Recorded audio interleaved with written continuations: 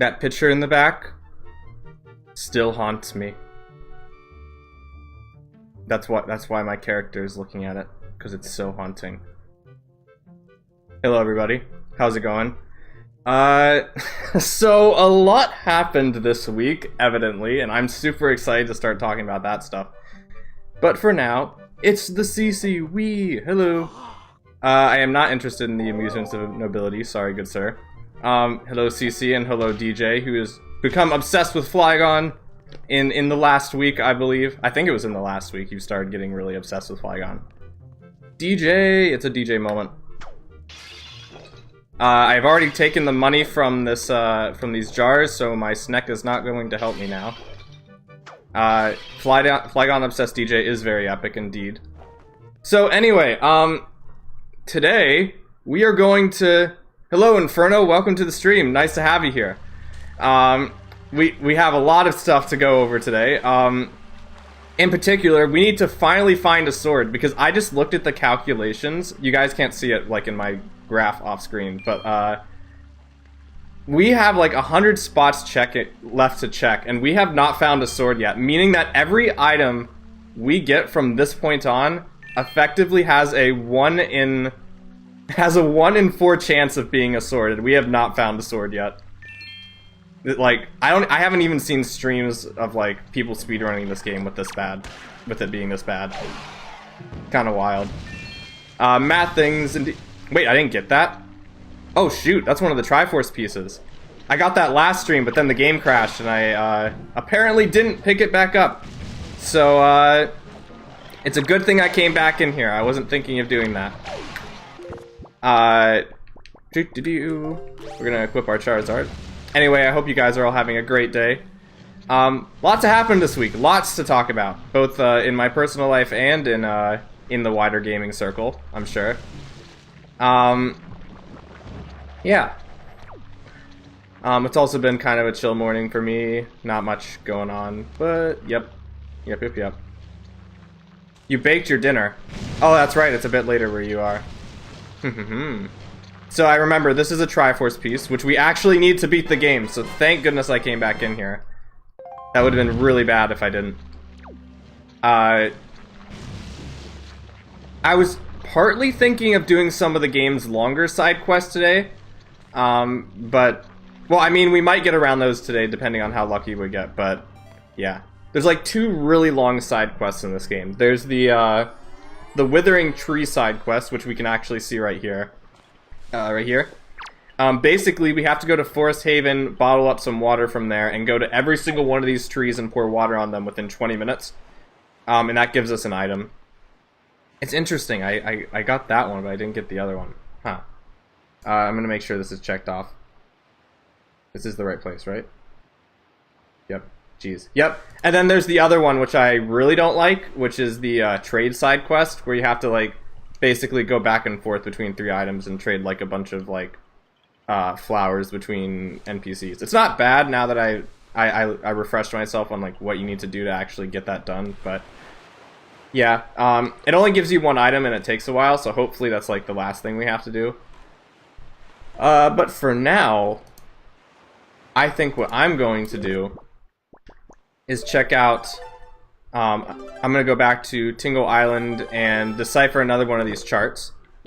We have 2 of those we have left to do. 3 or 4 depending on, what was I going to say? Depending on how many we find. And each of them costs 400 rupees to decipher. And we have all the items in Beetle's shop, which cost like 600 rupees each. So basically what I'm saying is that we need a lot of money in this stream. It's Ben! How's it going? I hope you're doing well, Ben. I hope this has been a fantastic morning for you, because it probably is still morning for you. Game Boy Tingle time? Maybe. We shall see. You might be running out of onions. Not good. CC likes onions. Oh my. Onions do be quite good for food. BB Boyo. I hope that's how you say your name. How you doing? Nice to see you again. It has been a while. 9 AM? I see. Thoughts on Switch 2? Oh yeah, that goes into one of the things I wanted to talk about. Switch 2 looks really interesting. I as a lot of people suspected, like, the Joy-Cons can be used for a mouse, which is interesting. But what I really like about it, like, one of the things that stuck out to me immediately was, like, love the new design. The new design is pretty slick, yes. I'm probably gonna have to get used to, like, the metal strap connection things, which I think, like, it'll take a bit to get used to, but, like, once you get used to them, it'll be really good. I assume I saw the Direct. Oh, yeah, I have a lot to talk about from the Direct. That's why I was thinking on going on some of the, like, longer side quests to start off with, just to give myself some time to talk about those things.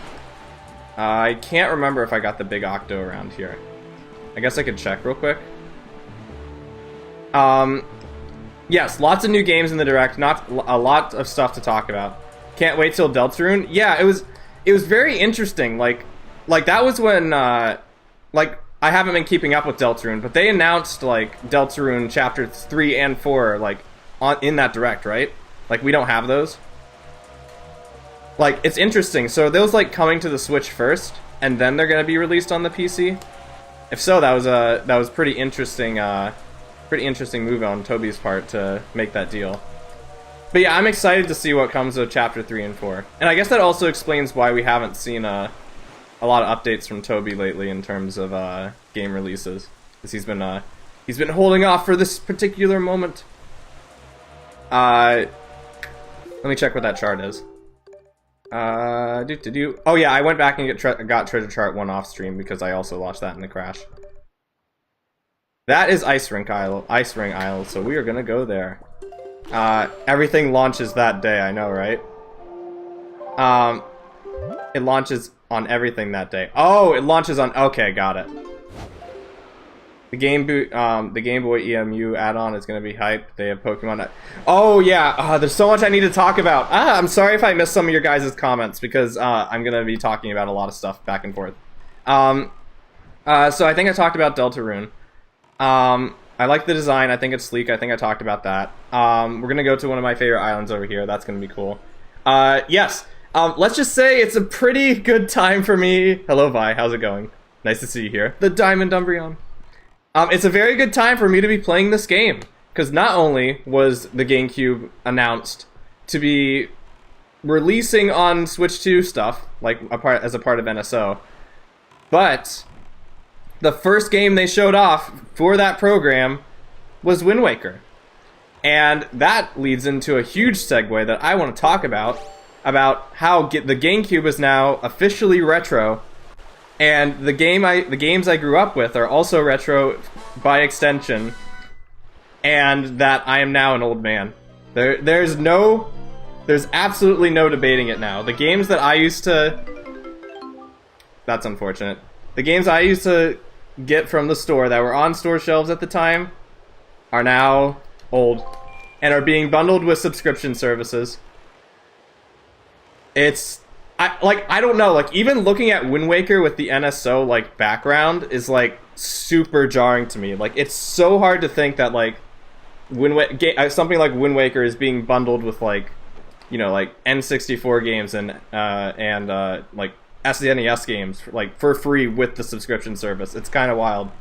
Like, I know it's not free, but it's, like, you know, bundled with a program, so, yeah. Okay, so that didn't lead us anywhere important, so how about we go do the Forest Water side quest, and hopefully I can remember where all the trees are. As someone who grew up with GameCube and N64 stuff, yeah. If you were to buy GameCubes now, they cost mad, so I'm really thankful they're adding to the Switch. Yes, I agree. I think it's a very long overdue, because the N64 games were like on the they were available for like repurchase like on the virtual console, like as far back as the Wii, whereas the GameCube has always been kind of BRB. All right, the GameCube has kind of always been in that weird spot where it's been like recent enough that it's not getting re-released, but like old enough that it's like hard to like find copies of it. So because of that, we haven't gotten a whole lot of re-releases. But now the Wii, I guess, is old enough that like it's hard to actually find. Like it's easy to actually justify like getting GameCube games. I don't know. Still a little jarring for me as someone who grew up in the early 2000s with the GameCube, and Ben, who grew up with the GameCube despite not growing up in the early 2000s, but yes. That's wild. The other games we got bundled with the GameCube are also very interesting to me, because like F-Zero GX I think was another good call, because I think that's another game that's like infamous for being hard to find, and it's actually one of the few like classic GameCube games I have not played. So it's like it's perfect for me because I haven't played that game, and now this is going to give me the opportunity to. So that's a good one. And then there's Soul Calibur 2, which I haven't had like a huge interest in playing, but it'll be nice to give it a shot. Hello, welcome back. You grew up with N64 and GameCube. I guess we're old now. I guess we're just all old then. Okay, let's get some forest water and hope that we can do the thing. So now we have 20 minutes to water all the trees, and if we do not do that in 20 minutes, then we have to start all over. But that's okay, because we are very chill on this stream. And I think I remember where all of the plant things are, but... so I'm not going to look up a guide, but we're going to hope that doesn't come back to bite me. Indeed. Me with Game Gear and Sega Genesis. I think you may be like the only person I know, DJ, who like grew up with a Game Gear. That's pretty epic. Yes, we are. Hello, hello, Star. Welcome to the stream. Haven't seen you in a while. In terms of like streaming. Oh wait, I don't have to teleport. I can just go up here. Yes. Very, very much looking forward to that. We're all old. I only had PS and PS2 out of consoles. It's what Soul Calibur 2 is so good you have it on the Xbox. If I remember, Soul Calibur 2 had like an exclusive character for like each of the consoles. Like for Nintendo it was Link, but I don't know what the other two were. Silk Song is real, that is true. I haven't been keeping up on that. I just know it's been in development for like a super long time. PS1 also very hype. Very, very true. Spawn is on Xbox. I don't actually know who that is. I'll have to look him up. PS2 has I don't know who that is either. I will have to do more research. Dusty and Rusty. Grew up with Nintendo consoles from Game Boy / Cube on the platform and PS2. I see. Very neat. He's the DC. Oh, okay. I mean, I still don't really know who that is, but I'll figure it out. Oh, that guy's from Tekken. Got it. I don't really keep up on fighting games too much, to be honest. Like, Smash Bros is different, but like, traditional, like, 2D fighting games, I don't really keep up on too much. They're not usually, like, my favorite things to play, I guess. Okay, where was I going with this? I was talking about GameCube games. Yeah, so those are some very good selections of GameCube games, and I guess this kind of leads into the next thing I was going to talk about. So when I saw, oh wait, before I move on, I want to explain something else. So they showed some other games that are probably going to be bundled with like the GameCube at a certain point. And one of the first ones they showed was Path of Radiance, and that gets me excited because that game is expensive as heck. And now people are finally going to be able to play Path of Radiance without having to spend like $300. So that's fun, and I think that's one of the best pre-Awakening Fire Emblem games to start out with because it's very easy by Fire Emblem standards. And it's my favorite. It's the first half of my favorite Fire Emblem game, excluding Three Houses. Don't really play fighting games, but Soul Calibur 2 is really good. Then I'll have to give it a shot. I mean, I'm definitely gonna get the subscription now. There's like no way I'm not. So I'll have the opportunity. It'll be right there. What's your favorite things from the Switch 2 Direct, as well as your top ones for the consoles of the future? If you know me, you know I'm hyped for the next AC, which I think is going to be in 2026. It's really weird to think that we're entering that era where like a new AC could be coming at some point. Okay, so that's 2 trees. I'll answer those things gradually, Star. I'm like, there's a lot to talk about, obviously, so I'm probably going to answer that like as the stream goes on. Seeing both the Pokemon games they showed made me pop off. I think there's one on Shark Island. Yeah, we'll go there. I'm wondering if there were more GameCube games than shown, or if they just focusing. No, I think they're gonna add more after the fact. Like, I don't think it's just the ones they showed. New AC, will be the president of the country. New Tomodachi life. Ah. Okay, back on the Path of Radiance for a second. Apologies again if I missed some of your comments. There's just a lot to talk about.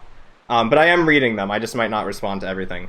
Path of Radiance is going to be very interesting just because, like, Path of Radiance and, okay. So Path of Radiance is kind of, like, one half of, like, two stories. So it's going to be interesting kind of having the first half and, like... Okay, so for those of you who don't know this, Path of Radiance and Radiant Dawn have this connectivity feature where if you beat Path of Radiance and you have, like, save data of it on your console, and then you play, put that memory card into your Wii, and then play Radiant Dawn, you'll get, like, transfer bonuses based on your playthrough of Path of Radiance. It's like characters you used a lot in Path of Radiance will have increased stats in Radiant Dawn and stuff like that. So, like, assuming someday in, like, the super far future, if, like, Radiant Dawn ever gets released on the Switch, I'm wondering how they're gonna handle that. I don't know. But yeah, again, Path of Radiance is, like, a great game for accessibility purposes, and I'm really happy to see more people play it. And with the new feature that lets you actually watch people playing the Switch, it means that, like, I can actually watch some of my favorite friends play one of my favorite games for the first time. It's gonna be amazing. I don't think they had transfer features in Mario Golf N64 but to the GBA one, but maybe that's just because Mario Golf isn't important enough. I guess we'll see. I'm also really glad they're bringing back Pokemon Coliseum and XD, supposedly, because those are games I think a lot of people have wanted to play. I wonder if they'll have some kind of transfer feature, because Coliseum and XD have, like, unique Pokemon with unique moves that, have never been replicated. So, yeah, I don't know. That's 4 trees. I think there's 7 trees. Either that or they haven't. The game chat system runs at, like, 2 FPS. Yeah, it's not, like, they kind of have to work within their limitations, but, like, for what it is, I think it's, like, fairly decent. Obviously, like, you know, it's not the best thing in the whole world, but it's, it gets the job done. First 10 out of 10 direct in a while for you, anyway, where was I going with this? Oh, yeah. So, during the, like, direct, like, okay, so, I guess this is a funny story. Like, I actually forgot the direct was happening. I thought it was gonna happen, like, and people call Wii a war criminal. Wii is watering the growing cheese. Exactly. See, I'm a nice person. I'm a nice person. You can believe me. So here's a funny story about my personal experience with the direct, and then I'll go into some of the other announcements later. So, I actually forgot that the direct was happening the 2nd. I thought it was happening the 3rd. Because I wasn't really, like, I don't really stay on top of, like, announcement stuff as much as I used to. So, I had a bunch of, like, I was doing some homework in the morning for some projects I needed to do, and I have, like, a bunch of people, like, DMing me, like, even people that, like, don't contact me super frequently, saying, like, "Wee, did you see the direct? You gotta watch the direct." And at that point, I'm like, oh shoot, if people are, like, coming to me specifically to, like, talk about the direct, I'm like, what on earth was in that direct? A part of me suspected that it would be GameCube announcements. Like, I even had the visual of, like, you know, the GameCube logo popping up. But, where was I going with this?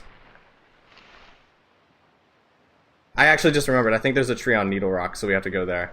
How much time do we have left on this? 14 minutes. I think we're fine. The timer doesn't count down when you're in the pause menu. I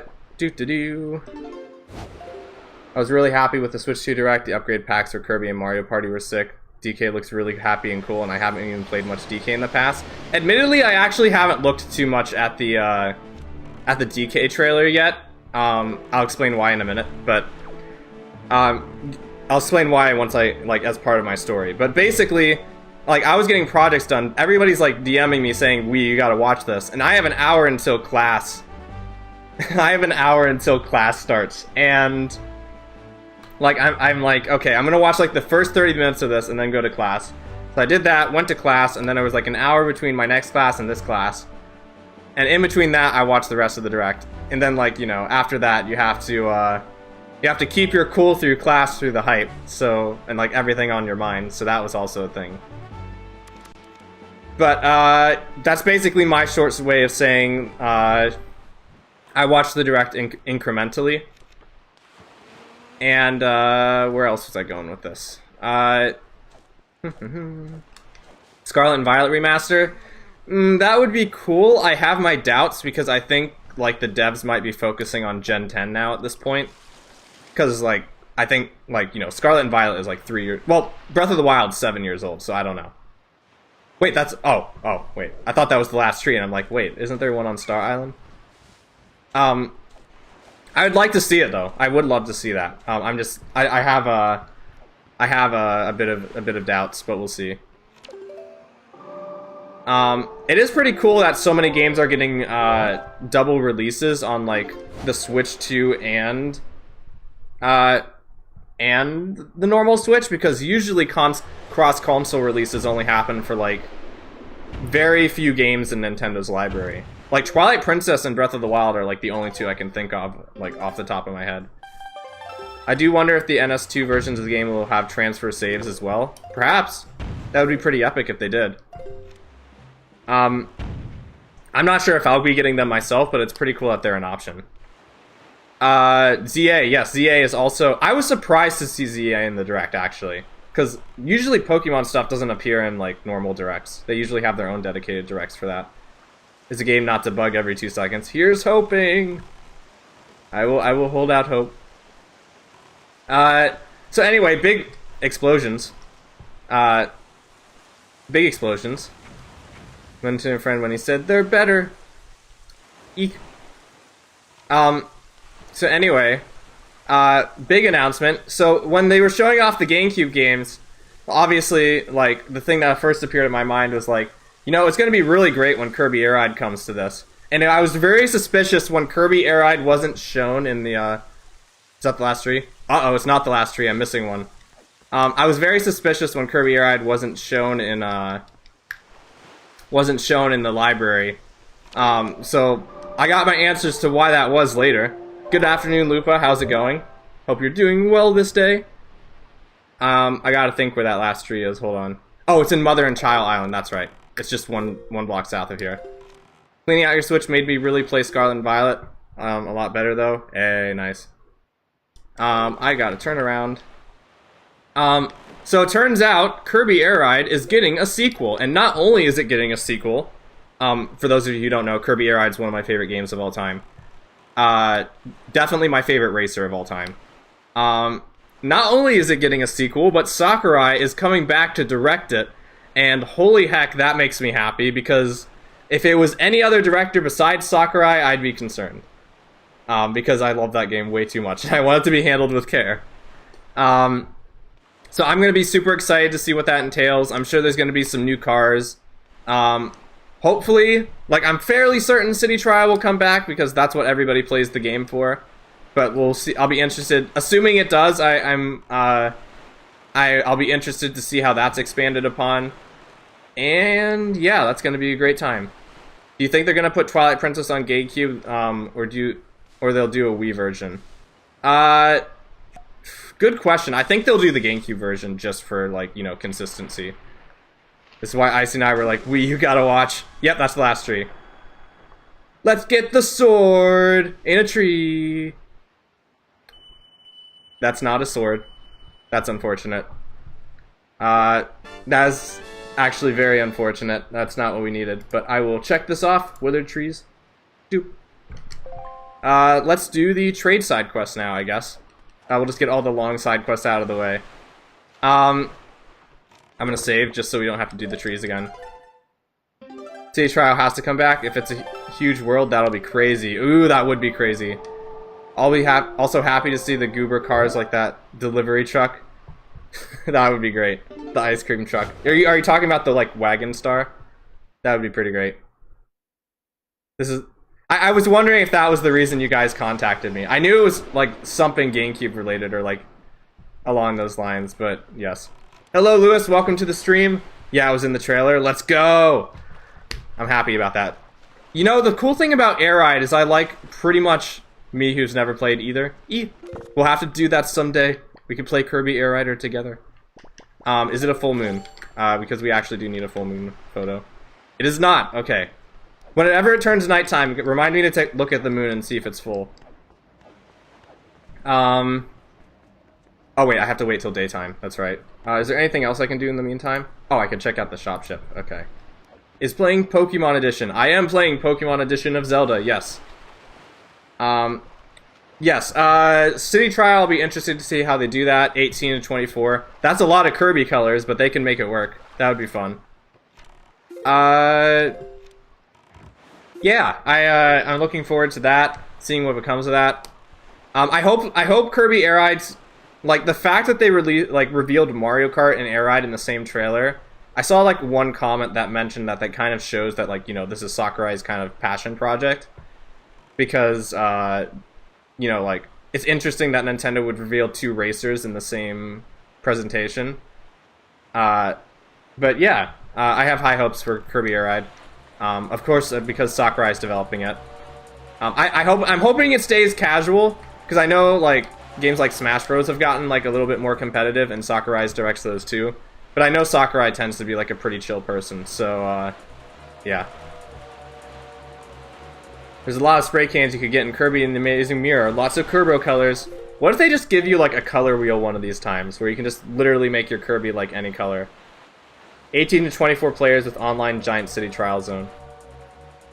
Yeah, I'm curious, like, okay, so I'm curious for Air Ride. Do you guys think they're going to release, like, several maps? Or do you think they're gonna make, like, one giant map? That's just, like, 20 times bigger than, like, the normal city trial map. Originally I was thinking separate maps, but now that you guys are now that Star mentioned it, I actually would not be surprised if they just make one map that's, like, super duper huge. Because, like, city trial, as small as it is, like, the city trial map, as small as it is, does kind of have its, it's, like, divided into, like, elemental sections. You have, like, an electronic zone, you have an electronic zone, you have a... what was it? Like a fire zone, an underground zone. There's, like, a bunch of different things. We can buy a yellow rupee for 900 rupees. We do need 950 rupees, though. I'm gonna check that off now, because there's no way I'm buying a yellow rupee for 900 rupees. I feel like we go either way, either 1 giga map for big online, or 1 to 3 normal maps for local play. Wish I could stay longer, but you gotta go and do some stuff. Not feeling like watching, and also not feeling like watching a stream today for some reason. Oh, good. Hope you have a great day, CC. I hope that it's full of joy and amazing stuff. Yeah. So I'm excited about that. Very, very excited for the Switch. I'm also excited for Metroid Prime 4. So that's fun. Have I gone in here yet? Hold on. I don't think I've gone in here yet. I don't know if using the Tingle Tuner will let me go in here. But I think I'm gonna give it a shot real quick, just in case. I'm gonna check, actually. Rockspire? Sunken Treasure? Yeah, I don't think I've gone in here yet, so I'm gonna... Wait, I can actually double check that. Rockspire Island. Do I have it checked off? Oh, that's not Rockspire. This is, Wait, what? Hold on. Metroid Prime 4 with the mouse Joy-Con function, that would be super neat. Oh, I'm confused Needle Rock with Rockspire. Okay. I've gone into Needle Rock, but I haven't gone into Rockspire. Hold on. I gotta fix something real quick. We're gonna go here. Forbidden Woods. We want to change this to Needle Rock instead. Okay, so now this should be Rockspire. Okay. Understood. Psychic Samus makes me wonder if that'll show up next Smash. Maybe. That would be pretty interesting. It depends on like how prevalent of a feature they make it, and like when the next Smash comes out. Considering Nintendo likes to update movesets corresponding to their new games, touche. You're hoping Mario Party 4 plays faster when they, Mario Party 4 plays faster when they're shown, and then telekinesis powers can have like a Half-Life 2. That would be interesting. Oh, Metroid Prime 4, not Mario Party 4. My apologies. I've lived with the I've lived with Mario MP4 abbreviating to Mario Party 4 my entire life. I've got to turn on my GBA controls. 1 second. Integrated GBA. Bam. And now I will turn on this display. Ba-bam. Wii crash noises. Hopefully it doesn't happen again. I've been saving a lot more frequently this time, so it shouldn't. But here's hoping the best. Gonna move this down here. I think we're good to do the thing.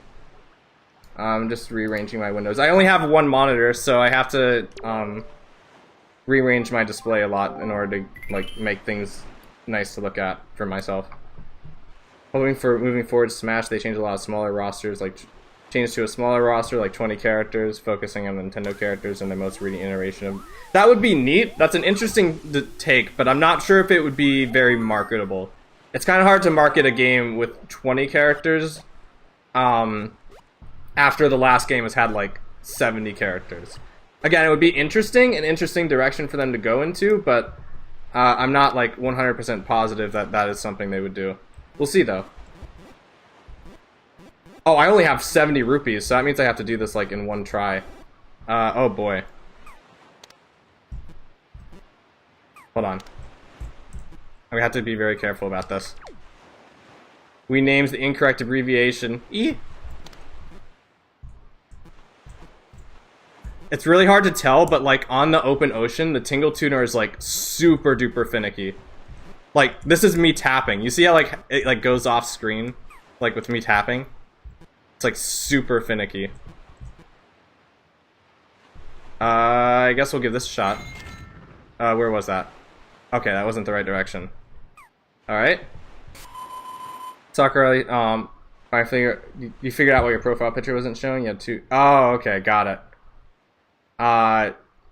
Sakurai said that the next Smash would likely be a sequel.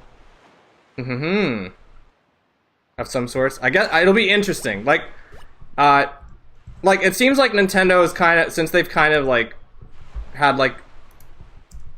Why isn't my keyboard not working? Hold on. Tingle? Oh, because there's text. Okay. It seems like Nintendo's kind of like decided, like, you know, since they've kind of reached the like near fullest potential of a lot of their game franchises, that they're like trying stuff new now. Okay, that's right next to it. I can blow this up. There. Okay, we're getting there. That's 1 out of 3. Again, normally I'm supposed to have the bombs, but I still haven't found them, so we have to work with this. I think that's right next to it. Let's try it. Alright. We're getting there. And this one will be super easy, I think. Like, I might even be able to just jump this and get it, but let's see if we can avoid that.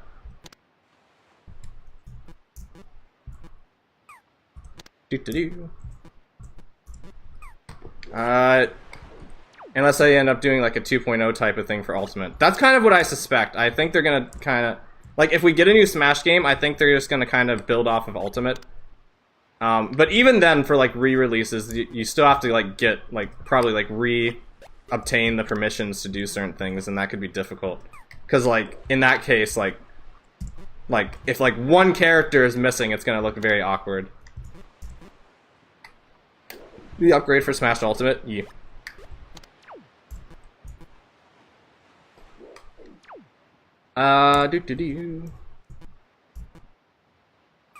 I'm not gonna blow this up until I know for absolute certainty that like the Tingle Tuner cursor is like right next to the rock.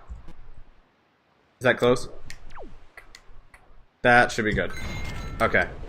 Alright, this is likely to be a dungeon because we have not entered the Tower of the Gods yet, and we have not entered the Earth Temple yet. They added... Oh, that's right, we need one of these too. I forgot these guys were here. There we go. They added the Wii Charizard closing for Charizard. Whoa, that would be pretty epic. Oh, I think this is a dungeon. I bet this is a dungeon. It's loading longer. Yep, this is the Earth Temple. Let's go. Also, it's funny, I have never seen these sprites before for, like, the partner characters, because I've never used, like, the Tingle Tuner in here regularly. I'm going to mark that off. Hold on. Earth Temple is Rockspire. Alright. I love 64, so I'm hoping and praying it's good. First 3D DK games in 64. That is true. That is like a very big deal. I was thinking about some people when that was going on, and like I'm really happy that, you know, this is actually happening. Turn on Earth Temple. That's right, we don't have the mirror shield though, so this could be kind of difficult to navigate through. We might not have a lot to do here. My mod does not like oh wait, that's right, we don't have a sword. Hold on. Oh, hello, good sir. Goodbye, good sir. That's what I thought. Smash Ultimate was final form of the current iteration of Smash formula, so I feel like try something different next time and still focus on the max roster. Probably, yeah. The third dimension! That would be a pretty good gimmick for Smash, where they finally introduced the third dimension. I feel like that would be something that Sakurai would do. Assuming he's the one who comes back for it, because, I don't know. Like, a part of me feels like Sakurai is, like, ready to move on from Smash Bros. Well, he said that for Ultimate, for, like, Smash 4 as well, so I don't know. And for Melee, I think, too. Do not punch me, that's very rude. Don't punch me. I wonder if they'll do another story. I sure hope so. A friend and I were playing the Subspace Emissary, like, a little while back again, and I was remembering how cool the Subspace Emissary is. I'd love to stream the Subspace Emissary someday, by the way. If you guys would ever want to watch me stream Subspace Emissary, I'd love to do that. Brawl's one of my favorite games of all time. And it's, and if it wasn't for Brawl, I wouldn't have, like, my connections to a lot of the games I ended up playing. I wouldn't have played Metal Gear, I probably wouldn't have played Fire Emblem. Or maybe at least not for, like, a long time. I wouldn't have played Star Fox. Like, pretty much my foundation for, like, the franchises I ended up playing in, like, later on in my life, or my teenage years, was the characters that were represented in Smash Bros. Because, like, I was always interested in, like, who these guys were. You love Brawl so much? Yee! I also love Brawl. Very chill, very casual. It's the game I have the most amount of playtime hours actually invested into. I kind of think Sakurai's done with Smash after he was hooked up. Oh yeah, that's right. I forgot about that. Oh wait, that's right. I don't want to do this yet. I need to fly over with Link first. Or the Pokemon trainer. Brawl you played the most? Yeah, like, I don't even just mean Smash Bros. I mean, like, Brawl is literally my most played game of all time. Like, from any game ever. Like, to put it into perspective, I have over, I actually have over 3,000 hours in Smash Bros. Or at least that's what the records say that I have. Because, like, to put this into perspective, I checked, like, my Wii save for Brawl recently, and it said, like, 2,500 hours or something crazy. And of, like, it said, like, 2,500 hours of power time, 700 hours in, like, actual matches. And what else? And that was, and that's not even taking, oh, okay, there goes our plain water. That's not even taking into account that the fact that, like, when Brawl was new in, like, 2009, like, I moved to Europe for, like, a year, and my Wii didn't work over in Europe, so my parents had to get me a different copy of Brawl, with different play stats. And the stats I was looking at did not have any of those, like, European play stats in my records. So that's not even taking into account, like, when Brawl was, like, the only game I had to play for, like, a year. So obviously a lot of hours in Brawl. Did you check out my Friday with Eevee's video? There's actually 18 Eevee members in the house, 9 normal. I have not yet. I will check that out later. MMOs are for sure the most I have. I have like 9K in RuneScape. Dang, that's impressive. Anyway, we have to defeat these little dark choo-choo guys. And there's a chest there, which could have our sword. Maybe. What the heck? Okay. That's certainly a visual. We can pick these up too. Whoosh. It's crazy how it's been so long since region locking was a mainstream. I kind of forgot it existed. Yeah, you know it's funny. There was an instance recently where I had my like sister come over. My sister come over to. Okay, let me think about how I want to explain the story. I had my sister and my sister and her husband come over to like play a game with me, and they had their Switch. So keep in mind, let me explain the story and then I'll open this chest. They wanted to play a game with me. Well, no, this isn't region locking. This is something different, but I'll explain it anyway. Basically, they wanted to play a game with me, so they didn't bring their Switch, but they brought, like, the cartridge of the game, thinking that their save data was on the cartridge and not the console.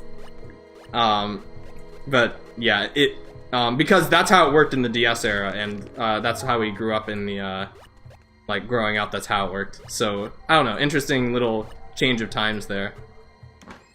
Be a sword, please. Why do I keep getting these? These are, like, the most... like, unconsequential items in the whole world. Transparent chest in the first thing.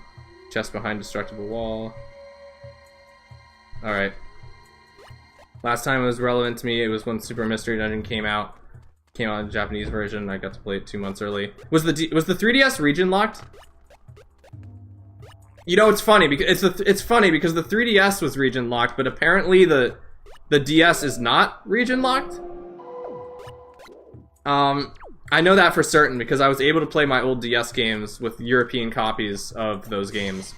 So like, oh, that's right, we gotta do this thing. Like, my first main series Pokemon game, Pokemon Diamond, is the PAL version. I played the European version of Pokemon Diamond. Leafso got it digitally. Ah, I see. Both Jolteon and Glaceon are male. Normal Leafeon guy is actually mother.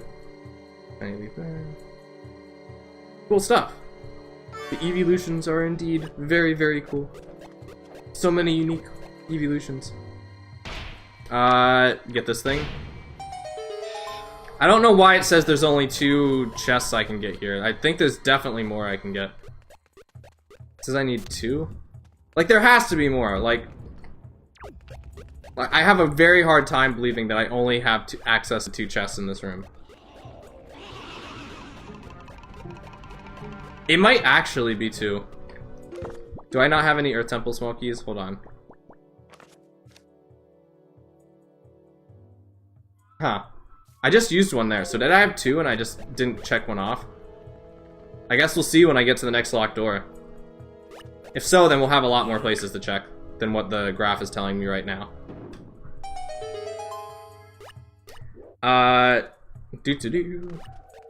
Okay, we take Medley.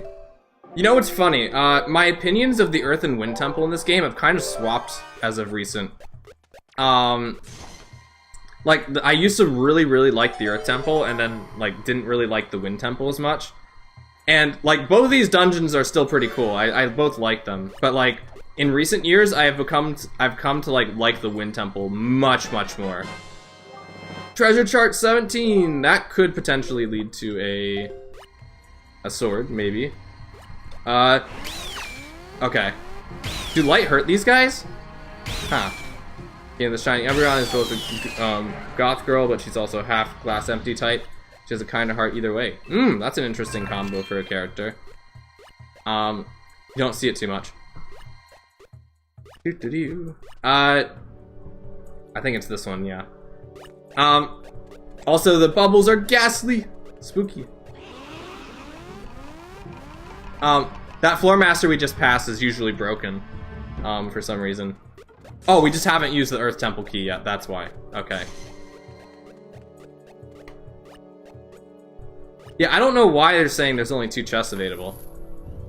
Maybe it's because we need to blow something up and we don't have the bombs. Even though we kind of do have the bombs. I don't know.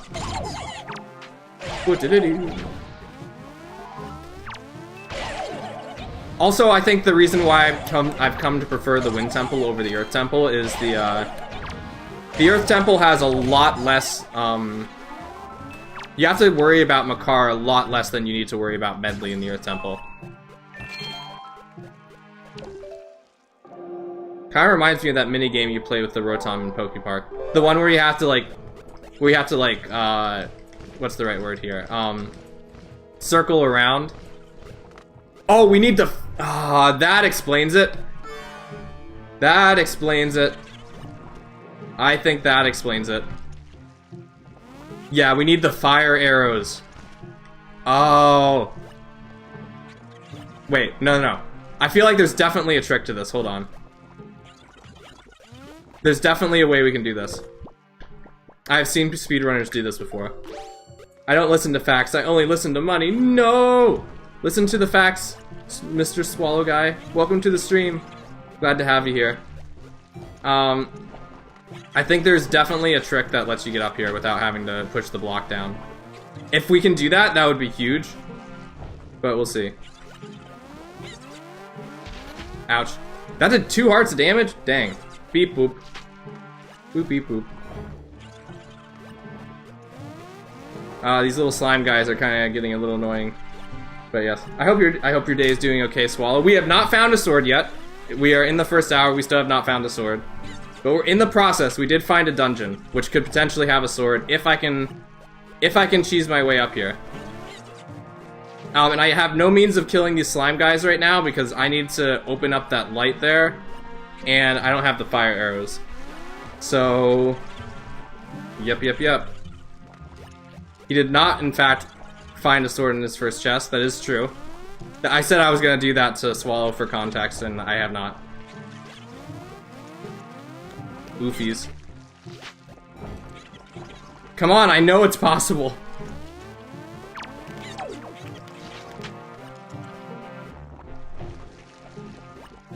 I'm gonna re-enter this room, hold on. I don't want to worry about these guys. I know this is possible. I've seen someone do this before. I need to figure out a punishment for him for being unable to hold his word now. No!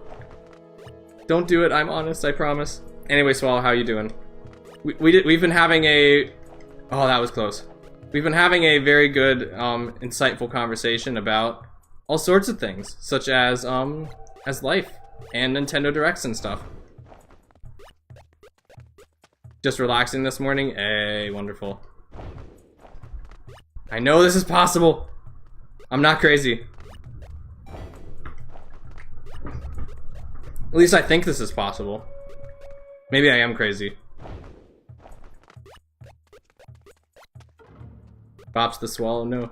Nintendo Direct me to their stores. That do be how it go for us, doesn't it? We just see Nintendo stuff and we're like, yep, it's time. I'm gonna go until I run out of magic, and if I do run out of magic, then I'll go somewhere else. But doop-de-doo.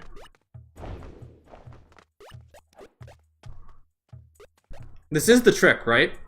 I feel like this has to be the trick. Time to get silly games. What games are not silly, though?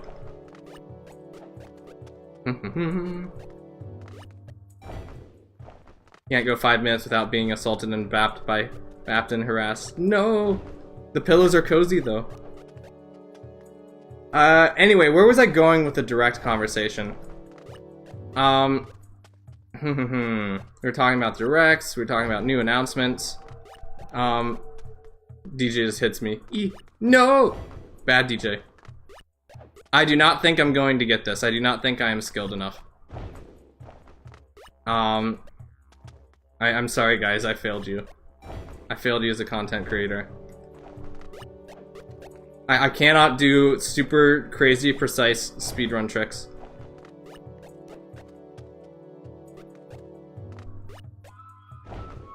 I mean I could, no, I don't have a sword, that's right.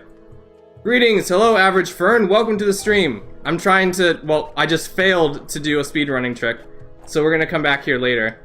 Do you think the Switch prices will go down? I don't think so. Well, actually no, I shouldn't say that. I think it depends. I think it depends on, because, like, the same thing happened with the 3DS, if you guys remember that. It was a bit more expensive at first, and then the prices went down. I would lean more towards no than yes, though. Just because there's a lot of things going on right now. Like, demand, like, based on, like, the original Switch's, like, sell price, and, like, things that are going on, it's, like, kind of, at least to me, like, I can see why they would want to raise the price. So, and, like, yeah, I have my doubts. If it goes down, it would be great, but I do not think, at least right now as it stands, like, we're gonna have to see how it sells. Like, I don't think, okay, we'll put it this way. I don't think it's going to go down before the console comes out.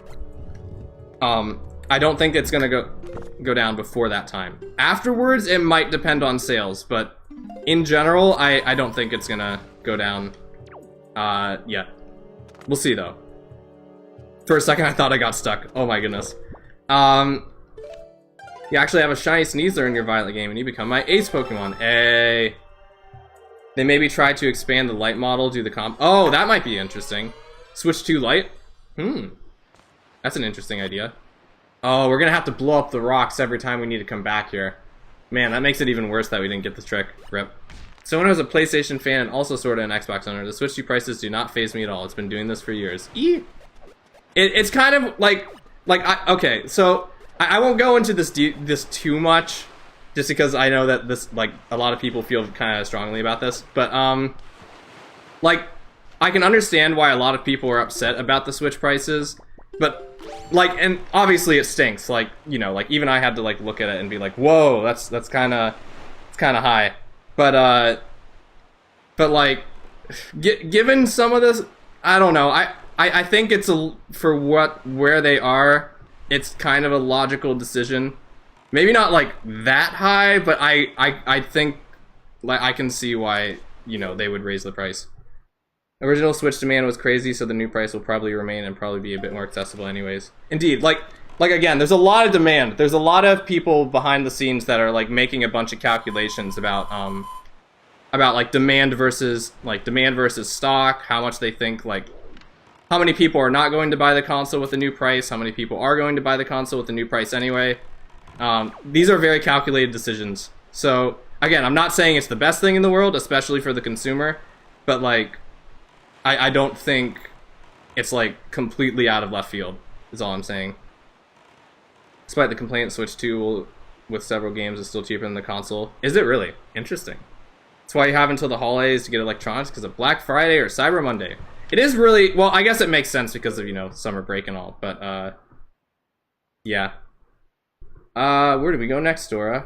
Five Eye Reef. Oh, we could go to Five Eye Reef. Five Eye Reef. Get another chest. I'm debating on whether or not I'll get a Switch 2 at launch. I'm thinking either, what's the word here? I'm thinking I'm either gonna get it day one, or I'm going to wait until my birthday to get it, which is like 3 months later. It depends on what games are coming out at the time. I know Mario Kart's a launch title, so that's gonna be, like, the big one. But, like, it depends, like, and I definitely want Mario Kart, like, by, like, the holiday season, just because, like, I'm, like, the gamer of my family, and I think it would be really cool for, like, you know, my relatives and I to play the new Mario Kart.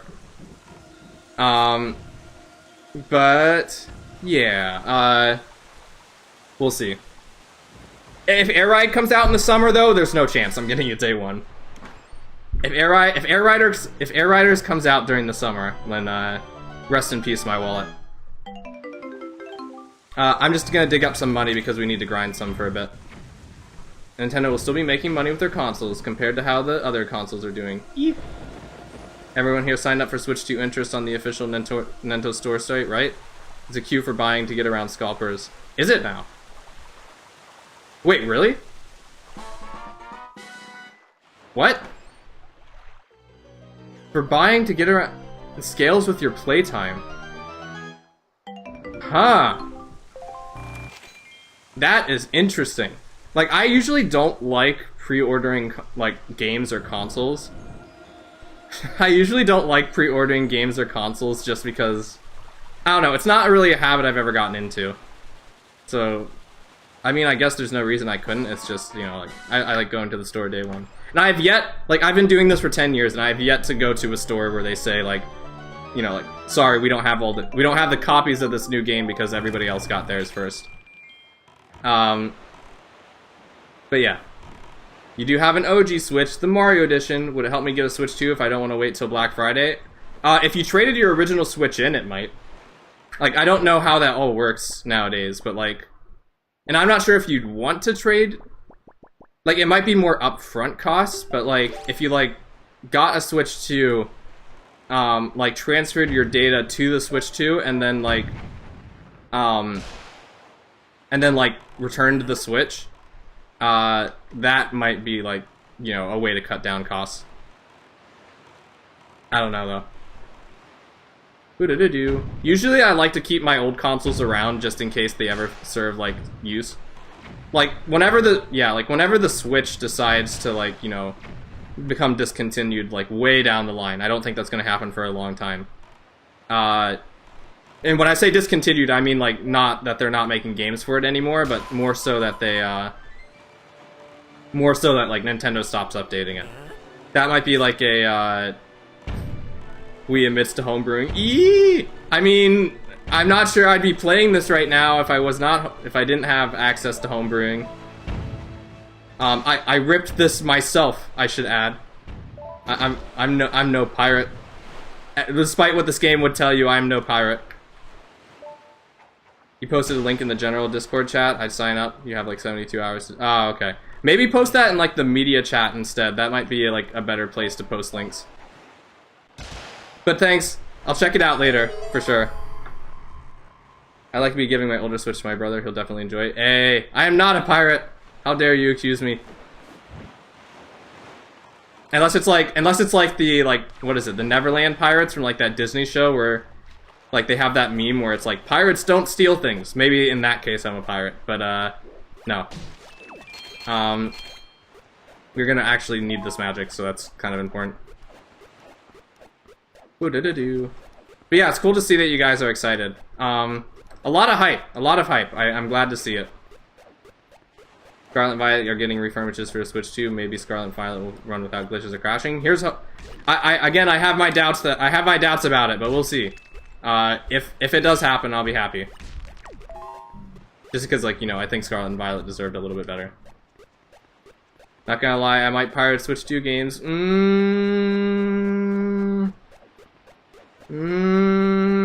Okay. Alright, I'm not sure I'd approve of that course of action, but... okay.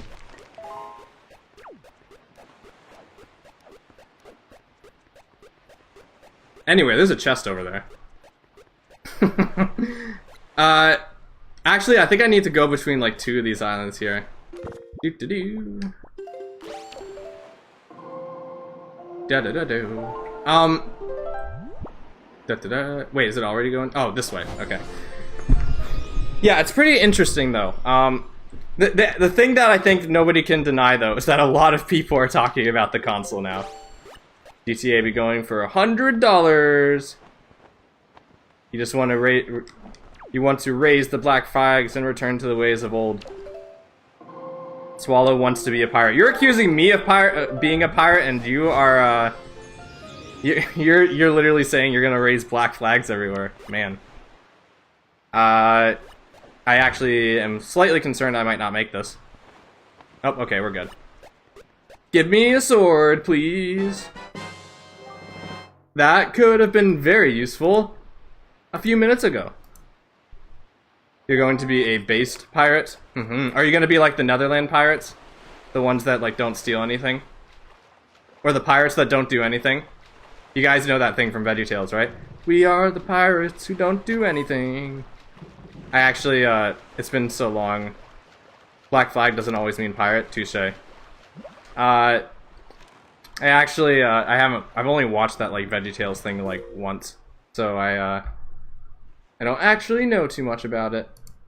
VeggieTales reference, let's go. Let's go back to Windfall. I have to give some items to people. Do-do-do.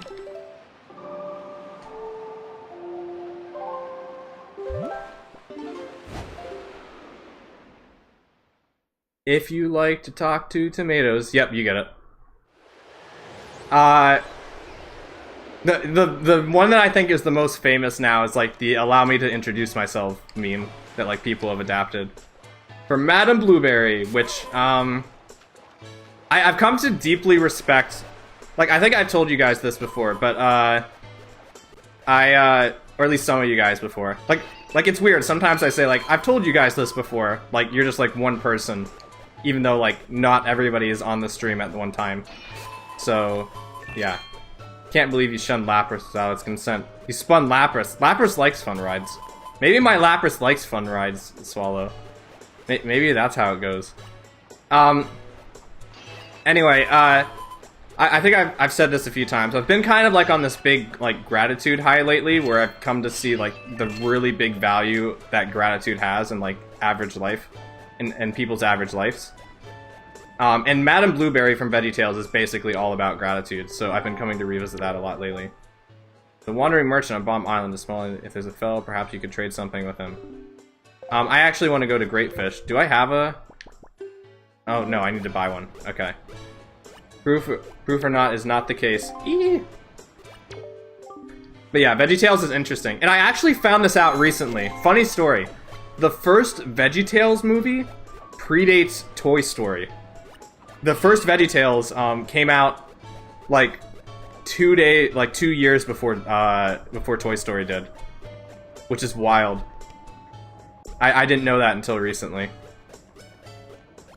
Do you know Blaine's from YouTube? He's participating in some of the Terra Raid battles to not just catch Pokemon of interest, but also for Herbra Mystica money and EXP candy. I do not know of that. This is new to me. I will need to do research. I am not sure if I've heard of this particular individual in the past before. Yeah, okay, so maybe now we can do the trading side quest. But I think we actually need a lot of money for that. I guess we can start the trading side quest. Yeah, we can do that. Save the game. VeggieTales is really ahead of its time of the game with animation. Quite amazing to look back on and realize. It is. And I'm sure you guys know. I'm sure some of you know why VeggieTales is like the characters are designed the way they are. It's you know, to help with animations. It's a lot easier to make animations when you just have characters with no arms or legs and they just bounce around. So that's fun. My dad told me he actually met somebody like way back in the day, like in the late 90s, who worked on VeggieTales, but I've never met them myself, so I don't really know how that works. But what if VeggieTales was made with Blender? I don't know. Was Blender even around back then? I think that would have predated Blender. I don't know what software VeggieTales would have been made with. Maya might be that old, but I'm not sure if Blender is that old. I think Blender came out in like the late 90s or like the 80s. No, not the 80s. What the heck? No. Blender came out in the 80s. No. I think it came out in the like either the early 2000s or like the late 90s. But Veggies plus... Oh, I see the joke now. Oh, they're gonna rename all the flowers. Oh, this is gonna be a nightmare. Do-do-do-do. And then we trade this again. Veggies plus Blender equals something that makes sense, indeed. Acrobike!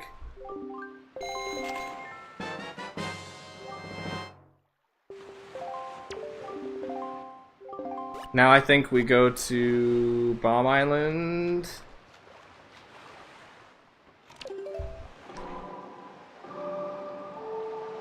I think it's Bomb Island, and then Mother and Child Island, and then back to Great Fish? I almost never do the side quest, so my memory on it is, like, very foggy. But yeah, VeggieTales is cool. There was actually a really funny, I think I mentioned this, like, the same class, last stream I talked about, like, a class I'm taking called Animated Acting Principles. And the professor has a, the professor is, like, you know, a very chill guy, big Pokemon fan. But he also likes to put, like, really funny GIFs all over his slides. And one time, he found this random GIF from, like, one of those cursed, like, fan-made VeggieTales animations, and he just put it in a slide, and everybody just started cracking up, like, the whole class. It was hysterical. Because we couldn't stop looking at it. Like, he was talking about, like, what we were gonna do for the day, and nobody could take their eyes away. When was the last time we got a snake Pokemon? I kind of want to see a snake-based Pokemon on an inland time pain, the world's most poisonous snake. That would be pretty cool. I don't know. I think Sandaconda is... Unless we got one in Gen 9 that I don't remember, Sandaconda might be my... like, the latest snake Pokemon. From my knowledge... I can actually check this off. Okay. Hello, good sir. Would you enjoy a bike? I do not want to throw this away. Here's a bike. A Xerneas tree model? Whoa! And this is where I'm gonna lose all of my money.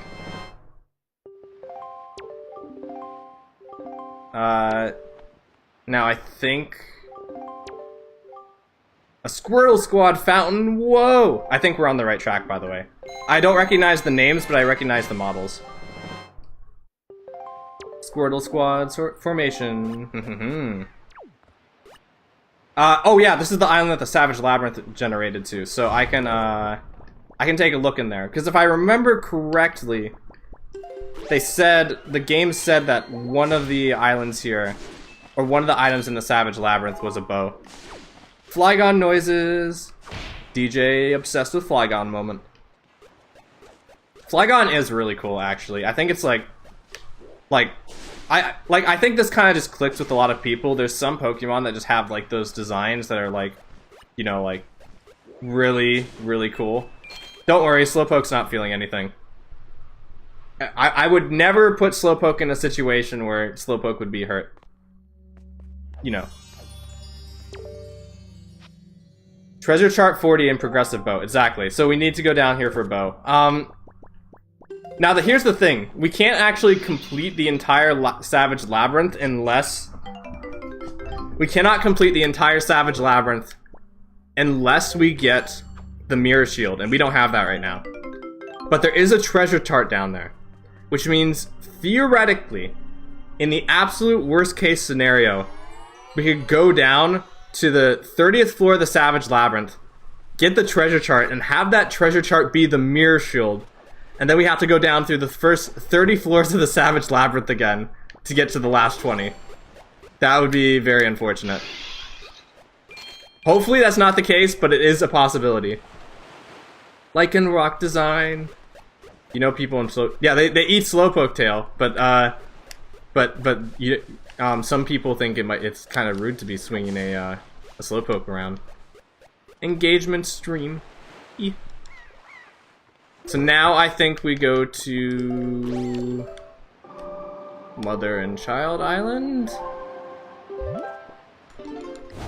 You can't actually warp directly to Mother and Child Island, even though it is one of the warp spots, because it'll warp you inside the island and you can't leave. So you have to, like, sail right next to it and do that. Also, in the original unmodded game, you actually can't warp to Forsaken Fortress. That's something this game added. I might be able to... Hold on. I might be able to get some more money here. Yep, okay. I forgot. The Tingle Tuner lets, like, special floating barrels show up of like, items sometimes. So this might be a good way to grind money. That, like, you're never gonna see anywhere else, because almost nobody uses the Tingle Tuner.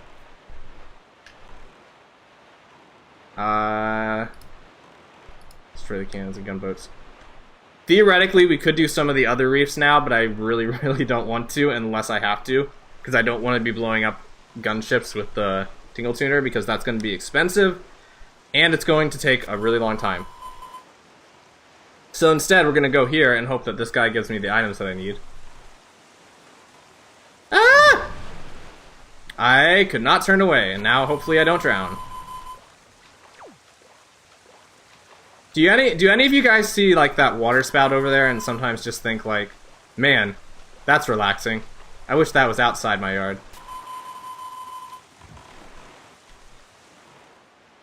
I just hurt Lapras. I tried not to. It was an accident. That one was an accident. You actually can attack the boat, by the way, and he reacts.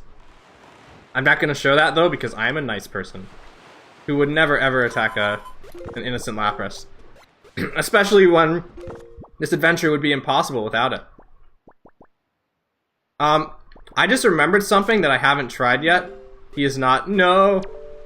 I just remembered something I haven't tried yet. If you guys want, I can show it off. It might be a little flashy, but I can. Lowland Executor. I think that's what we need. I can't remember which one of these is like the flag we need. I guess we'll check this real quick. If not, I think we go back to Great Fish. Lucky Meowth.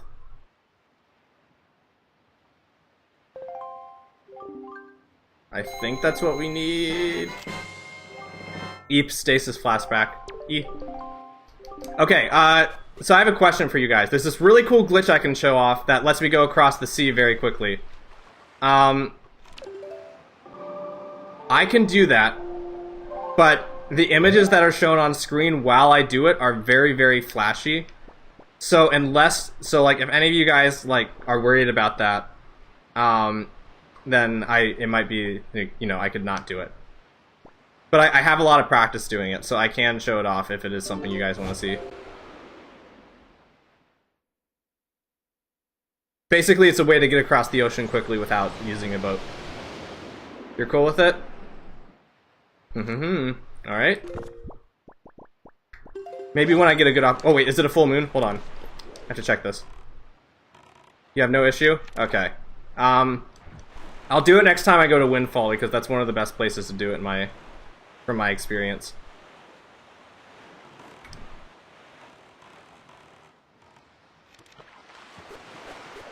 I'm pretty sure this is what we need to get the thing, but I don't know for certain.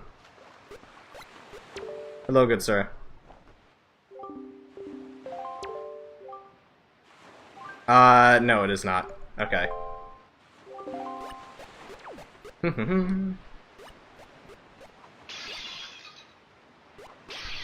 I'll check Bomb Island one more time, and then I'll go back to Windfall again. We made progress in the trading side quest, guys.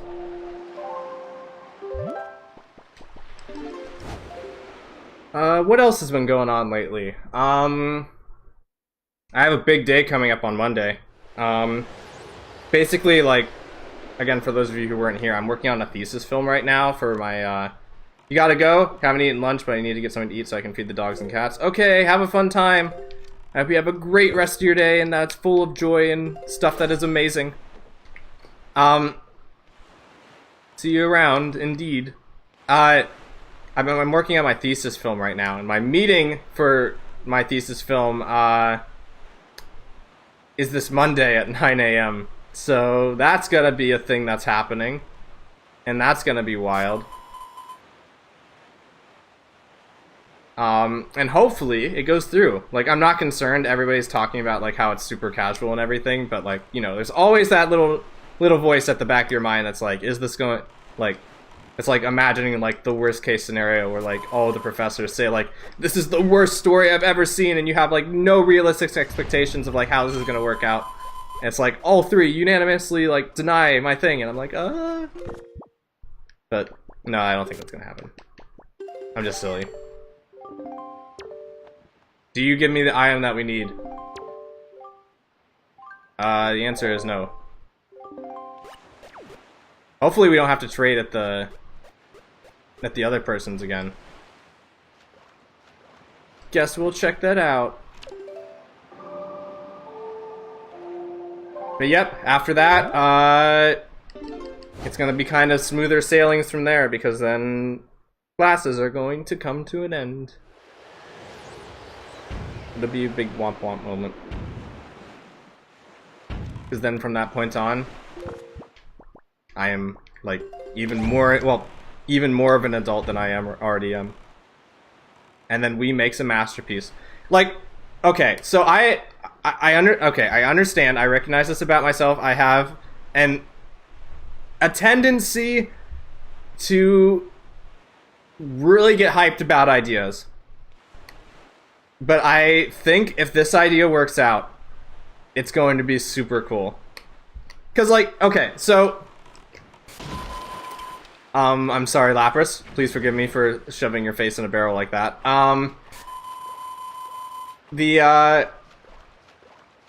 Like, I don't know. Like, one of the things... Okay, it was in the same location, too, which is a bummer. Something I think about lately, like, you know, I've been working on portfolios and stuff lately.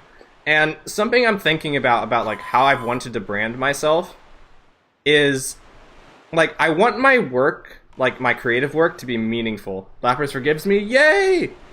Thank you, Lapras. Is DJ just Lapras now?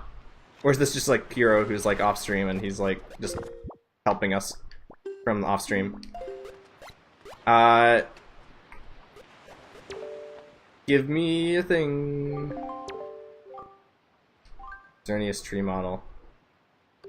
I think we may have given the statue to the wrong guy, so let's go back to Windfall real quick.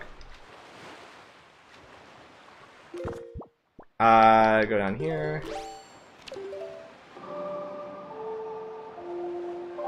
But yeah, I've been thinking about this a lot lately, and something I really want my work to be is meaningful. Like, I understand that, you know, like, well, I shouldn't say this stuff isn't meaningful, but like, there's a lot of stuff out there that, like, is just kind of, you know, like, base level entertainment. Like, I want my stuff to be, like, deep and meaningful and, like, get people thinking. You know. Like some people use media as like a form of escape, and I'm hoping that like my work can do that, but also like make people like maybe see a new perspective on life, or like think about new ideas. Like not even necessarily like ideas that I agree on, but just like new ways of like seeing things. I think would be really cool. Tingle is wanting me to do things for a side quest that we don't actually need to do, so I'm not going to do them. Whoa, hello. It's not a full moon yet, but when it is a full moon, we'll be coming back to you. We could actually go to the... I just had an idea. I just remembered a way we could grind money. I just remembered a way that we can grind money, friends. Soon it's going to be a good day. So anyway, we need to give this guy a bunch of the skull necklaces that we've been collecting. We get a heart piece, which is still not a sword. He's laughing at us maniacally because he knows we don't have a sword. We cannot defend ourselves. If it becomes daytime, we can also come back here and get an item that could be a sword.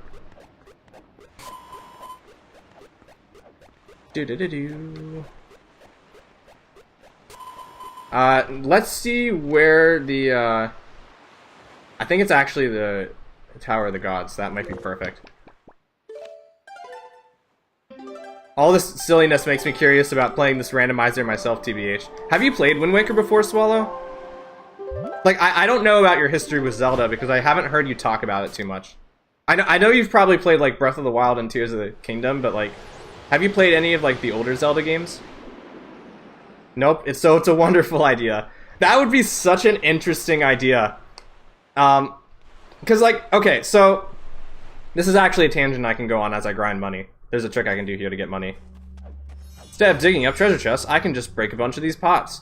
It would be really interesting to see somebody's first time playing Wind Waker be the randomizer.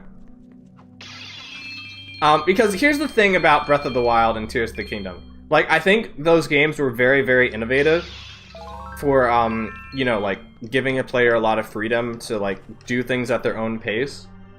But I'd almost argue that one of Tears of the Kingdom and Breath of the Wild's greatest flaws is that there's too much freedom. Which is blasphemous for me, because, like, freedom is, like, one of my #1, like, greatest values. Like, this sounds so weird, because, like, literally, like, if you listed all of my values, freedom would be near the top. So it's weird for me to say this, but, like, okay, so, like, literally in, like, Tears of the Kingdom, you can do everything in, like, any order, and, you know, like, the game is built around being able to do anything in any order like that. But I feel like where you have to kind of compromise when you build a game like that is, in offering that freedom, you offer, like, you have to offer, like, solutions that aren't as refined. So the puzzles you get often, like, I guess that kind of works into the freedom thing as well, but they're often, like, not as, like, places aren't closed off to you as much. So, for example, like, there's usually some way to get to, like, each location, even if there's, like, items that help you out in, like, Breath of the Wild and Tears of the Kingdom. Whereas in, like, this game, like, it's free. It has, like, a lot of freedom, or at least the randomizer does, and I guess the base game does too, actually. There's a lot of freedom to explore things in any order, but, like, there's certain locations that you cannot access without, like, you literally cannot access them without, like, a very specific item or a specific ability. And I think it's kind of cool to kind of have that, you know, like, we're gonna chart this down for later. I don't have the item that lets me get here. And then, like, when I get this item, I'm gonna see, like, which places in the world have opened up to me now. And even, like, and the reason the randomizer complements that so well is because,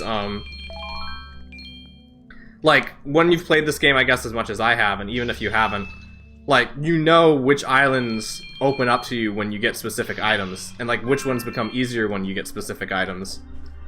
So, yeah, like, this game offers, like, to me, like, a very good balance between, like, freedom and, like, developer creativity, because it lets the developers get more refined in, like, what they want the player to experience with their game, but also, gives the, like, a great sense of freedom, if that makes any sense. I don't know. Like, I don't know, I've been, like, I see this trend like, don't get me wrong, I think open world games are nice. I just kind of see this trend where, like, it's going everywhere. Like, especially in Nintendo right now, it feels like it's opening up everywhere. Like, every franchise is, like, giving its shot at it. And I don't know. I feel like whenever... How do I say this? Like... It's like, okay, I need X to go to Y, so let's explore so I can find X. Exactly. Something like that. It's like a bunch of little mini-goals that are, like, stacked together like that. But, like, here, like, okay, so here's something I think about even, like, in creative workflows sometimes. Sometimes, like, creativity and, like, new things are built out of restrictions. And again, this is kind of crazy, I keep saying all this, because, like, I really, really like the idea of freedom. But, like the idea, like, even in open world games, there has to be, like, some level of thing that you cannot do. Because, like, think about it, if you could do anything all the time, anywhere, like I feel like a game like that would kind of, you know, like, lose its identity at a certain point. Whereas, like, for example, you can't jump in this game. So you kind of have to work your way around, like, finding about, like, not being able to jump and stuff. I don't know. Hello, Mirage, how's it going? I'm talking very philosophically about open world games. How are you doing? I'm also grinding money right now. Loosely related, but limitations lead to creativity. Think of stuff like the Lego Movie. Super creative movie because it worked entirely within its restrictions. Indeed, indeed. The Lego Movie worked entirely... Oh, that's right, because of its medium. That's right. I forgot about that. That's right, that's right, that's right. Yeah, exactly. That's something I try to work on myself as well. Just, you know, kind of holding myself back a little bit. I think there's a lot of good that can come from that. Where is Dragon Roost? I kind of want to check Dragon Roost again. You know what? Let's take a little detour to Dragon Roost. We're also gonna stop here to check an item here real quick and hope it's a sword. Doing Ord, you glad you got your art raffle? I saw that. Someone posted it in the server. You looked really epic in that artwork. I'm very impressed. Mirage is epic on an epic adventure. But yeah, I don't know. Like again, I think the fact that there are so many open world games right now is just because like I don't know, like you know, I'm one person online who has a lot of life left to live, so who knows? But like I think it might be the fact that like our generation might be like so creatively driven. Our generation is very big on, at least from how I've kind of interpreted it, is like very big on like creative expression and freedom. So I think a game like games being open world and emphasizing freedom more is kind of you know, it goes in tandem with that, if that makes any sense. Yes, the Squirtle Fountain is above everything else, so I'm probably gonna want to get one of those. As a matter of fact, I might just buy one. Oh, that's $100. That works. Thank goodness I didn't grind all the way up. Maybe I'll just grab this while I'm here. Are you gonna take a break, so I'll be back in a bit? Okay, Mr. Swallow, I'll see you in a bit. That's $225. What the heck? Okay, never mind. We're not buying that. Let's see. So we got the item here. We can check that off. I'm gonna check. Is Anton still walking around? If not, then we could check the bar and see if he's there. I do not see Anton, so that means that the sword might be in. The couple might give us a sword. One of these people around here is holding a sword. Remember, at this point, it's effectively like 1 in 4 chance of getting a sword every time. Yep, here they are. Hello, lovely lady. Give me a sword, please. That is money. That is not a sword. Again, I'm starting to wonder if, like, I accidentally made the randomizer swordless. Because this is so crazy. I cannot believe we have not found a sword yet. What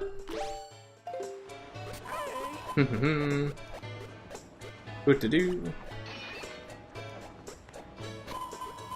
Let's see. Ouch. Because this says there's only 6 items left to get, and or like 5 items left to get, and that would exclude the swords. I don't know. I'm having a bad feeling. If I accidentally set the randomizer to swordless, that's going to be a very unfortunate realization. Anyway, let's go back to Dragon Roost for a bit. I could probably disable the tingle. No, actually, no. That could give us more money grinding opportunities, so I'm not going to do that. Do-do-do-do.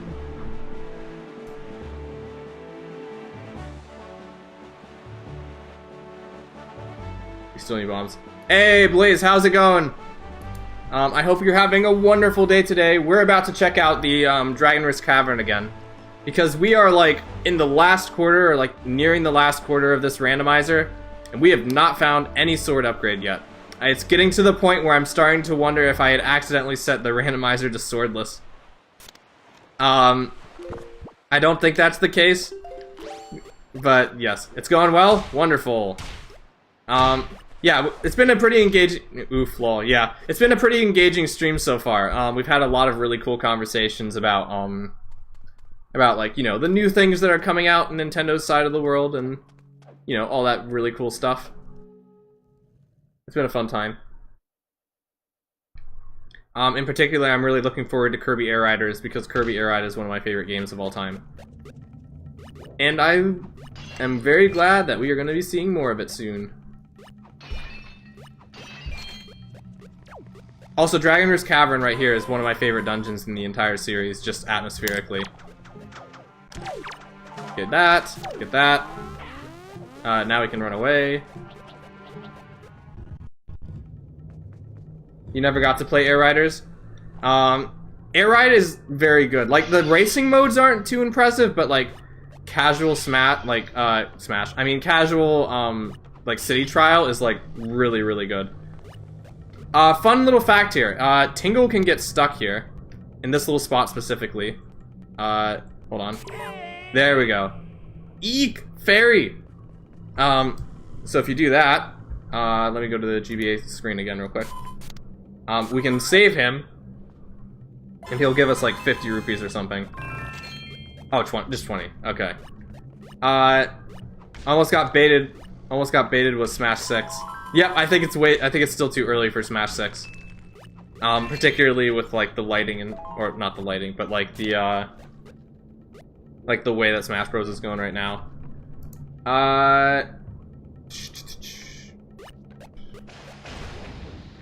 You know, theoretically, we could beat Dragon Roost right now if I'm smart with this key. I know there's a way to go through Dragon Roost backwards. There will be no SMAT on this channel. Hello, Mr. Vi. Welcome back. Assuming you left. I'm not sure if you did. I think there's a way to go across this dungeon backwards, but I don't remember. I think it involves going up there. But I don't think I have the bow. I actually don't know if this is possible. Did I get the boss key? Rat room, cross a lot, da-da-da. Big chest key. We could get the big chest key, so we could go this way. Help me, Charizard! We go down here. And then there's like the bird's nest. Ideally, again, I would really, really like to, get through here, if possible, but I'm not sure if I have all the keys for it. Because, like, Dragon Roost has, like, 2 locked doors, like, right next to each other, so, like, one of the small keys here really doesn't give you a whole lot. You just been lurking? Ah, okay. All good. But there is one chest here, and it would be very, very fitting if the... what's it? If the... brain fart. If the sword was actually located in this dungeon. Oh, this is something else I could talk about actually. So there was a time like a few months ago where I got really there's the Tingle Bomb chest. Whoa, hold on a second. I forgot about this. We don't have bombs, so they don't think we can check this right now. Blow this up, please. Equip this. Stay in the corner, see if I don't get blown up. There we go. Okay, I'll check this, see if it's a sword. If not, we'll continue with the story. That would be good, but we need the fire arrows, so... at some point. Let me check that off. Earth Temple, small key, I got that. Where is Tingle Chest and Hub Room? Turn that off. Okay, so, there was a time last December. I'm recognizing so many sound effects I've heard before from this game. Have you played this game before, Blaze? So do you just like recognize the sound effects from when you've played it, or have you heard like other content creators like use these sound effects? Because it's funny, nowadays I recognize a lot of different sound effects from like that a bunch of different YouTubers use for their stuff. And I remember that some people might not necessarily recognize those. There's a time last December where I was getting really into modding this game. Because there's a tool that exists for this game now called I think it's called Winditor. Where it's basically a Wind Waker modding tool, and it lets you mod literally everything about the games, like enemy placements, like things that are in chests, like you can even import and export like entire rooms of things. No, I've never played any Zelda game. I'm only from YouTube, I think. Ah, I see. Tower of the Gods, big key. All right. We're seeing. Well, this is a big key chest, so I guess that makes sense that it would be in here. Do that. Check that off. Where's Dragon Roost? Do that. Yes, so there's a tool that lets you literally edit everything about this game, and I got super obsessed with it over winter break.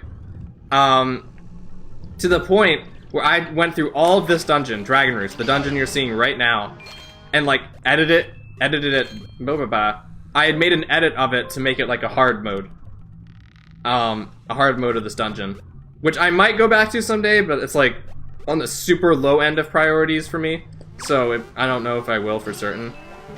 I was able to complete a draft of like this dungeon's hard mode though. And one of the things I did, that I'm always gonna remember this room for now, is I made a giant like lava pillar in this area I'm swinging through right now. So like you have to like get out of the way before the lava pillar comes up in the middle. Up. Or you can just fall in the lava. Like that's also a thing that could happen. Blaze is what happens when you fall in lava. Do not recommend. Not healthy. Just remember, if someone tells you to fall in lava, just say no, because it's not healthy. I know it looks like pizza sauce, but do not. It is not a good. I'm gonna climb up a little bit, so that does not happen. Again, in original Wind Waker, you couldn't swing and turn your direction like that. That's something this game added. Boop. What if it looks very tasty? I know it's very tempting, but if it is very tasty, then you're just gonna have to practice more willpower, so bad things don't happen. Okay. I don't think we're gonna be able to do the shortcut. So I think what I'm gonna do is I'm just gonna use the key and hope that whatever is in the bird's nest is something valuable, like a sword. Because we all like sharp and pointy objects. One of these has a blue rupee in it, unless it doesn't respawn. Okay, we'll just go this way. I probably already got that chest. Yep, okay. I'm gonna save because this room tends to be very, like, processor intensive. Just in case, like, bad things happen. Whoop. Here we are, outside. What was another thing I was gonna talk about? I do not want to pull the Wind Waker out.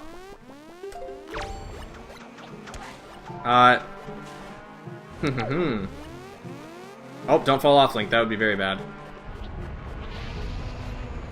Again, hoping the bird nest has something valuable. Should probably pull up my display again. And then we can just fly across here. Ba-bam. Go in here. Yeah, so I was talking about the Direct a bit earlier and some of the things I really liked about it. Talked about Kirby Air Ride, I really like that. GameCube games are getting re-released, including this game. So, that makes me feel very old. Because this is a game I grew up with. And I guess my generation isn't the young generation anymore. I'm too old.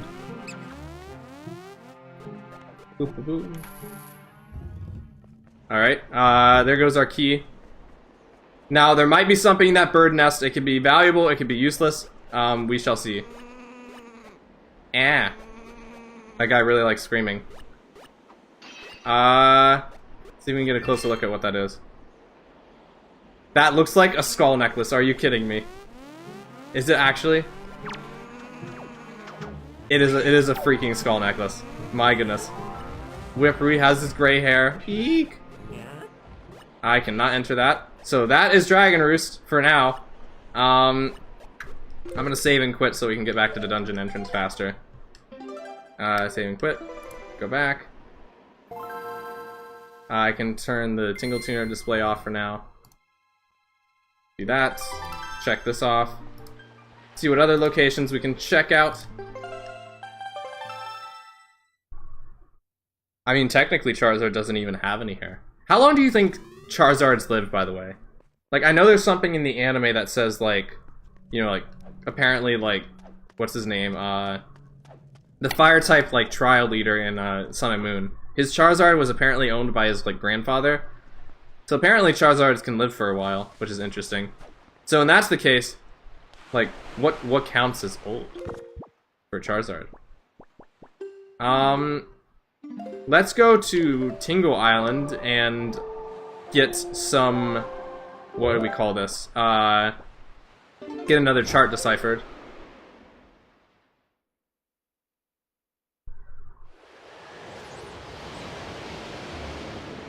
One of these days we're gonna get a sword. Maybe like 150, perhaps. Kiawe, yep, that's him. Thank you. It's funny because I really like the Sun and Moon anime, so I don't know why it was hard for me to remember. There's Lana, Kiawe, and Mallow. I think they're the main three. Yeah, the Sun and Moon anime was really cool. I'm not sure if you guys have watched it, but it's like very, very chill in that like characters that you meet in the Sun and Moon anime like always come back. Like even like characters that would normally be like one-time appearances in other episodes, like reappear at certain points in the Sun and Moon anime, so that's really fun. So much money is going down the drain. Rip. Let's see what's in the treasure charts that we have though. Sophocles not mentioned. No, you're right, I forgot about Sophocles. Sophocles isn't on that like main 3 island in Sun and Moon though, so I guess rip. You're right though, Sophocles is a big part of the cast who deserves to be mentioned because he's super cool. Has 4 counts. Yep, forgot about Sophocles. And then there's Lana, who is amazing in the Sun and Moon anime because she has an Alolan Vulpix, and that's like an automatic win.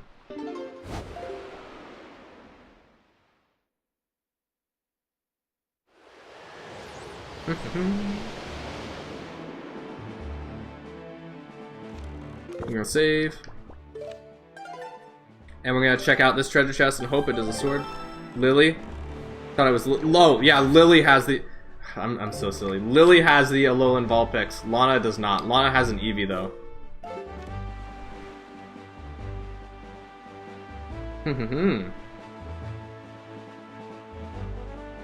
It's interesting that Lana got the Eevee of all the characters.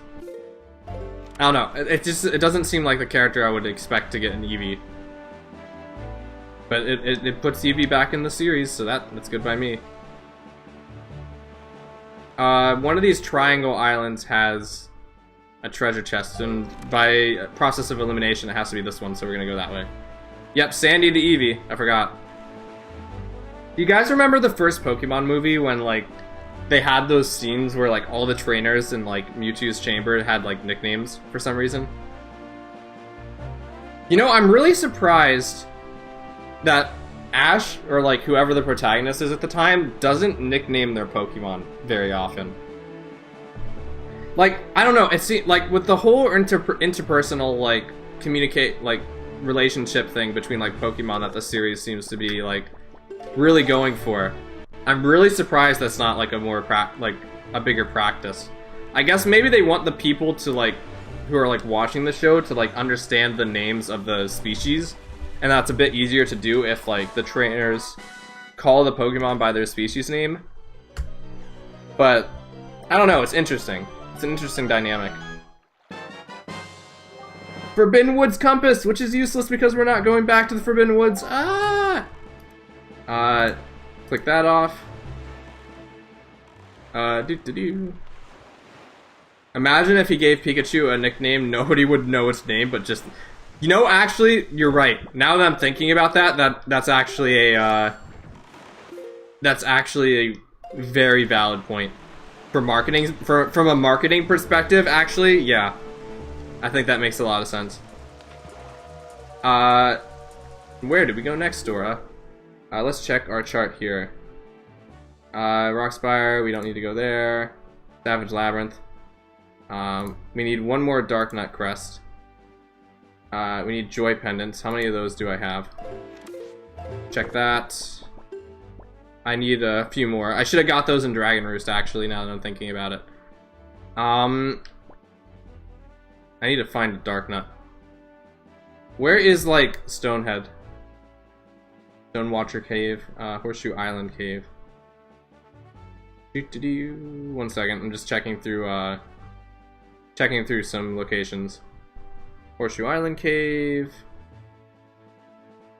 I guess we could go to Horseshoe Island Cave. Oh, that means we're gonna have to play golf again. No, I don't want to do that. Angler Island, Iceberg Island Cave. What about Overlook? Oh, that's the Savage Labyrinth. Okay, that's perfect. Let's go to Outset then. My controller just delayed for some reason. That means we can do everything we need here. How crazy would it be if Orca gave us the sword again? That would be pretty cool. Even though Sun and Moon anime can't be watched anymore on Pokemon TV app, we do know it'll eventually come to the official Pokemon YouTube channel. Indeed, indeed. You know, it's very interesting that they decide to just upload a lot of the episodes to YouTube. If I had to guess, they're probably doing that because the ad revenue they're getting from, like, just uploading the videos to YouTube, like, exceeds whatever they were gonna get from having, like, their own, or, like, managing their own streaming service. I don't know. I mean, I don't know the... I'm talking like I know the inner workings of these things, and I don't, so... Yeah. Ash was still dumb, but at least the region made him stop crying about losing battles. Interesting, interesting. I forgot about that. Ash is a very chill person. It is kind of interesting how, like, Ash... Like, I can see why, like, the Sun and Moon anime may have turned off some people initially, because... Like, the perception of Ash back in the day was that, like, he was, like... Or at least during X and Y, is that he was, like, this super-duper serious guy who, like, really knew what he was doing. And then Sun and Moon came around, and he's kind of a bit more lighthearted. And then, I noticed in Journeys, I haven't watched all of Journeys, but, from what I saw of Journeys, they kind of do kind of characterize Ash as being a bit more of an expert in his field. Like, he's, like, giving advice to other trainers and things. So because of that, I kind of expected that that would be, like, his last season in a way. Just because it felt like they were kind of vibing him in a way that, you know, made it seem like he was experienced. I don't know. Loved all the callbacks. Again, I've only watched the first 30 episodes, but I know they made a whole bunch of callbacks in Journeys, which is pretty cool. A German Zard has appeared in the chat. Hello, Mr. German Zard. Welcome to the stream. We've been talking a lot about a bunch of different things. Right now we're talking about the Pokemon anime and Pokemon Journeys and how Ash was characterized in it.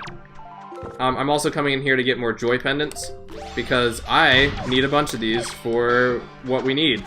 We still have not found a sword, by the way. Do not kick me, that's very rude. Cool stuff, indeed, indeed. Remember, swinging swords at people is rude, guys. Swinging slow pokes at people is also rude, unless, like, the slowpoke is okay with it. And the slowpoke is okay with it, so just remember that. Also, the slowpoke is very heavy, apparently. Woo-da-da-doo. Anyway, how's your day going, Mr. German Zard? I hope it's been nice.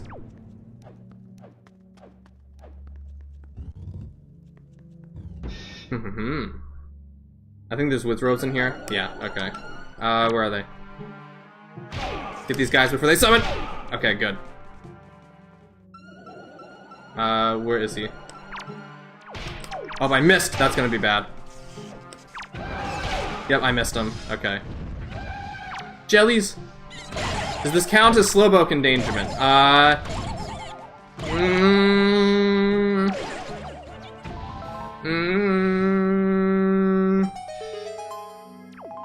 Depends, how does Slowpoke feel about it? Hopefully, if Slowpoke is okay with it, maybe not. Because, like, you know, Slowpoke takes a while to feel pain, you know? Like, I don't think Slowpoke feels anything right now. Like, look at that face. Like, I don't think Slowpoke is feeling anything right now. Woo-da-da-doo.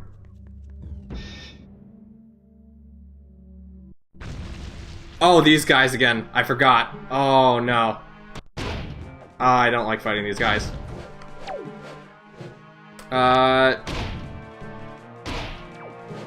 Oof.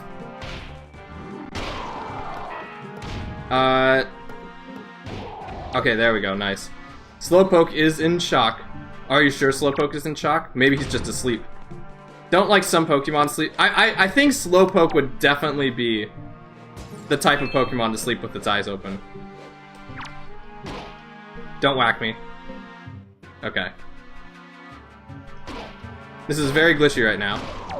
Ignore the missing note that I'm using to attack this thing. Goodbye, good sir. Yeah, glitchy visuals are kind of like weird for me. I don't like the idea of like touching them, like our trainer is evidently doing right now. Let us go in here. Alright. The only reason I'm doing this, by the way, is because I need one more Knight's Crest for like an item. And then we can leave. But I also think there's like a stash of money in here, so that'll be good. Which means we only need to defeat one of the Dark Nuts in here.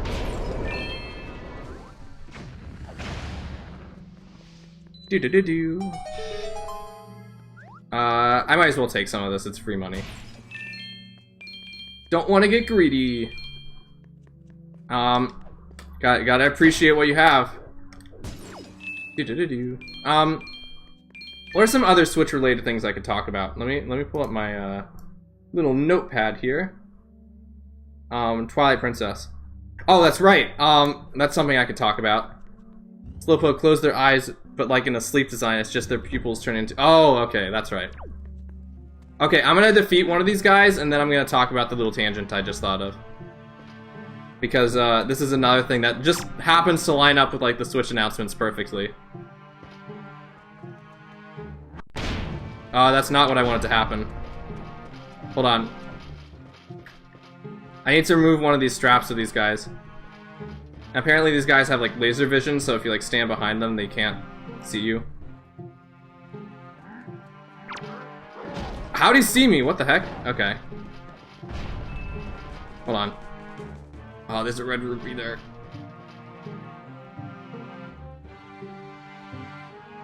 I'm gonna back up this time so I can do this. There we go. Okay. Now we can stand behind these walls. And kind of stealth our way across here. Don't push that guy, please.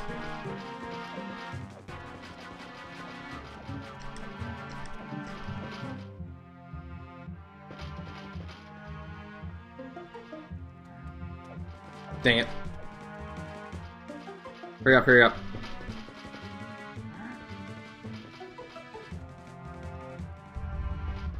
The problem is the helmet kind of prevents them from like going away. I'm not even sure if I can like grapple these guys like without locking onto them. Maybe if I'm like lucky. Nope, that's not happening. I think I have to defeat this guy.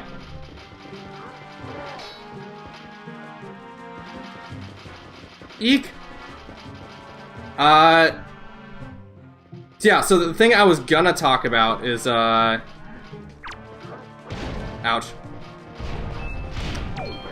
Ah! Do I have fairies? Yeah, I have fairies, so I shouldn't be too concerned. The thing I was gonna talk about is Twilight Princess. Cause, like, I've been on a... Despite me playing Wind Waker right now, I've been kind of on, like, a Twilight Princess high lately. Like, I kind of go in phases between, like, which Zelda games I like. And Twilight Princess is really fun. Because not only is the Switch announcements, like, here now, so, like, people might be, like, talking about Twilight Princess coming to the Switch again soon. But, Chugga Conroy is beginning his Let's Play of Twilight Princess today at, like, the perfect time for me. Because, again, I've been, like, really hyped into Twilight Princess, and it's one of my favorite games of all time. So it's gonna be really, really cool to see his thoughts on it. And it's a Let's Play that, like, a lot of people have been waiting a long time for. So I am very hyped about that. As a matter of fact, it airs in like 3 hours. I'm hoping to at least find a sword before that time, so I can actually, you know, see the LP when it happens. Okay, I think that's all I need. So yeah, I can leave these guys alone. But I do want to go into one of these doors. I think it's the one with like, yeah, it's that one. Yep. So that's going on. Other than that, yeah. Cool stuff. Twilight Princess, I've been thinking about this a lot lately, at least in like the last week. For me, my favorite Zelda between like Wind Waker and Twilight Princess is like, is there going to be like a watch live party? Yes, kind of. Chugga Conroy is premiering his Let's Play, so it's like you can actually like chat in the chat with people. It'll be really fun. So I'm really looking forward to that. I'm gonna take this opportunity to get soup as well. But yes, so that's gonna be fun. Chugga's gonna be playing that. It's gonna be really cool to see his facts on stuff. I've been thinking about this a lot lately, like looking at, like, Wind Waker is my favorite Zelda. It'll probably stay my favorite Zelda, but Twilight Princess is like a very, very, very close second. Very, very, very close second. And I'm thinking like in terms of like dungeon quality and stuff, like speaking objectively, Twilight Princess might have Wind Waker beat. Like like I think it might. Especially like the second act of Twilight Princess. Arc 2 of Twilight Princess, I think, is like some of the best Zelda there is, like Zelda-wise. Arc 2 of Twilight Princess has like all of the dungeons in Arc 2 are amazing. Like you go from one to another, you get to see a bunch of the really cool story stuff going on. The items you get from it are cool. Like the bosses you fight are cool. Like I honestly think that like Arc 2 of Twilight Princess might be like the best segment of Zelda in like Zelda history.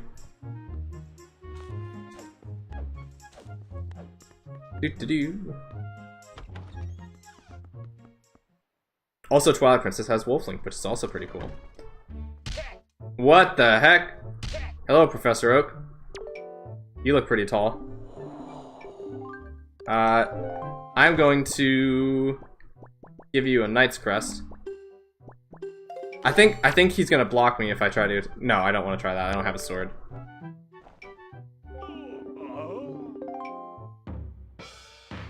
But now I do, temporarily, and he's gonna take it away as soon as I leave, I'm sure. Look guys, I can use a sword temporarily! Look, I have it, I can do the thing! Okay, I know you're mad at me, don't worry about it. Oh, I didn't charge it up all the way, okay. There we go. Take that, Professor Oak.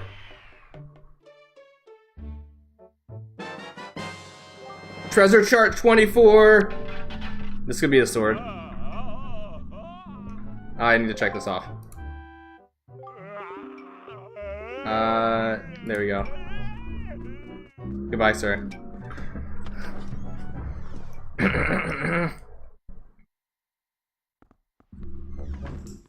And as I expected, I do not have the sword anymore. It was good to have that momentary, like, enjoy it while it lasts. That momentary moment of holding a sword. Very briefly.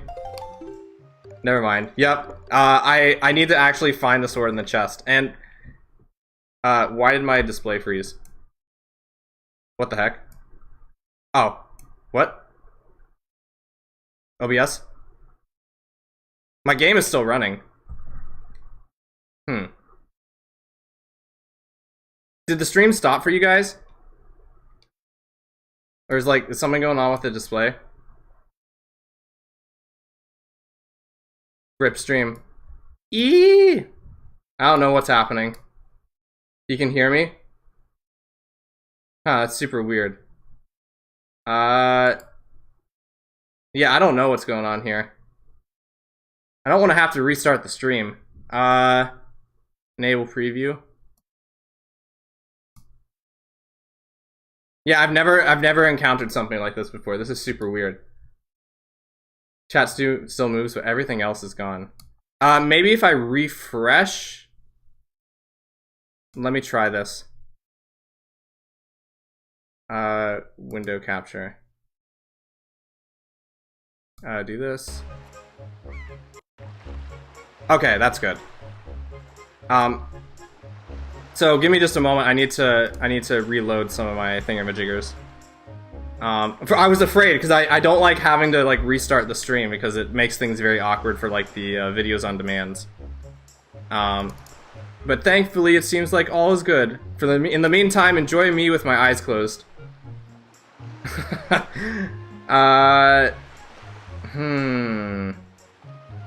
I guess we'll just switch it to this real quick. Enjoy the weirdness for like a few seconds. There we go. And then, just to check the tracker. Is this still working? Oh, I guess that's still working. Huh. Weird. Anyway, crisis averted. At least I think crisis averted. Where were we going again? Oh, we were gonna go check out what that treasure chart was. I think we have two of them, actually. We have the one we deciphered as well. I just had an epiphany of something. I didn't know what VOD stands for. Yeah, it stands for Video On Demand. It's funny, it's not a term I hear too often, but yep, that's what it stands for. Okay, where are like the two places we could check? Okay, that's one of the reefs, and then like... I have no idea what that is. I think that's Isle of Steel. Maybe. Let's check. Yep, that's definitely Isle of Steel. Let's go there first. Oh, and we still have to do the, like, the treasure chart exchange thing. That means we have to go back to Bomb Island and get the Squirtle thing. And then I think we go back to the Mother and Child Island and get it there? I don't know. We're making progress. I refuse to end this stream without a sword.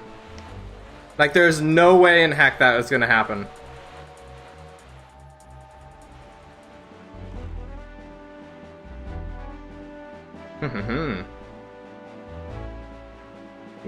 We also have to wait for the full moon. That's also really important. Well, I guess we're here for another 8 hours. No, then I'll miss the Chugga Conroy Twilight Princess premiere, and I don't want to do that. It would be very unfortunate. I mean, the last stream was 6.5 hours, so it's not out of the question. What do I plan to do after this game? I'll probably go back and finish XD, because that's been on a hold for a long time. XD Randomizer. I'll go back, finish XD Randomizer, and then after that, it's a bit more open in the air. I'll probably either do Pokemon Ranger.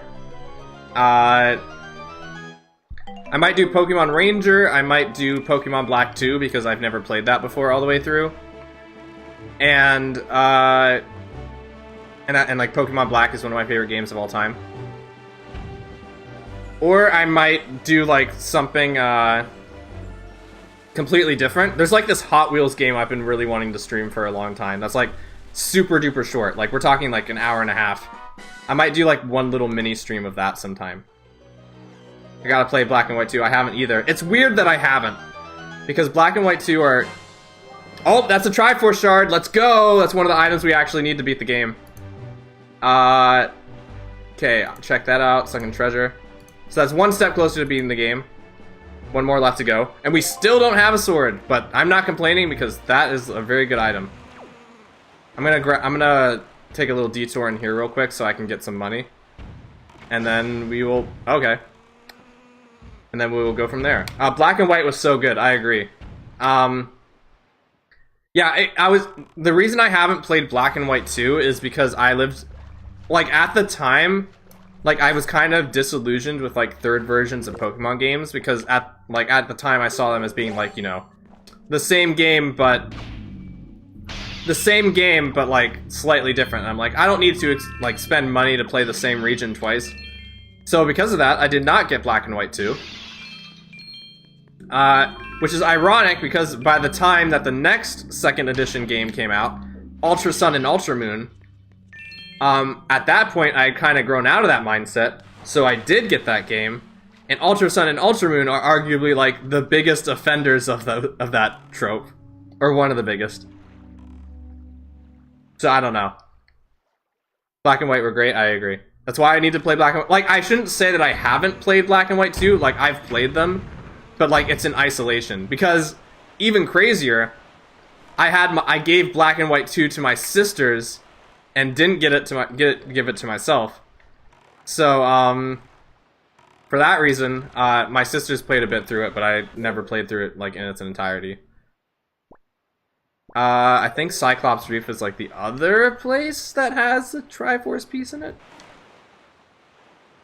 And then we'll go back to, I think, Bomb Island and like trade his little Squirtle thing, and then we'll complete that quest, and hopefully it leads to good things. Who's your go-to Gen 5 starter?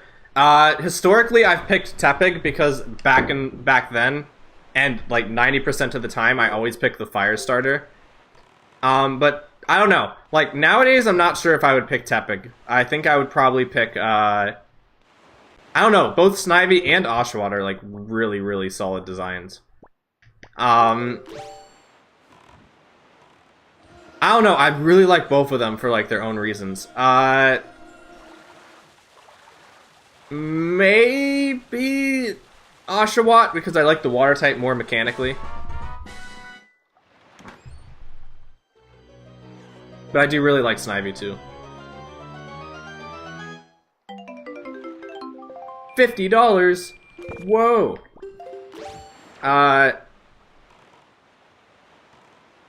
One of these days we will find a sword. Just double checking for sure that this isn't a full moon. I should probably wait until I'm not in danger to do that. Am I in danger? If we hear a helicopter, that means I'm in danger. I don't hear one right now. Well, I can't really see the moon, so I think we're fine. And there's our treasure chest over there. I made things like a million times harder for myself by like not getting the Song of Passing. Helicopter, helicopter. Don't attack me, please. Oh, okay. Even with the name Blaze, I always chose the water type, and Oshawott is my favorite starter, even though I love Totodile. The Gen 3 starters are like... To me, I think the Gen 3 starters are where the starter selection peaked. Like, I love all three of the Gen 3 starters, like a lot. Like, I think it's the only generation where I've liked almost all of the starters, like universally. Gen 3 was perfect. Gen 3 was pretty close. I think Gen 3 is like a close second. Or did I say Gen 3 or Gen 2? I meant Gen 2 has like the best selection of starters.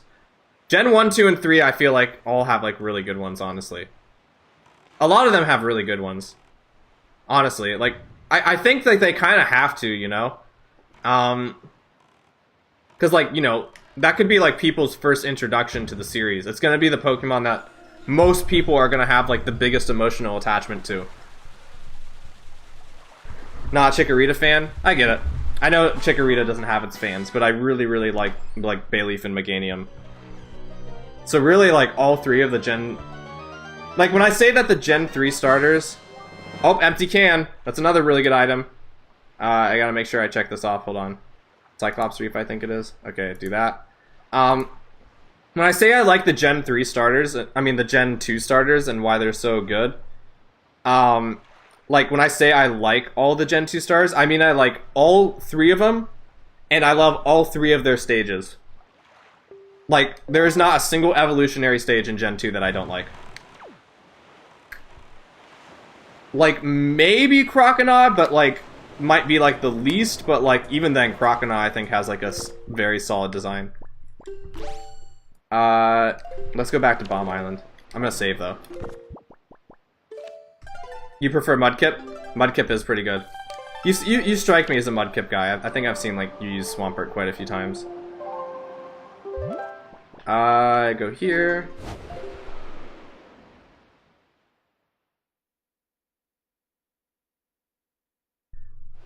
But yeah, I really like a lot of the starter designs. Because again, like, they have to be...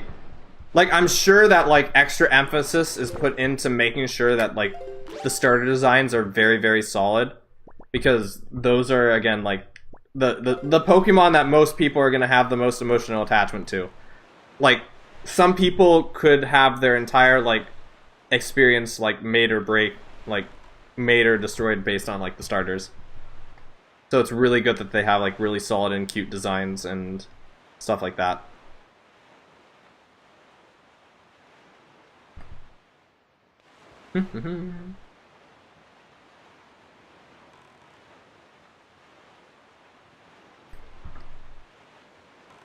Okay, I'm gonna hope that this guy gives me a, I think it was called, like in-game it's called the Big Sailflower, but I don't remember, I don't actually remember what the sequence is for this, so, yeah.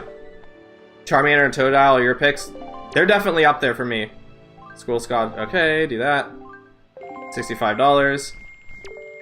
Do that. You're not gonna give me anything new, right? Okay, not the Xerneas tree.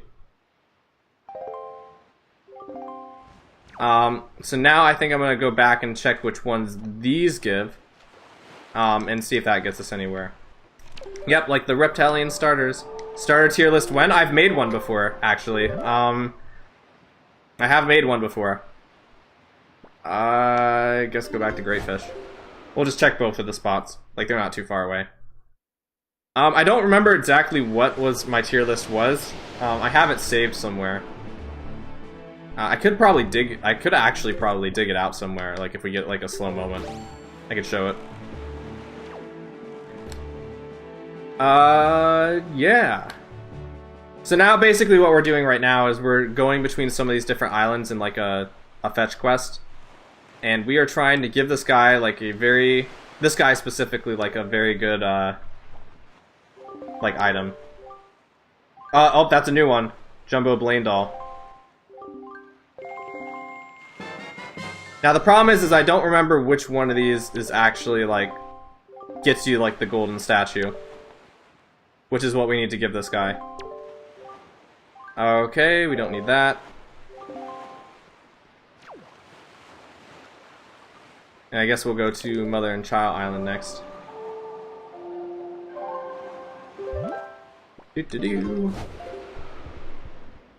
But yeah, this is gonna be a pretty chill going back and forth for a few minutes. So like, if you guys have any tangents you want to talk about, like I can probably keep my eyes on the chat for quite a bit. Go this way.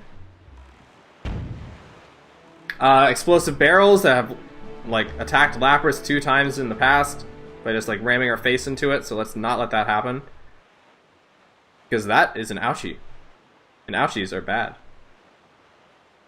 The Blaine Doll does kind of remind me of something, though. A lot of you guys probably weren't here when I did this initially, but have I gone through for the Forsaken Fortress? Yes, I've done everything in the Forsaken Fortress except fight Phantom Ganon, because I don't have the Master Sword. So I have done that. All I need to do is fight Phantom Ganon. The Blaine Doll in my inventory does remind me, though. One of the last things... Like, this was a long time ago. It was actually one of the first games I ever streamed. One of the last things I ever did was, or, like, not even the last thing I ever did. A long time ago, I streamed, like, the entirety of Let's Go Pikachu and Eevee. Alolan Zigto replica. I think that's actually, like, I think that's the big sale flag, so I think we need that. You know what, I'm gonna look this up, actually. I'm gonna look up what the trading items are. Big sale flag. Because the names are kind of confusing me. Yep, that is the big sale flag. Okay, good. Big sale flag. Let's Go game were a good start for Switch remakes. I agree. I kind of have like mixed feelings. Like, I don't remember, it's been so long. I think I played it like when did they come out? Like 6 years ago? 7 years ago? Man, it's been so long. Let me see real quick. Heroes flag. Big sale flag can be traded to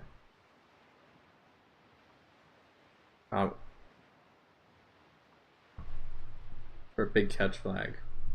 Or heroes flag. Alright. I think I am gonna actually get this.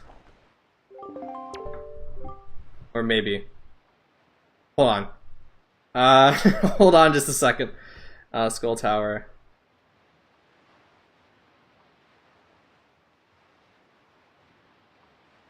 It's a tournament there.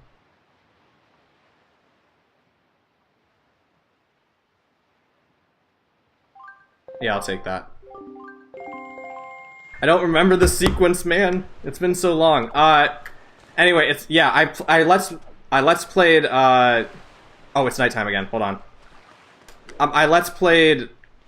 Where's the full moon? Oh, yep, there it is. That's what we need. Here, hello, Bread Pirate. Welcome to the stream. We are being a pirate now. It is finally the full moon, which means we can finally take a picture of it for an item. I hope you're having a wonderful day. I was just about to talk about Let's Go Pikachu and Eevee. I enjoy it, but I also have very mixed feelings about it because I feel like it's like catching controls were kind of like very, very strict and weird. But like I have fond memories of it because like the trailer, like the launch trailer for like Let's Go Pikachu and Eevee is one of my favorite trailers of all time. Because like I remember I was watching with like a bunch of friends at the time. And like the trailer for Let's Go Pikachu and Eevee is like so hype. Like it has like so much so much like strong energy in it. It's amazing. Anyway, I hope you're doing well, Bread Pirate. Bread Pirate, if you can believe it, we have like 90 items remaining in this entire randomizer. 4 of those are swords, and we have not found a single sword yet. There are 4 spots where we could find a sword. We have not found any of them. We have been swordless this entire time. Furthermore, we do not have a bow and arrow, and there are 3 bow and arrows around here, and we do not have any of them. This is like the craziest randomizer thing ever. I don't know how this happens. So what we're doing going around right now is we're on like that really long trading side quest. And I'm trying to remember exactly like all the items that are needed in order to actually like get the things you need. So the Pokemon stuff is just a reskin? Yeah, just a reskin. As you can see, we have our lovely Lapras here doing Lapras things. Some of the enemies are also reskinned to Pokemon. A bunch of our items here are reskinned to Pokemon. So like Ekans is the grappling hook, a Pokeball is the boomerang, Charizard's our glider, so on and so forth. Still cool, indeed. Just a casual way because like, you know, yeah, there's like a bunch of Pokeball items on the menu as well. The Tingle Tuner is the Nintendo Switch, which we have actually been using in this playthrough. We still have not found the bombs, so I've been substituting bombs with the Tingle Tuner. And blowing up things that I'm not supposed to. So that's been fun. You know what? I wonder if I can get on Paw Print Island, because I don't have the... Like, I feel like there has to be a way to cheese this here, but I don't know for certain if there is a way to do it.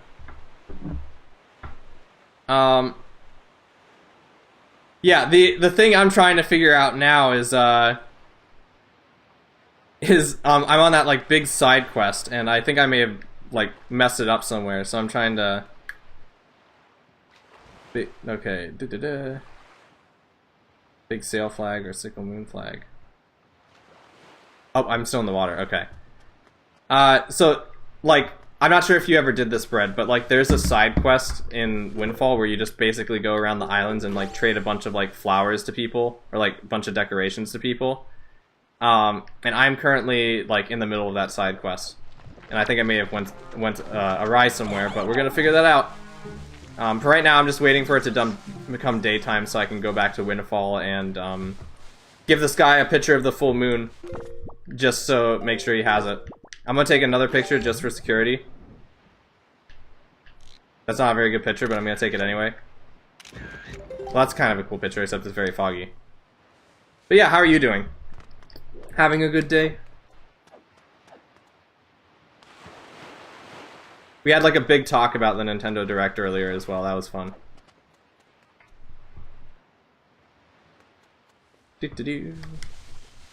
Any moment now. I think I did the trading quest, but I did not decorate the entire island. My day is good, nice and relaxing. No work to be done. Let's go. Those are the best type of days. Those are the days that we strive for as individuals of the human race. Wait, you didn't decorate the entire island. Yeah, the decorate the entire island side quest isn't that stressful because like I think you can decorate the entire island with just like the same decoration. But like doing like the trading side quest does it. Do I have the Song of Passing? No. The randomizer usually just starts you with the Song of Passing. But since I'm crazy, I decided no, I want that to be something I unlock for myself. And randomized it with everything else. So no, we do not have the Song of Passing. You're reading my message quickly. This stream is fast. Indeed, I have I'm playing off of my stream display right now, so like I can literally just like turn my eyes to the right like in 2 seconds and I can see your guys' messages. I also think like the way I have it set up means like you guys see when I see your messages. So like when they pop up on the right is like on the stream display is when I actually see them. So that's pretty good. Thoughts on Oraz? Oraz is one of my favorite Pokemon games, actually. It's my second most played game of all time. I have over 1,600 hours in it, because I used to use it as, like, my own Pokemon version of Discord. Okay, interesting. Thank goodness I just saved. Well, okay. Hold on. We can fix this. Rip. Don't worry, this is why I've been saving a bunch. Close this. Emulation, stop emulation. Do I want to stop the emulation? Yes. Okay, now we can go to here. I will turn the GBA off. Crash, baby! Don't worry, we got it. We've been saved. It's better than last stream where I lost over an hour of progress. But yes. The only thing now is we might have to take the full moon picture again. 4:15, yeah, that was 6 minutes ago. We're fine.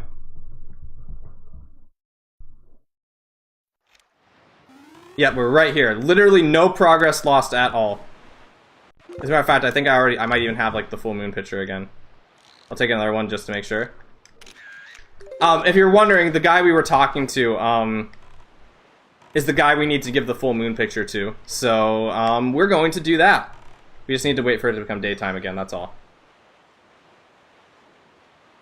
But yeah, Oraz is one of my favorite games of all time. I really like it. I grew up in the Gen 3 era, so that was a very fun time for me to see that game remade. Hello, Corvzel, welcome to the stream. Were you able to find the sword yet? If you can believe it or not, no, I have not. We are down to like 90 items now, which means there's literally a 1 in 4 chance, less than a 1 in 4 chance, or more than a 1 in 4 chance that any item we get now could be the sword. I'm actually starting to be concerned that I set the randomizer to swordless. Oh, wait, I want to get out of here, because time doesn't pass when you're in Windfall. But yes, I have not found a sword yet. This is, like, I think the 4th stream of Wind Waker Randomizer in this session, and we have not found a single sword this entire time. It's wild.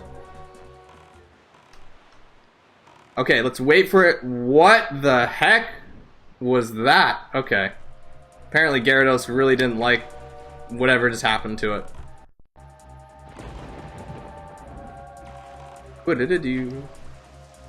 Anyway, how are you doing, Corvzel? You doing well?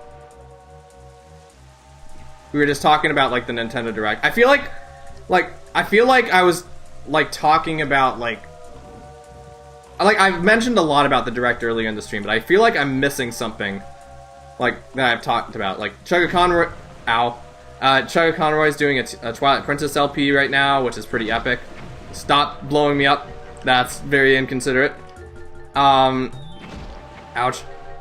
If we become daytime, I can just sail right out of here. These octopuses do not like Link.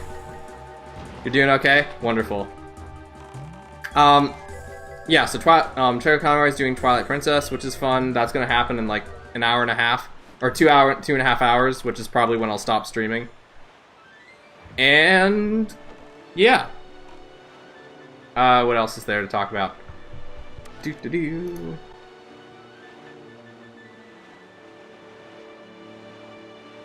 Talked about the live chat feature, Wind Waker, GameCube releases. Is there any... Okay, here's a good question. Is there any GameCube games you guys, like, really want to play that you want to see re-released? Because, like, I imagine a lot of the big ones are going to be on there. I imagine Twilight Princess will come eventually. Like, some other obscure games are coming. Chibi Robo is coming, which I haven't played. I'm just really... Star Fox Assault, I hope really comes, because that game has a freaking awesome multiplayer mode, and I really want to play it with people. Okay, don't crash my game. Okay. So apparently this guy really likes crashing my game. Which is slightly concerning. It's a good thing I saved.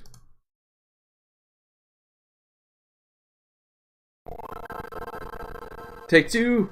Don't worry, I just saved Corvazel. This guy crashed my game last time.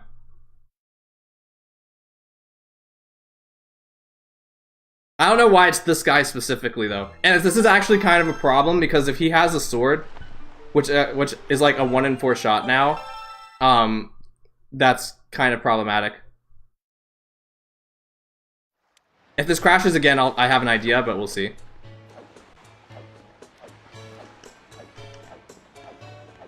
Hello, good sir, don't crash my game. Thank you! Okay.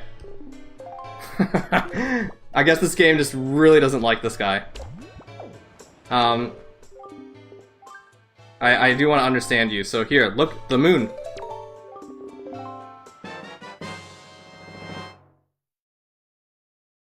I got a crash. Huh.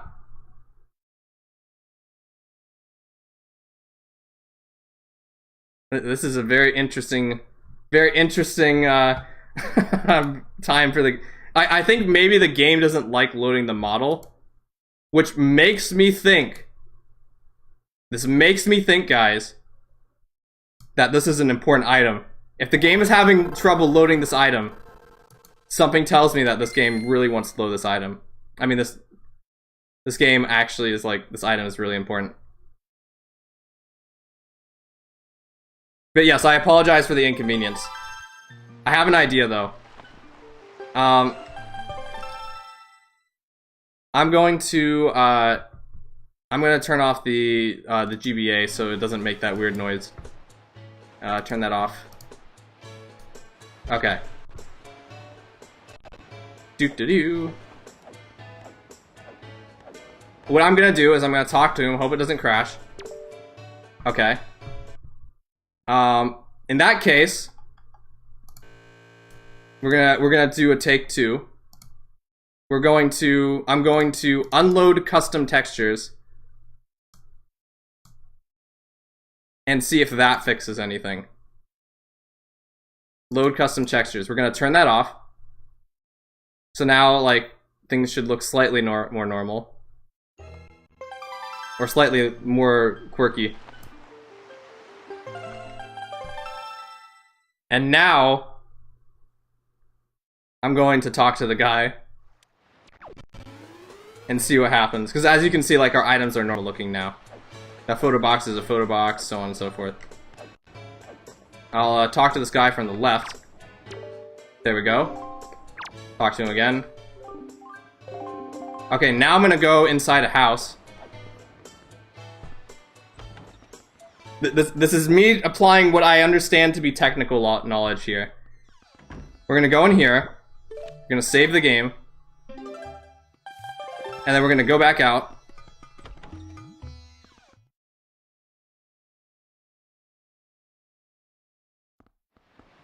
And then we're gonna show this guy a moon picture. We're gonna stay on the left, make sure that, like, for some reason he really doesn't like when I stand on the right. Alright. Okay. Stop. See, I actually kind of suspect that this might be the sword. Because, like, why would the game have trouble loading this? The German Zard! Hello, Mr. German Zard. Oh geez, the stream is over. The stream's not over, I'm just running into an issue. There's this guy who really likes pictures of the moon. The sword of crashing. That would explain why they were having trouble. But now all I need to do is show the guy the picture. So I don't have to, like, go through 3 different checks. I appreciate your patience, everybody. Maybe... A part of me wonders if this will work if I, like, change it back to, like, regular Zelda textures. But I don't know how to do that on the fly. We got the item to appear. Or at least we got Link into his animation. The subtitle says I said Lincoln. I did not say Lincoln. I said Link. In. What-did-I-do? If not, we can come back and I can try and figure this out later. How funny would it be if this was actually the sword, though? What if I talked to you from behind? Okay, he does not like talking to me. Okay, hold on. Evidently this is not working. But we do need to check this item check, so I need to figure out what I want to do here. Is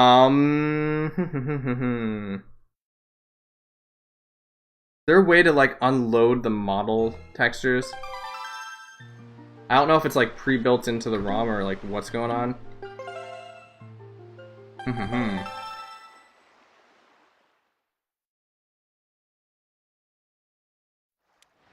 I don't suppose coming during, like, a different day cycle would do anything.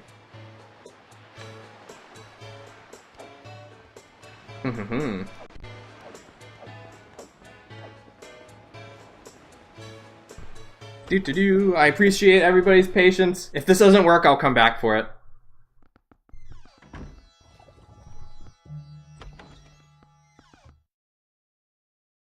Okay, where do I want to stand when I give this guy his little moon photo? Where can I load that has, like, the least amount of entities? Maybe if I remove the Pikachu hat.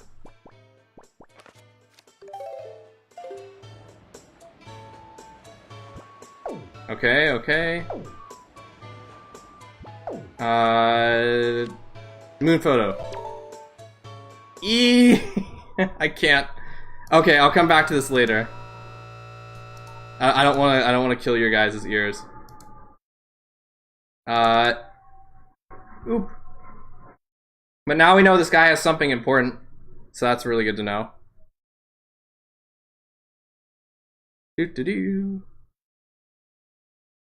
Or maybe it's just, like, something in the texture that's weird. I don't know. I am highly suspicious that this is the sword, though. Like, I don't see how this isn't the sword.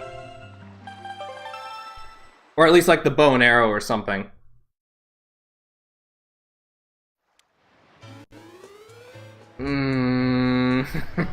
I really want to...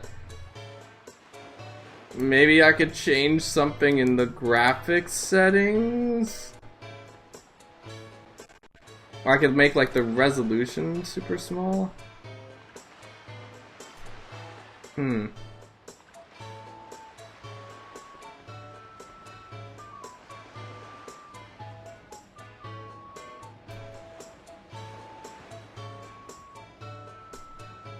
Hold on, I'm gonna try this one more time.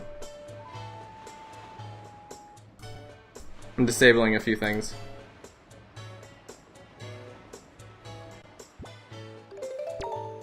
Okay, this isn't working.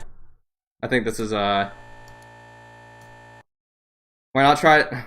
Why not trying to take the woman picture? I already did that, unfortunately. RIP. So I'm gonna need to figure this out. Scale this, turn this on. Make sure I have everything turned on that I did have before.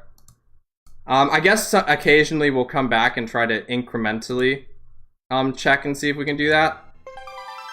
But yes, something is telling me that's a really good check, so we're gonna want to keep that in mind. I'm also gonna turn the what's it back on? The textures back on. Load custom textures. Where is that? Boop, boop, boop. There we go. Bam. We're custom textured again. Okay, so the guy who gives us a picture of a moon is not playing nice. That's very, very unfortunate. That Again, I'm very suspicious that that is the sword. But I cannot say for certain. I guess if we open another chest, we will see. But yes. Let's see. So where are we gonna go now that we can't do that? I guess we could try and complete the rest of that trade quest. I guess we'll go to Great Fish.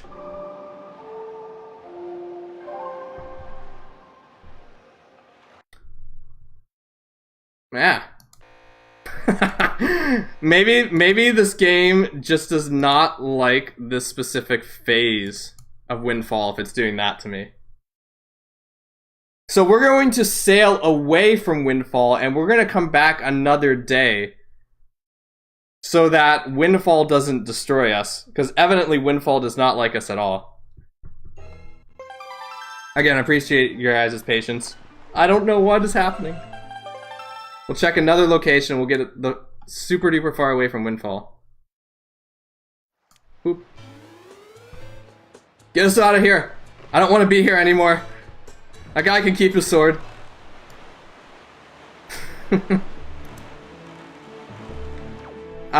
In that case, let us go to... I think we have all our charts deciphered. So if we grind like a bit more money, we can get the treasure chart from Beetle, and then we can check that treasure chart, and that might have what we need. Alternatively, it could be the hook shot. That could also be important. Because we're running out of locations to check. Do-do-do-do.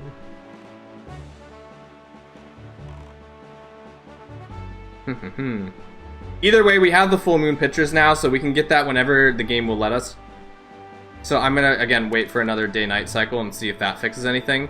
Because the tornado causing problems, or warping causing problems, made me think that maybe it's something to do with, like, the state of Windfall Island.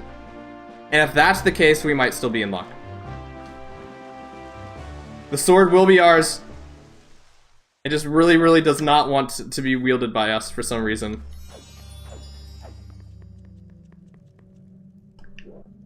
So I forget, do we need like 900 rupees or something?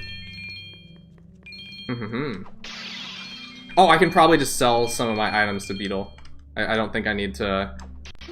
I don't think I need to actually do that. Alright, yeah, I can sell some of these. Doo-doo-doo. We are indeed very back.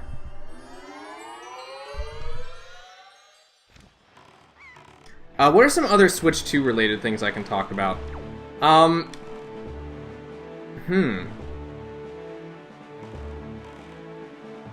It's hard to believe we're already in like a new video game console era. Because I remember, do you guys remember back in the day when like the Switch used to be called the NX? Because like, you know, there's like, usually when products are in circulation, they get like little code names so that they can be referred to without actually spoiling what they are. And I remember the Switches was NX. So that's what everyone called it for a time. And the thing that was really surprising to me is like Nintendo started talking about like the NX like the literal like year or two after. Like a year or two after they announced they like released the Wii U.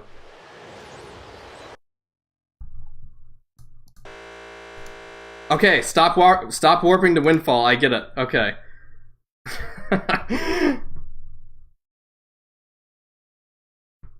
I get it. I get it.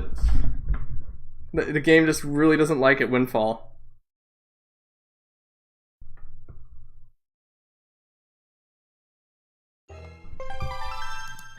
When did this suddenly become Crash City? I don't know. The game just really, really hates Windfall for some reason. It's some kind of state thing. I don't know. Okay, let's do the side quest instead. We don't have to go to Windfall. We're not going to warp to Windfall. The Wii U walked so Switch could run. Indeed. You know, something interesting about the Wii U that I feel like doesn't go mentioned a whole lot is like it's easy to mistake the Wii U for kind of just being like a precursor to the Switch. But like the Wii U can do things that like the Switch can't because of its like dual linked screens. It allows for very unique gameplay experiences.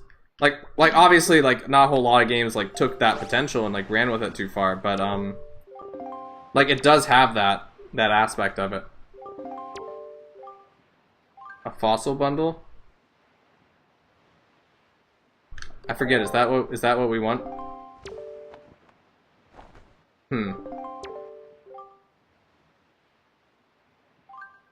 Maybe? Oh, that's a new flag. Okay. The Mario Party with the Wii U, Mario Party with the Wii U, other Mario Parties. So are you a big fan of... Oh, this is really cool. So Blaze, you're talking about Mario Party 10, right? Are you a big fan of Mario Party 10? If so, that's actually kind of awesome. Mario Party 10 is a game I have very, You are a big fan of Mario Party 10. Let's go! I'll be honest. Lucky me. Oh, that actually is what we need. I'll be honest. Mario Party 10 is not my favorite game. Wait, is Fossil Bundle was the Postman statue, wasn't it? Okay. I'll be honest, Mario Party 10 is not my favorite game in the whole world, but I really wanted to meet somebody who really likes Mario Party 10. So tell me about Mario Party 10. I'm actually like really curious. As someone who really likes Mario Party 10, I'd be fascinated to hear your perspective on this.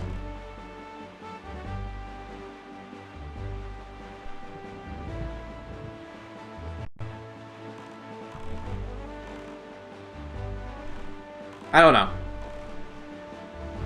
Like, I like Mario Party 9. I actually do think Mario Party 9 is nice. It's just Mario Party 10 I feel like kind of left a bad taste in my mouth. So I'd like to hear, I don't know, a bit more about Mario Party 10.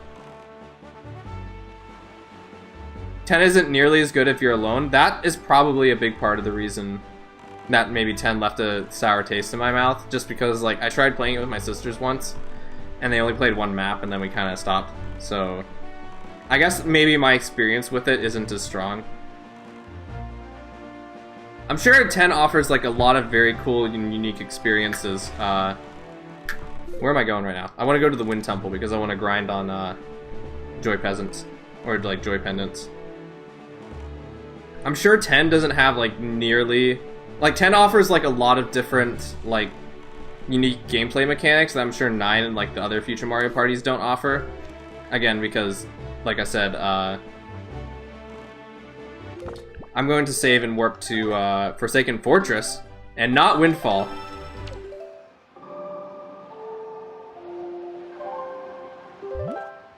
We're not warping to Windfall, don't worry.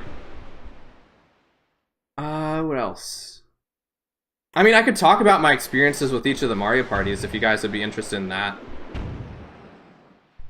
I've played most of the Mario Party games, like, in the game, like, in the modern era, like before 9 and 10. I mean, after 9 and 10. Mario Party 10 is such a vibe, especially if you're able to do it with 5 players. One, and I always remember watching a YouTuber play it and finally playing it for myself. So I felt good, but I might be a nostalgia thing for me. No, it's not. I think there's a lot of very valid reasons to like 10. I know 10 has the Bowser mode. That's a lot of explosives. I know 10 has the Bowser mode. What was I gonna go with this? And that's a very unique idea for a game. I think that was handled well. It's just, yeah, my other experiences with 10 are maybe not as strong. It's also weird to think that Mario Party 10 is that old that people can have nostalgia for it now. Yeah.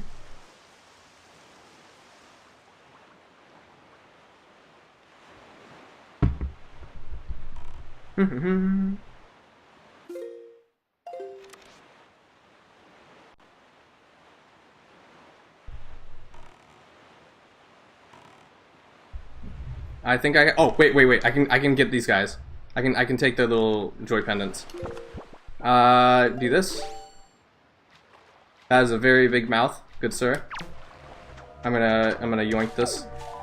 Now the problem is this is ultimately gonna have to require me to go back to Windfall. But I don't know. Most of the crashes have happened at Windfall. Just as long as I can like get the thing eventually, you know. I don't know. In terms of like Mario parties that I really like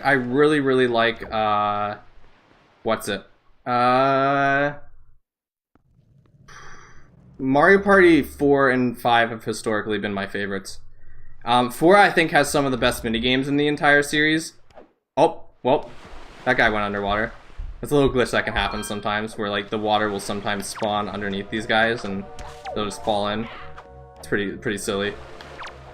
4 I really like. 5 I think has like some of the best content in Mario Party. So for example, like 5 has like a lot of side modes. So it has like 7 boards. It has 7 boards, like a bunch of interesting mini games that are like kind of mashy, but they exist. And they also have a side mode where you like create cars and like battle each other. And there's also like a side mode where do we go from here? A side mode where you're like on a like paper card version of like the regular Mario Party game. It's pretty neat. Like honestly, my opinions of Mario Party 4 have kind of gone down a little bit in recent times, just because like I've noticed that like there's a lot of very kind of annoying luck-based mechanics on some of the Mario Party boards. On 4, and some, I don't know. I like it for nostalgic purposes, but I'm like speaking objectively, I'm not sure if like 4 goes above 5. Do you think they could bring? Oh, that's right. Oh yeah, definitely. That sounds like something they're gonna do. Like I would not be surprised if 4 and 5 come to the, or like all of the Mario Party GameCube games. Honestly, I could see all of them coming into the console at some point. Okay, so it's about to be a new day, so I'm gonna wait here for just a minute, and then we're gonna go back to Windfall. I'm gonna see if there's a blue choo-choo on here that I could get. We're gonna go back into the war zone and hope it doesn't kill us. Yep, okay. Oh, it was a little too late. Okay.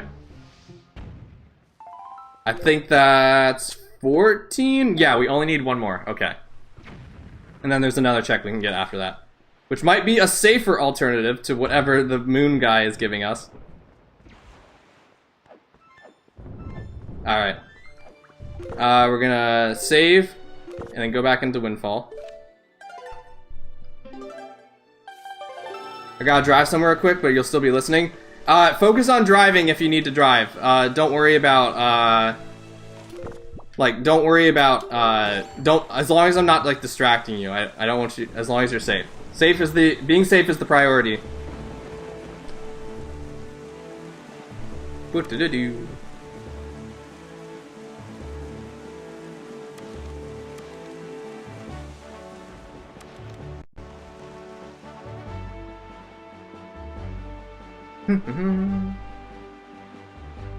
Okay, so now we're gonna go on to Windfall, and we're gonna save our game again. And I'm going to attempt this one more time now that we're here. You won't, lol, I'm not actually looking at the stream. Okay, good. Just as long as you're safe. That's the ultimate priority. Okay, another attempt at the photo guy. Now that we're at a different day.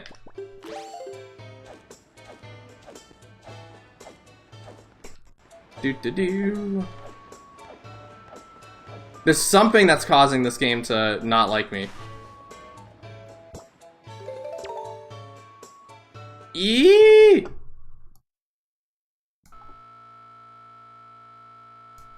I honestly don't know what's going on. I don't know how to fix this because this could like soft lock us. Anyway, we have some other things we could do here as well that involve not giving the photo to the guy. So instead, what I think we're going to do is we are going to go to the teacher's lounge, and we're going to give the teacher a bunch of joy pendants and see what they give us. And hopefully, it's a bit safer and doesn't just destroy the world. Maybe this guy has a nuke and that's everything that's going on. Do-do-do-do. Oh, what are those two doing outside? Is that something that can happen? I didn't realize they would stand outside. Interesting. Alright. Let's give this lovely teacher here some joy pendants. If I remember correctly, we already have the award. A whopping 43. Song of Passing, let's go! It's actually, that's huge, so now we don't have to wait around all over the place.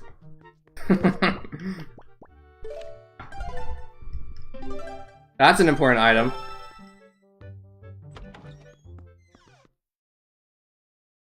Wait, I just had an idea.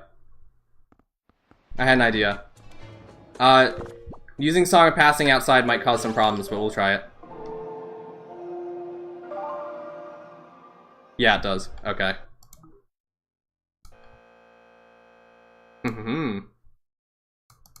Do that. Go back here.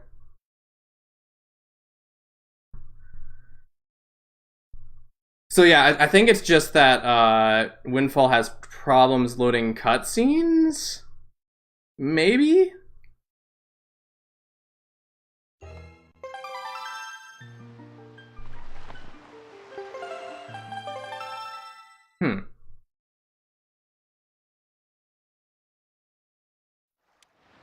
Jump scare. Ah, it's the Swallow! Swallow, have you been crashing my game? I can't believe the Drago would do this. Okay, how's it going, Swallow? I'm glad to see you back. I hope you're I hope you've been having a good time. So, to explain what's going on right now, Swallow. So, there's this little guy right here on the staircase. I just flipped my phone. Whoops. There's this guy on the staircase, and for some basically what happens is we can give him like a picture of a full moon and he gives us an item. But every time we try to give him a picture of the full moon, the game crashes. And because it crashes specifically for this guy, I have a very heavy suspicion that this guy is actually the person who gives us the sword. So, what we're trying to do right now is check a few other locations. Okay, so apparently it's like any event causes the game to crash. Maybe if I... Hold on, I'm gonna try something. I'm gonna close completely out of Dolphin. Because I for some reason I haven't tried that yet. Rut-row indeed. Yeah, for some reason this game just really doesn't like events being loaded on Windfall for some reason. So, yeah. So I just completely closed and reopened Dolphin, so I'm gonna try this now and see if it works. But anyway, that's what we've been up to. Been quite the adventure. This is the final obstacle to the sword, I suspect. But, we're gonna see if this works. You know what, I'm actually gonna try this off camera first. Just in case that happens to be what the problem is. And then if we see the sword, we will go from there. Indeed. Hello. Okay. Stop. Okay, that didn't seem to fix it. So we're gonna be looking at a few other locations instead. Beep boop. Are you the robot Swallow? Are you the one crashing our streams? I actually believe that it's not you. Maybe. Uh-oh. Maybe it's Mr. T-Rex is doing that. Maybe Mr. T-Rex is causing the problem.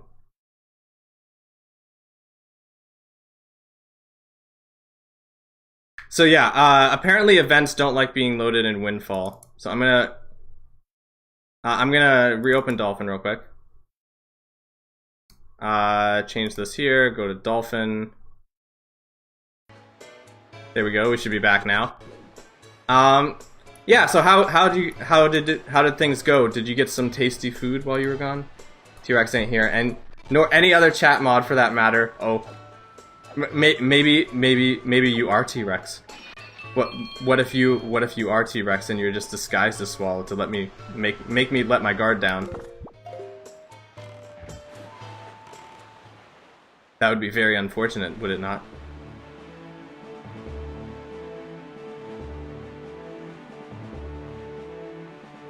Then you'd be pretty surprised. Who knows? Okay, so we're away from Windfall. I'm gonna play the Song of Passing. You got some Chinese food lunch? Hey, nice. I don't think you can deliver this guy the photo during the nighttime, but we're gonna give it a shot anyway, just in case. And if this doesn't work, we will have a new strategy. Because we still need to get the treasure chart from that one island I also just remembered. But yeah, things are chill. Just kind of going about things casually. I really hope that we get some kind of sword before the end of the stream. That would be fantastic. Shout out to the 7 people watching the stream. Do we have 7 viewers? Whoa! It doesn't feel like we have 7 viewers, just because like sometimes when chat's a bit slower, I suspect it's like, oh, 1 person is watching. But like, I always forget it's like, oh, no, people lurk all the time. So I don't think you're gonna let me give you a photo during the nighttime. Yeah. Okay, so what happens if I go into daytime from Windfall? And that is the last we ever saw of Link. Fire! Oh! Oh! Hold on! Hold on! Hold on, the game didn't crash. Fire is scary. Ah. Fire, I like fire. Whoa, guys, it's working! Uh-oh. Oh. We got close. We got closer. We got the text working. We were so close. Okay. Okay. Okay, okay. The fire. That's a very funny screen to crash on, I know, right? We're making progress. Okay. So now we know we can do that. And if we get to that screen, maybe I can turn off custom textures. So we go here, load custom textures. We're going to turn that off. We're going to go back here. You found system error. You found the nuke. Your island is now blown up. Okay. So, strategy is as follows. Maybe it's like too many things are loading on Windfall. Corval, can you spray water with this computer to fix it? No, please do not. My computer already has enough problems. More or less, the fact that the game really doesn't like Windfall Island for some reason. Yeah, I wonder if it's like an entity problem. So like maybe there's like too many entities on like Windfall Island and it's causing the game to crash. In that case, maybe like going in at like a specific direction would help. So in this case, I'm gonna try doing the Song of Passing like right next to the guy and just immediately give him the photo. See if we can get through that way. I have custom textures turned off. Maybe this will work. I should cool it. I should water cool it. It's thirsty. It's not thirsty. You know how, like, has somebody ever made like a that's basically what a dam is, actually. Never mind. I was gonna say, has somebody ever made a water-powered computer? And then I remembered dams exist. So, rip. It is kind of interesting that like so many things can generate electricity, though. I'm gonna save. What if we combine fire to heat it up and then spray it with cool water to watch thermal shock happen in real time? Let's not do that. I'm not sure the computer would like that. Okay, custom textures are off. I'm gonna spam the give photo button. Okay.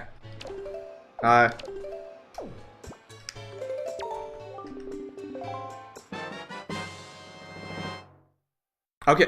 Yee! How do you know how the computer feels? That's actually a really good question. Right now I think my computer feels very, very sad because it really does not like me trying to get this item. You know, there technically is a spoiler log. I could see what this is. He's waiting for you to get hi. No, that's Link saying hi to the viewers. Like, he's so happy to see you guys.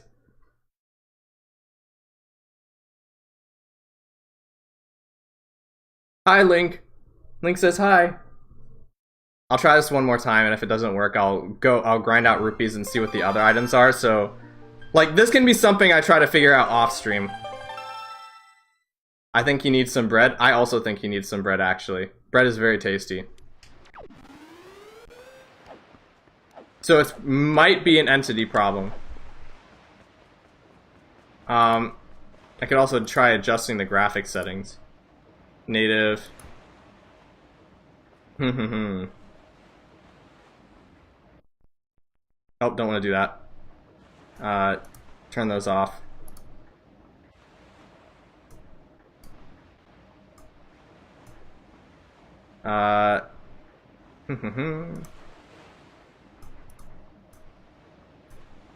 Accuracy and safe. Texture cache.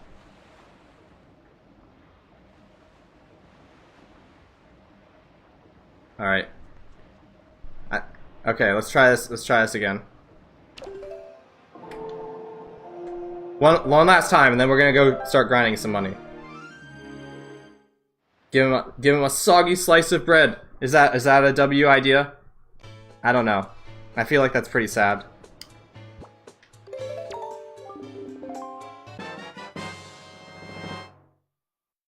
Okay, guys, give Link your high five. Not soggy. Yeah. Okay, so now we're making progress, so that's at least better than we were before. Hi again. Yeah, I apologize for that inconvenience, but how funny would it be if this was actually the sword? Soggy bread is tasty. I don't know, have you guys actually had soggy bread before? I don't think I've ever had soggy bread. I'm gonna turn some of the things we had on before, and then we're gonna go grind money and get that thingamajigger. Alright. Let's go get that treasure chart instead. Also, I think the graphics are like a bit lower now, but that's fine. It makes it feel more nostalgic. Like, look at that little haze. It's pretty great. Oh, I didn't turn the custom textures back on. Go to Dolphin. Graphics. Custom textures. Bam. If we're applauding DJ for putting whipped cream on pizza, then why are we condemning soggy bread? I'm not condemning soggy bread. I think soggy bread is a very interesting and innovative idea that could be capitalized on someday. As long as, you know, there is potential for it. Okay, money grinding spots. Where is that usually? It would be like in an Isle of Steel, I think, right? So yeah, let's sail over to Isle of Steel, which is over here to the left. And then we still have to complete the merchant quest. So that's what our plan, I think, will be. I'll complete the merchant. I'll grind out money. I'll get that chart from Beetle. We'll see what the chart is. If it's nothing, then we will get the we'll get a bit more money, and we'll complete the trading quest. See what that is, because the rest of the trading quest doesn't require us to be on Windfall.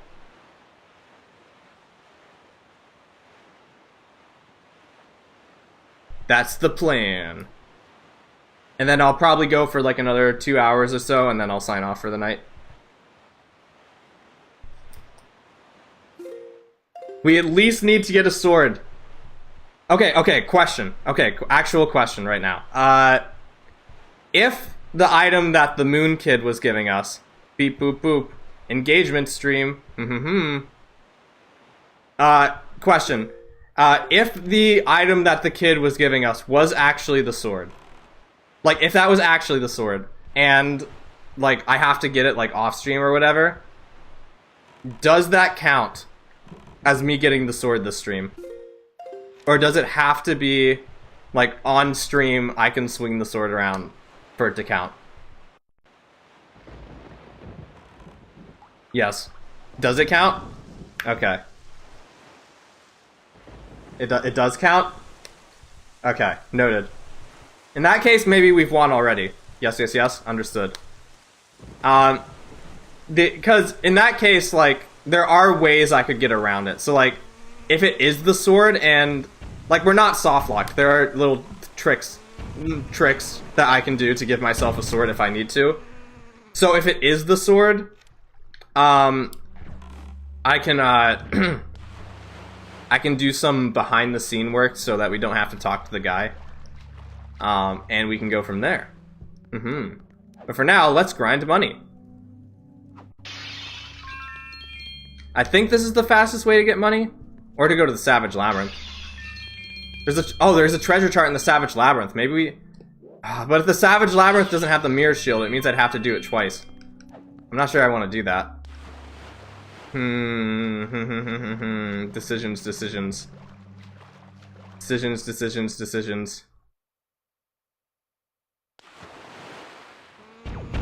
I don't listen to facts. I only listen to money.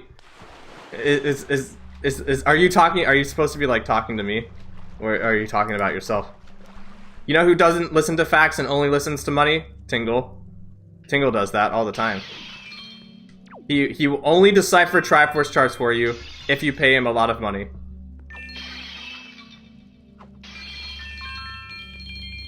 I think grinding money over the sea would actually be a bit more entertaining.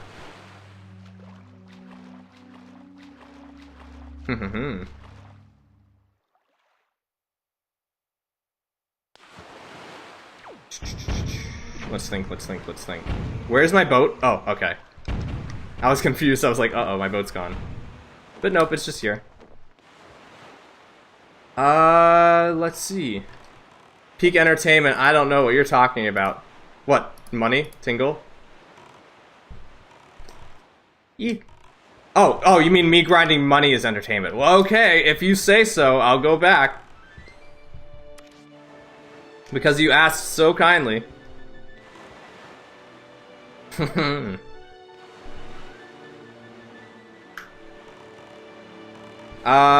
are some...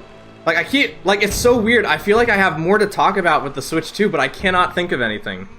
Do you guys remember that, like, that game they showed? I don't feel a lot of people are talking about it. That one game they showed where it was, like, there's these, like, sports or, like, basketball players, like, attached to, like, wheelchairs or something, and they were, like, playing that, and it's, like, a control with the mouse. That game. Yeah, that one was pretty interesting. I don't remember what it was called. Indeed. Those, yeah. Oh. I watched that briefly, but I don't remember too much detail about it. I haven't heard too many people talking about it.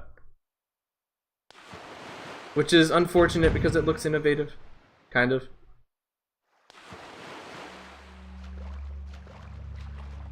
Then with a Nintendo Switch console, you too can have a computer. Oh, that one?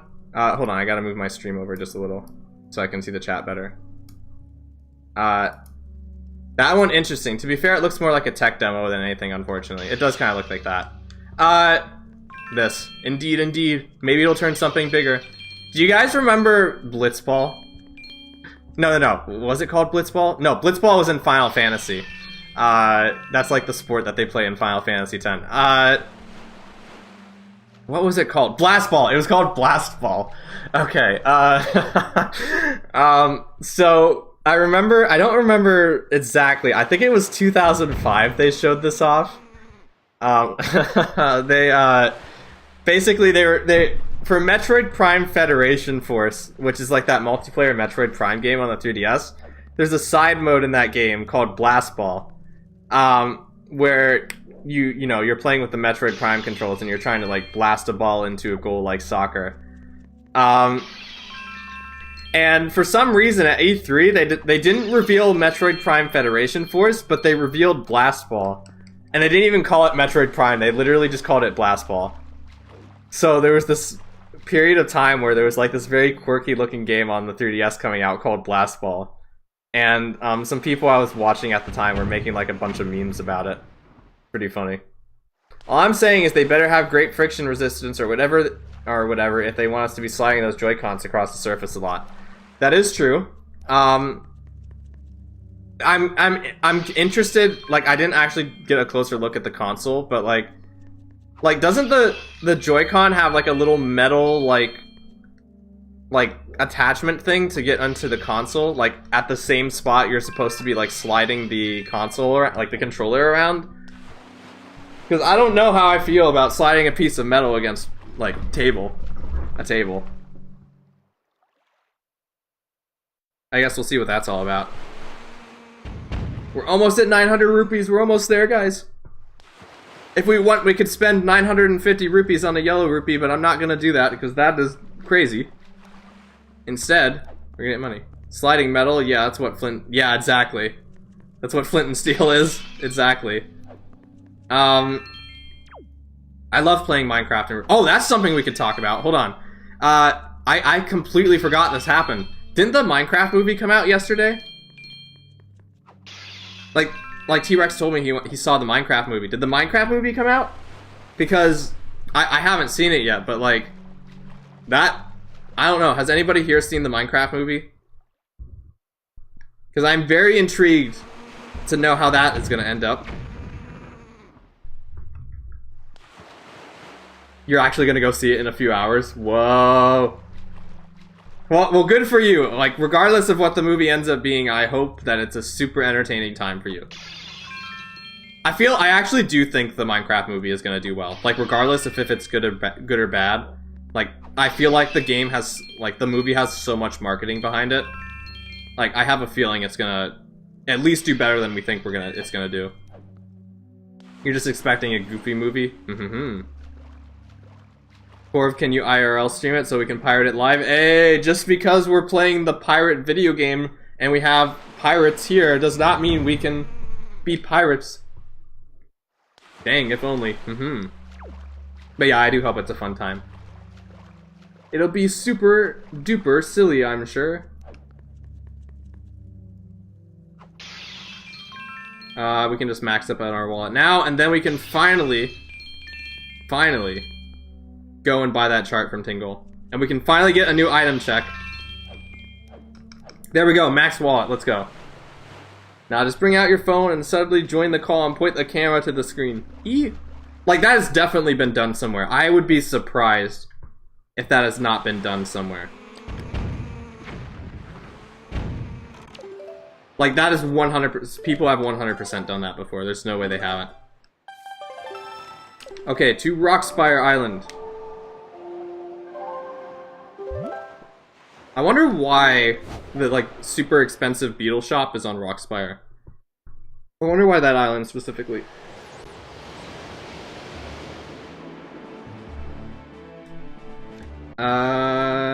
Rockspire is this way, so we're gonna go that way. And then maybe, just maybe, we can take another attempt at the moon guy at some point. Do. Silly people.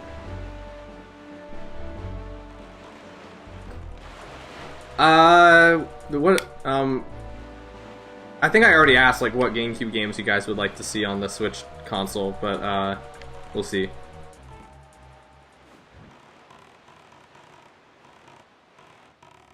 The game is super old. You're gonna be doing this all for the moon guy, and he's just gonna be it's just gonna be a chart. I mean, if it is a chart, like, if it's a treasure chart, actually, like, I don't know why the game wouldn't load a treasure chart.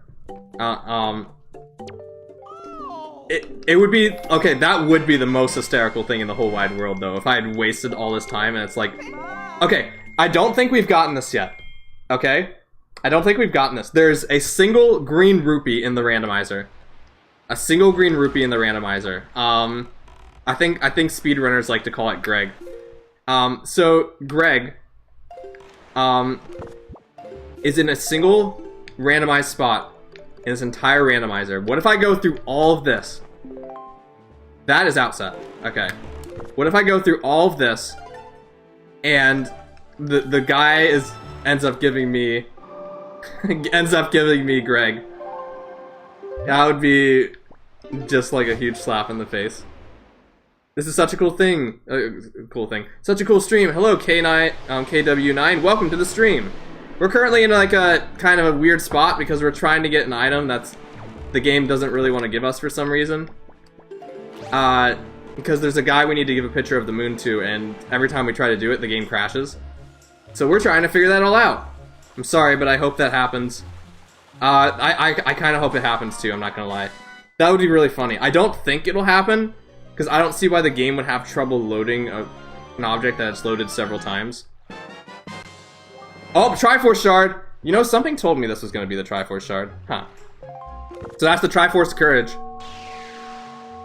That's one of the things we need to beat the game. Are you playing on PC or Nintendo? I don't recognize it. I am playing on a Dolphin emulator. So now all we need... Now we can actually go to Hyrule, so that's something interesting we can do. Let's go to Hyrule, see what that's all about.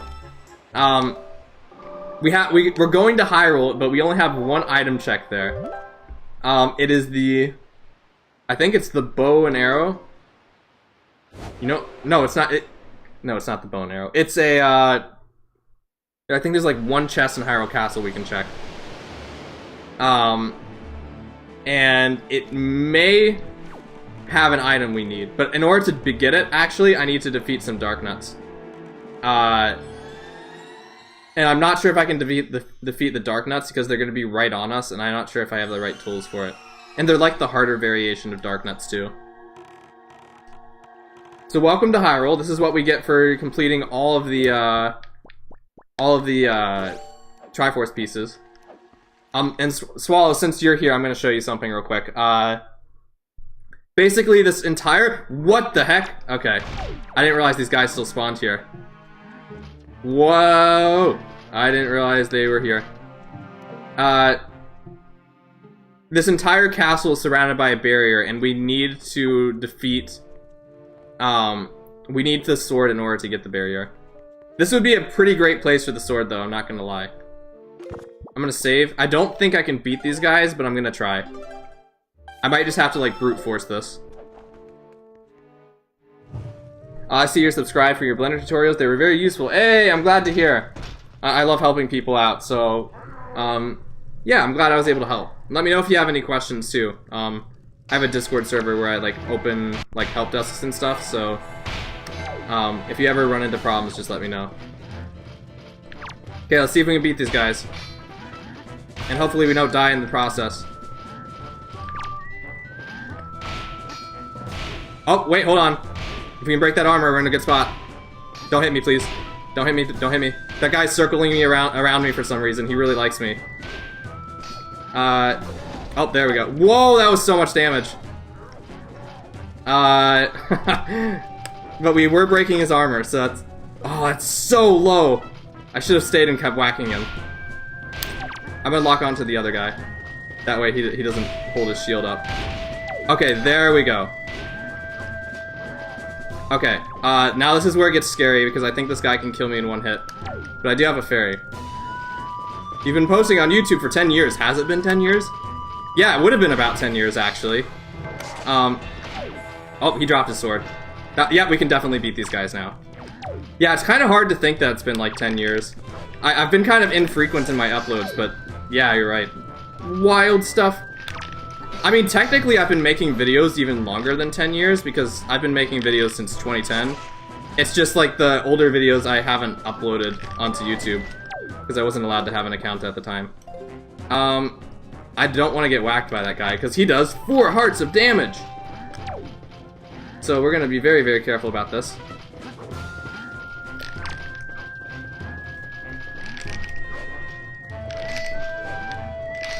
He still has a shield though, which is interesting. Maybe if this guy would whack his friend, that would be pretty great. There's like a very fine, it's very hard to tell, but there's like a very fine line between this guy and getting whacked in the face. How old am I? You can guess my age, yeah. Oh, there we go. I almost got whacked, but that's okay, because I beat this guy up. Now they're separated, so now I can... That did 4 hearts of damage? What? And he got his sword again? Shoot. In that case, I'm gonna drink this. Let's see. Is there any item here that can be useful? Oh, magic armor, of course. Okay. I'm gonna do this to try to get that last hit on that guy. Because he did take his sword back. Yep, that probably would have killed me otherwise. Goodbye, good sir. Take this back. Except we're gonna wait for him to go this way. 24, 33. Nope, I am 26 at this moment. That's a good guess, though. I was born in a long time ago, evidently. Now, for these guys with the shields, you can usually just spin and, like, take them out that way. There we go, nice. Now this guy will get a lot easier. Assuming he doesn't punch me in the face, which could also happen. I'm not ready to be 30. I don't want to be 30 yet. Think about it, and nice battle, that was pretty epic. Thank you, Brad. Yeah, those guys, since we're on quadruple damage, they do 3 hearts if they do a jump attack on you, so that would have done 12 hearts of damage. That is a worthless item. RIP. Am I 38? I am not 38, thankfully. But unfortunately, Hyrule does not give us any items. Nah, probably 40. No, I'm not that old yet. Is the GameCube 40 years old yet? It's not 40 years old, so I'm not 40 either. So Hyrule's not giving us anything. That's unfortunate. Were you animating in 2014? Were you like 13 or 14? I would have been around 15 or 16 when I started animating. Was I born in the 70s? I was not born in the 70s. I would have been interested to see the 70s in person. Because think about it, guys. Every one of us who was born after the 70s is never going to experience the 70s. The 70s is like lost media. We will never ever know what that is. Also, I need to check this off, I just realized. I thought it was a close guess. Yep, unfortunately no, I was not born in the 70s. Let's see where else we can go. Actually, there is one more spot in the Wind Temple I can check. Oh, and I still need to do the trading side quest. That's right. I'm gonna look up the trading side quest actually real quick. Trading side quest. Hopefully I don't run into an octopus. You missed everything? Because there's no way you are actually 26. I know, like, 26 is like the most non-age ever. Like, nobody's 26. 26 is an illusionary number. Heroes flag. Big sail flag. Heroes flag. And then the postman statue. It's like the same merchants. Okay, let's see what item we have here real quick. You must be older. Maybe I am. What item is this? Can I open it? I need to get to an island.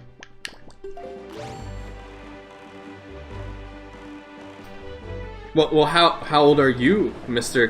KW9 and the Bread Pirate? You don't actually have to answer that.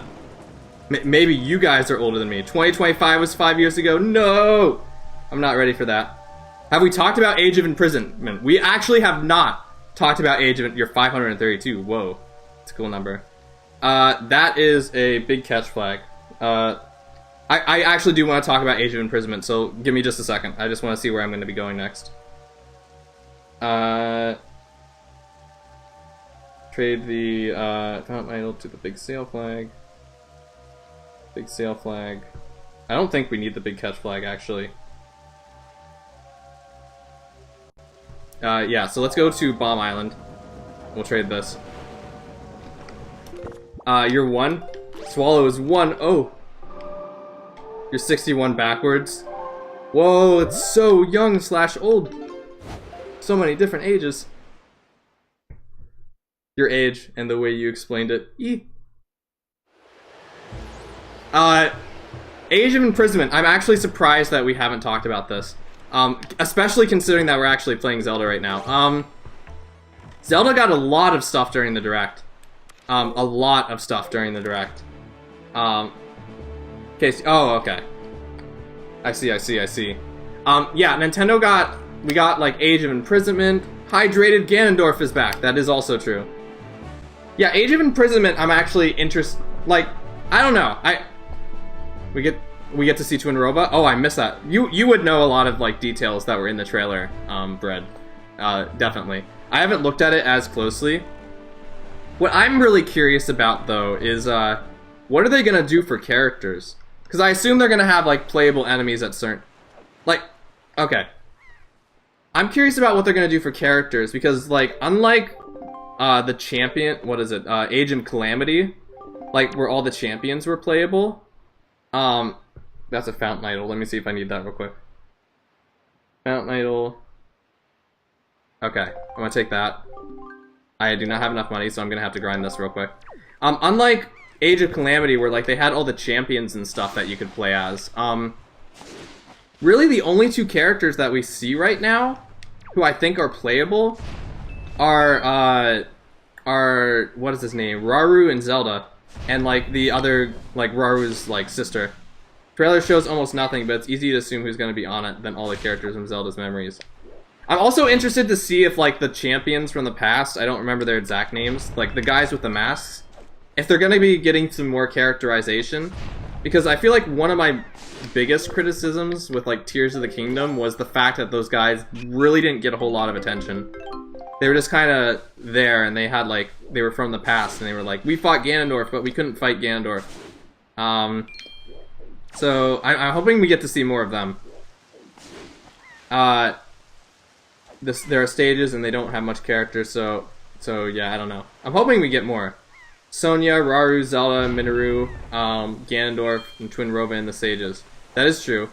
Because, like, what I think would be really cool, what if they let you, like, go back and forth between, like, playing for Ganondorf and playing for Zelda? Because that would be a way to, like, give you more characters, like, in the main story. Because, like, think about it. Like, you could probably advertise around that, too, and, like, keep hidden characters secret. I don't know. Let's get some more money over here. I need 1 more rupee to trade this thing. And then I might, like, go get a couple more. I just need 1, come on. True, maybe the story will suffer because the characters are bland. I hope not. I'm hoping that they characterize those characters more, actually. Or maybe they'll introduce, like, new characters as well. Or they'll do what, like, Age of Calamity did. And they'll have, like, some time shenanigans. I don't know, I feel like what games, like, what's the word? What these games are, I feel like, before being, like, a cohesive story is kind of, like, a celebration of the game that they're advertising. So I feel like if they're going to choose between, like, representing Tears of the Kingdom as, like, what's it? If they're gonna choose between representing Tears of the Kingdom as, like, a game in a Dynasty Warriors game and, like, making a cohesive story, I think they're probably gonna choose the former. But I don't know for certain. Because, you know, I'm not the developers, I can't really say what that is. But basically, if there's, like, some characters that are, like, super iconic to Tears of the Kingdom, I think they're going to be included in some form or fashion. Fountain Idol, so I'm gonna go and grind just a little bit more money. Actually, wait, no, is there a Beetle Shop?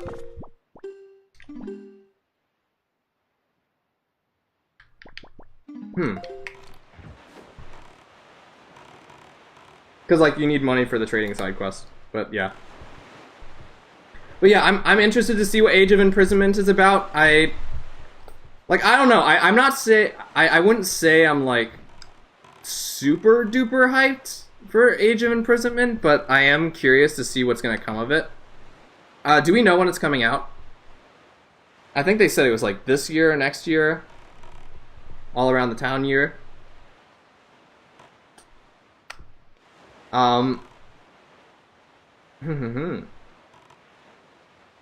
I'm just interested to see what's gonna come of it. Because I feel like Age of Imprisonment didn't have as much attention as like the Age of Calamity thing had. Or like the Calamity War. I don't remember exactly. Winter 2025. Hey, nice. I remember Age of Calamity came out on my birthday. That was pretty fun.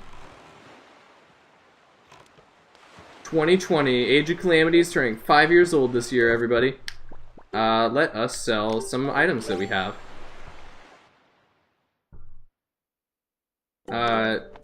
I don't know how much money this is gonna give me. I think that's 5 apiece. Yeah, okay. This I think is like 20... Or just 5, alright. This isn't giving me as much money as I thought it would. I guess I'll sell these. Oh, these sell for 5 too. Okay. Beep beep boop. Robots Drago is here to make beeping noises. Alright, let's go to the Mother and Child Island now, and we'll get the flag there. I have returned. Hello, Star, welcome back!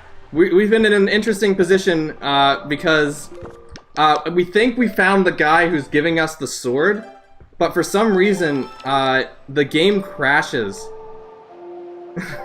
The game crashes whenever we try to talk to him. So we're checking all the other spots right now, just in the off chance that what this guy is giving us isn't the sword. And then from there, we're gonna try and find a way to sidestep that. If I can't get the sword of the stream, I'll look into it afterwards, and see what we can find. Can't think of much else to say. Unfortunately. Oh, and we completed the Triforce. That was pretty big. That's okay. Sometimes I feel that way as well. But then we can ask each other weird and random questions about life, and then everything is solved because we do not blow up. I still need to play Age of Calamity and the original Hyrule Warriors. All of them look fun. Oh yeah, I was gonna mention that. Another reason I think Age of Imprisonment might do like that double-sided story thing is because Hyrule Warriors does that at some point too. Zelda Channel hasn't played a Zelda game. That is impossible. Whoa! I know. Bread must play every single Zelda game in order, and he must have it documented on video so that everybody knows for 100% certainty, without a shadow of a doubt, that he has played every Zelda game to everybody's specifications, specifically. I think that's the big sale flag. Yeah, so this is what we need. $35, that's not too bad. And then we go to Great Fish, and we're gonna get money there, and hopefully we have enough. Does this game Randomizer give you a spreadsheet of all the stuff? I know some do that. It does, yes. I'm debating, like, if, like, the only place left is to check the, I think the strategy is going to be, if I'm gonna check every other location I can reasonably check. And if the only thing left is the moon guy and we can't get whatever item the moon guy is giving to us, I'll check the spoiler log. And if the moon guy gives us the sword, I'm going to use a special behind-the-scenes trick to give myself a sword. And then we can go from there. Though at this point, I actually suspect it might not be the sword, unless Phantom Ganon has like a very specific item that we need to progress. Because this was the thing we needed. $75. I do not have $75. Don't worry about it. I'll get some $75. Just you wait. Yes. I know, you're such a bad fan. No, Bread Pirate is the best Zelda fan in the whole wide world. Gets to do all the things. Gets to do all the Zelda games. I think a lot of Zelda games, are only possible to enjoy if you first play as a kid. Some of the older ones are crazy and unintuitive. Link's Awakening I found incredibly arduous. The only part of Link's Awakening I found particularly arduous, I think, was like the side quest towards the end. Like basically the trading quest that we're having to do right now. Other than that, I enjoyed my time with Link's Awakening. A Zelda game I really want to go back and play though. You, as a Zelda YouTuber, you agree too. Indeed. Your opinion has the Bread Pirate's seal of approval. The thing that I really, where was I going with this? The game I really want to go back and play soon is Oracle of Seasons. Because it was really weird. I actually experienced the season games through the manga first before playing the games. And I remember really liking the Seasons manga and not liking the Ages manga. But when I went to play the games, it was the opposite. I really liked Ages, but I disliked Seasons. I still consider Seasons to be my least favorite Zelda game at the moment. But I really want to go back and play that because when I played Ages, I had like the data I got from like completing a save file of Seasons. So I'm thinking that maybe that will change my perspective on it. I'm gonna grab one of these while I'm at it. Zelda games are more fun as a child. That's why I dislike the adult fans who complain all the time. Y'all aren't the target audience. TP is your favorite? Let's go, TP gang. Just replayed Phantom Hourglass, and that was a blast. Gotta play Spirit Tracks for the first time soon. I love all three of those games. Twilight Princess is gonna be a talking point soon, because Chugga Conroy is now Let's Playing Twilight Princess. And now that, like, we know GameCube games are coming, that's also gonna be the talk of the town, is whether or not Twilight Princess is actually gonna come back to the console. That would be great. I like Twilight Princess. I said this earlier, but it's my second favorite Zelda. TP is my second favorite Zelda behind Wind Waker by a very, very, very, very close margin. Honestly, nostalgia might be the only thing that pushes Wind Waker above it for me. But yes, because I was again saying this early on stream. I think the second arc of Twilight Princess, where you're like looking for the mirror shards, is like the best arc of Zelda in the entire franchise. Arc 2 of Twilight Princess is amazing. The dungeons are cool, the bosses are cool, what's going on in the story is cool. Like, I honestly think it might be peak Zelda. Nostalgia is a valid reason to love Wind Waker better. I don't know. It's just Wind Waker being on NSO makes no sense. Like, Wind Waker's not old. It's not outdated.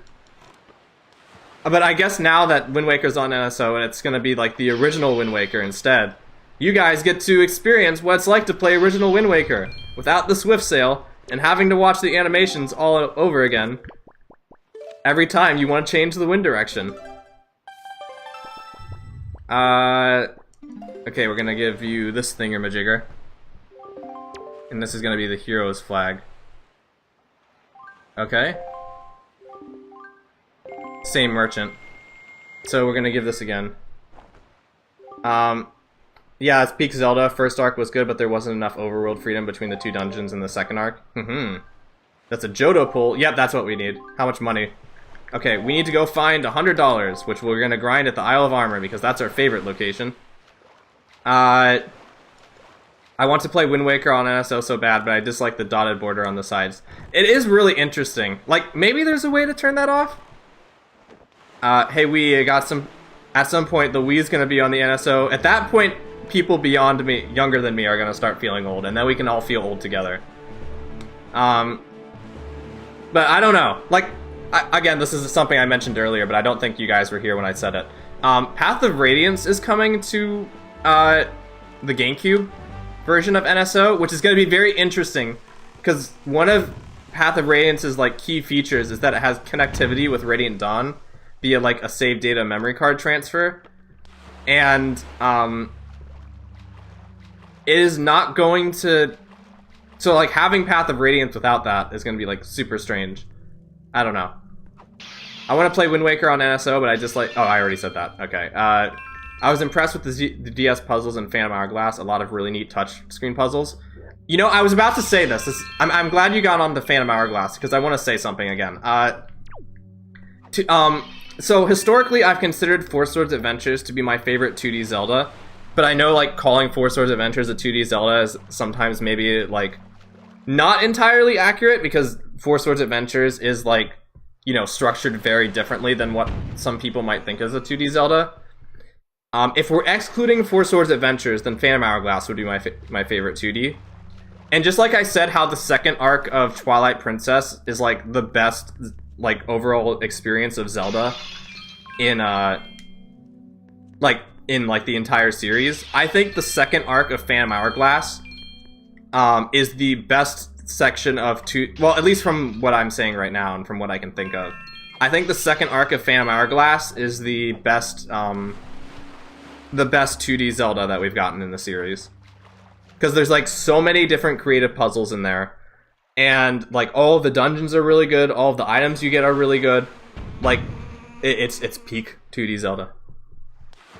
Seeing how many of your people in your chat had like Black and White as their first Pokemon game makes me feel old. My first was Silver.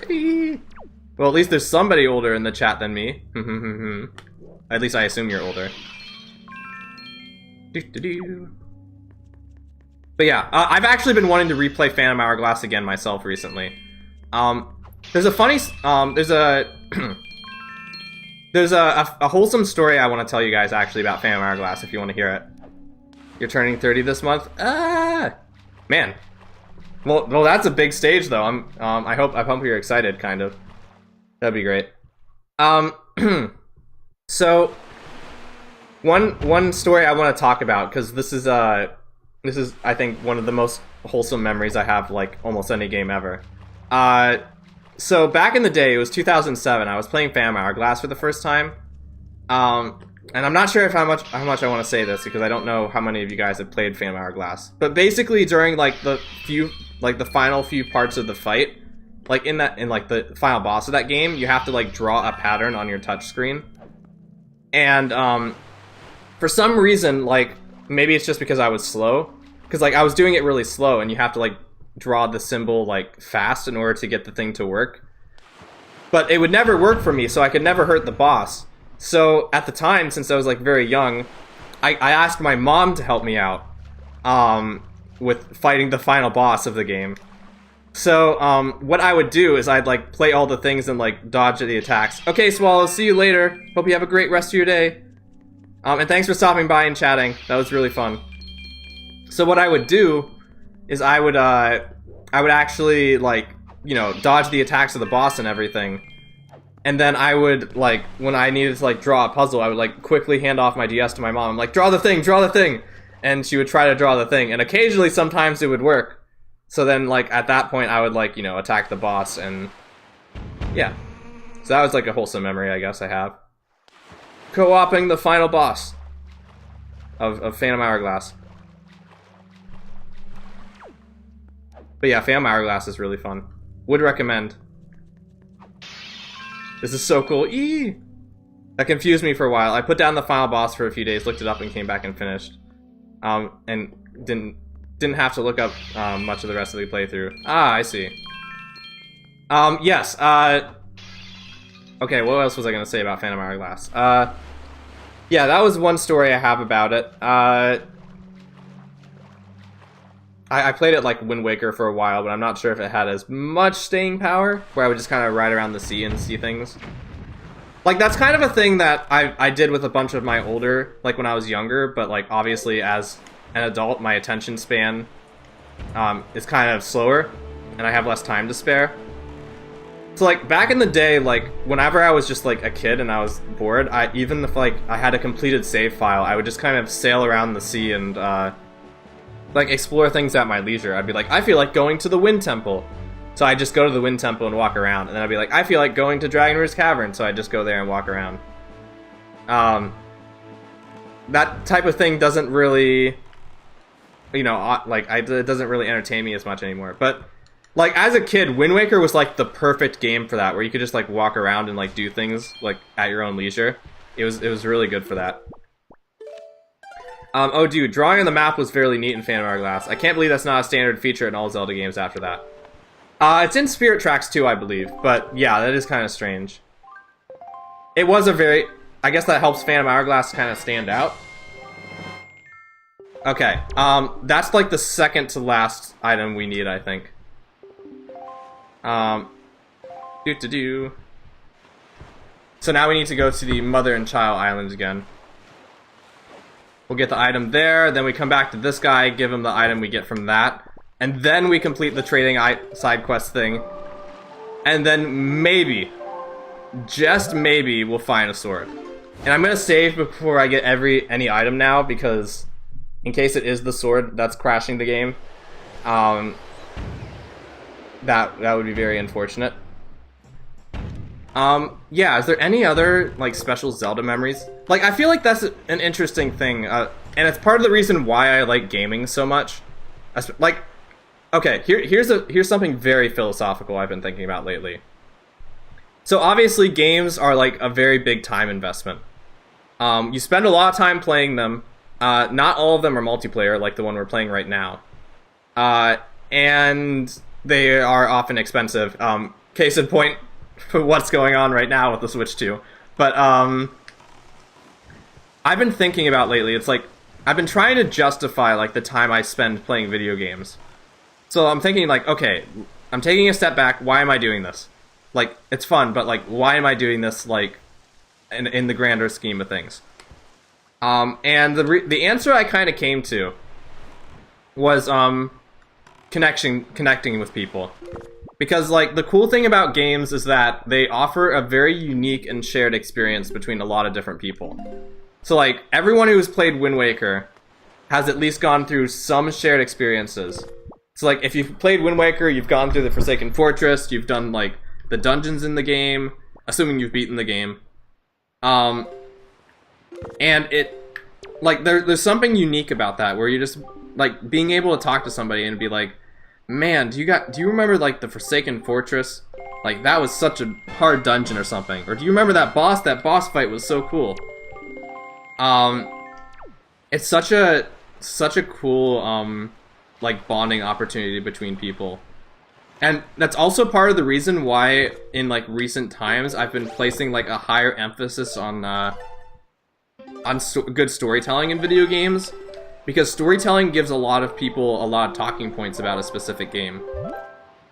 And, you know, those are more bonding moments that people can have together. Where was I going with this? Where was I going with this? And I also think that, oh yeah, and video games offer, like, a very unique opportunity to introduce storytelling, because it's like, or like a very unique opportunity for storytelling, because it offers, like, a lot of different opportunities in, like, giving players choices. Because think about it, like, in movies and books and things, like, you're on a linear path. Like, the protagonist is gonna experience what they experience, and you don't really get a whole lot of the say in the matter. Where in the game, you can, like, each journey is unique. Like, each player can experience something different, and sometimes even make, like, storytelling decisions. I don't know. I remember recurring dungeon in Phantom Hourglass being hard, but replaying it, I thought it was cool and not hard. Oh, that was another cool point I wanted to talk about. Yes, Temple of the Ocean King. The Temple of the Ocean King gets a lot of hate, because, like, you often have to go back there a lot. But, okay, give me a sword, please. Oh, let's go! That actually is great, though. That's actually huge. That opens up some stuff.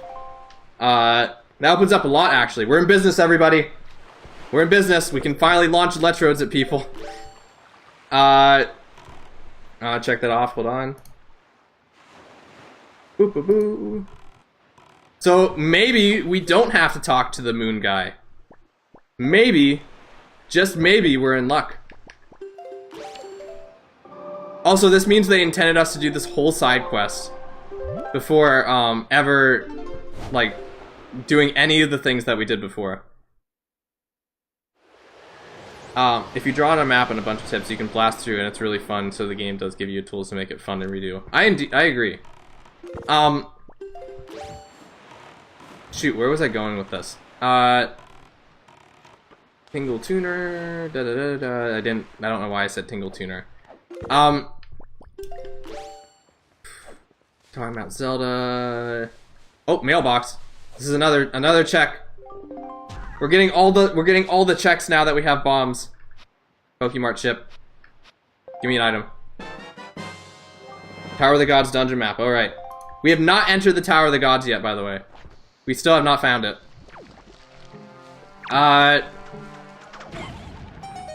Shoot, what was I gonna say? It was something about Zelda. Oh, that's a choo-choo check too. Let's go! Everything just went from 0 to 100 really quickly. Now we can finally get this item. We're in business, everybody. Let's go!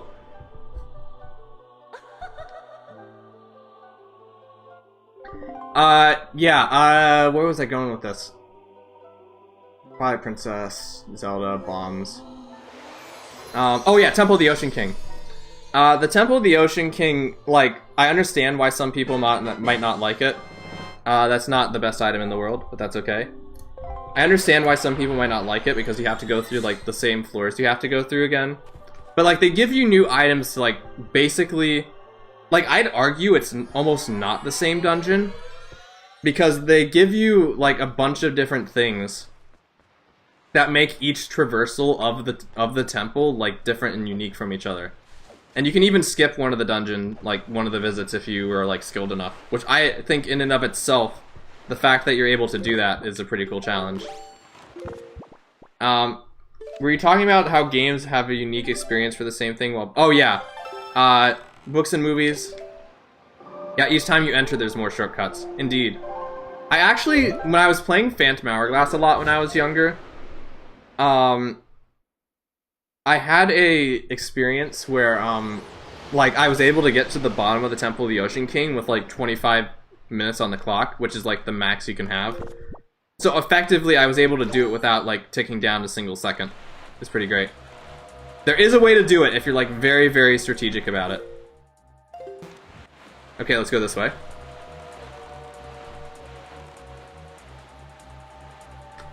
Boo-da-da-doo. Can't believe I've almost been streaming for 4 hours. Look, Gyarados, guide me to the journey. Treasure maps you get throughout the game can give bonuses for time for the hourglass. Yes, that is true. You can also pick up sand within the Temple of the Ocean King themselves to refresh time. So it helps if slow if your helps. The funny thing is though, is as a kid, I hated the Temple of the Ocean King. Because when I was younger, there were two things in video games that I hated with a passion. Stealth sections and timers. And the Temple of the Ocean King is both. So I hated the Temple of the Ocean King when I was younger. Same, you hated it too? Yeah, it's interesting how the perspectives kind of change with that. I guess since we're on Windfall, we could try the Moon Kid again. Do you want to try the Moon Kid again? For right now, we're gonna give this guy our little jellies. Watch this be a sword. Come on, we have 81 locations remaining. Like, we literally have so many locations where there could be a bow or a sword, and we have not found any. We are 4 hours into the stream. We have not found a single sword. This will be the time. Come on. Look at that epic zoom in. This is it. This is the moment we get our sword. Give me a sword, please. No! Game. Why? Oh, I already checked this off too. So really, literally the only thing we have left to do on Windfall. The only thing we have left to do on Windfall is the Moon Kid. I'm gonna save, I'm gonna try this one more time and see if it works. It's funny how things are like, you like in a game are different depending on your age. As a kid you love X and Y, but as an adult you dislike X and Y. I've only played X and Y once, so I'm really curious to know what my opinion of it would be if I went back and played it. I have a lot of nostalgia for X and Y just because, it allowed me to, like, experience online like, communication for the first time. So, yeah. Hello, lad. Please don't destroy my game. Give me a sword. I'm gonna save and get out of here. Moon Kid did not crash our game. Alright, we finally have the thing. It's not a sword for some reason. Well, wow. Hey Corvazel, welcome back. Good news, we just got the Moon Kid to give us the item that he had. Bad news, the game just crashed again. Good news, we have the item, and I saved, so we do not need to talk to him ever again. And until this just like wipes out my entire save file for some reason. Pink screen of death. I know, right? Imagine if like the game just corrupts right now. If the game corrupts, that's gonna be it. Like, no way are we going all the way back through that. That will be the end of the randomizer. Nah, actually, I really want to see how this ends though. It did save, right? Please tell me it saved. If I have treasure chart 3, that means it saved.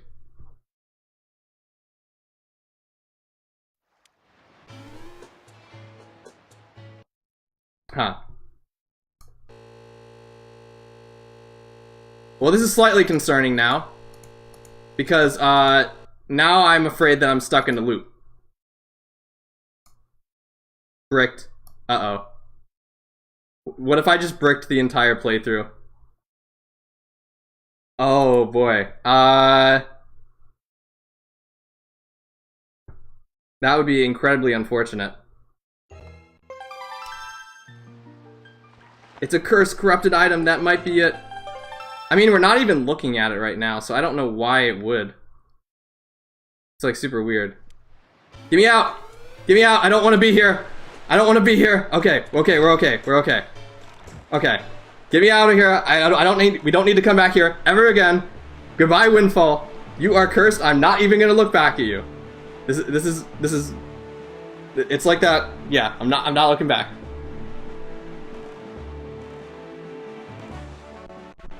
Okay, we're out. Freedom. I'm gonna save, so we do not get stuck in the loop. It's a cursed, corrupted item. Maybe that's it. Are some of the models just maybe messed up? I suspect. But, like, we've gotten treasure charts before, so I don't know what it was about that in particular that was causing problems. If you look, yeah, that's exactly what I was about to reference, Brett. Like, I was debating if I wanted to reference it, but yes, I was gonna say if you look back, you're gonna turn into a pillar of salt. Even though I literally just turned back, so yes. Yeah, exactly. Okay, now let's see what this dreaded treasure chart actually has. Watch this be, like, the most worthless item. Like, this could... Like, I was expecting that to give us the sword outright, so this theoretically could be, like, the worst item. But we're in business now. We have the bombs, we have the, the guy finally gave us an item. We're in business. We can keep going. What island is this? Is that... Oh, it's, Stonewatcher, okay. Let's go to Stonewatcher then. That's down that way, okay? Yeah, so we're making progress. Maybe if we're lucky, we'll get all of the swords and all of the bows, like, right in a row. How crazy would it be if, like, all of the sword upgrades were, like, right in a row? We're gonna get a sword. I'm almost confident. Like, there's no way. There are 79 locations remaining. Like, do the math. There's no way we are not getting a sword. There are 4 swords in this randomizer right now, of these 79 locations. And we have an entire dungeon that we have not checked yet. Are the swords forced to be in a row? You can just skip the Master Sword randomly? No. How it works is, the swords are kind of, like, categorized in stages. So, like, for example, like, there are 4 sword locations right now. And whatever one you get, it doesn't matter which one, will give you, like, the first version of the sword, like the hero sword. And then the next sword that you pick up will be the Master Sword. And then, like, the ones after that will be the, like, the Master Sword upgrades. It doesn't matter which order you get them in. I mean, yeah, it doesn't matter which order you get them in. It's just like the swords kind of stack on top of each other, if that makes sense. Okay, guys, here it is, the sword. 100%. 0% chance of this not being the sword.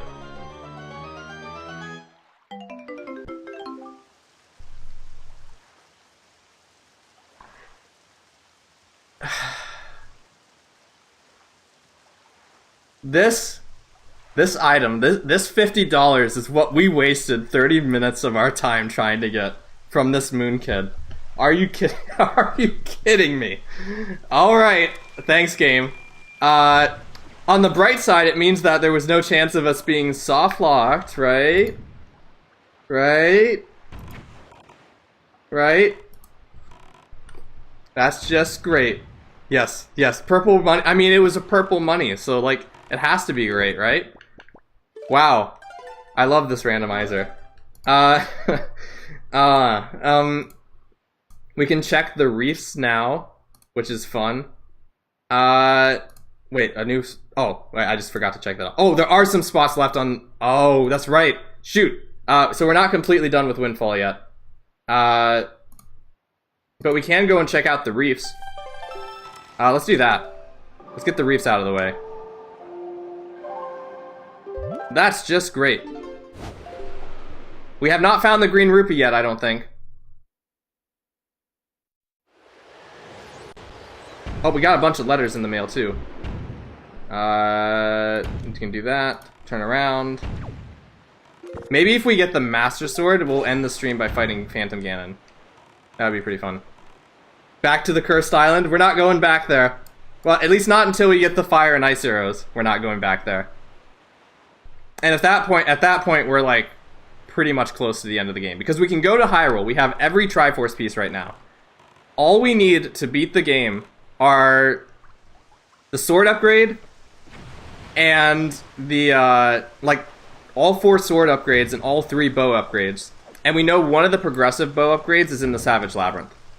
So if we get 1 bow and the Mirror Shield, we can go to the Savage Labyrinth to get the Fire and Ice Arrows and go back to Windfall. Oh, wait, that's right. I have to destroy the cannons first. I was gonna fly to get the chest, but then I remembered I still have to do things. Womp womp. This way. Okay. I cannot believe... I still cannot... Like, why did the game have trouble loading that? What the heck? Oh, that's Genesect. Okay. For a second, I thought Lapras was wearing a hat, and I was like, what is going on? But no. Genesect is just throwing electrodes at people. Ouch. Boop, boop, boop. Okay, there we go. I think I mentioned that, like, I don't know if I mentioned this actually, but I learned recently that the reefs actually all offer unique items. Like, every one in the base game gives you a treasure chart, but all the treasure charts you get from the reefs give you, like, special charts that, like, map out certain locations. So, it's pretty unique, actually. I'm glad if the reefs were going to exist, they at least gave them, like, a unique item that is unique to them, if that makes any sense. I still stand by that the reefs are probably, like, the worst set of islands in the... Well, I don't know, actually, now that I'm thinking about it. Are the reefs the worst, or, like, the fairy islands the worst? Because, like, the reefs at least have, like, a unique structure to them.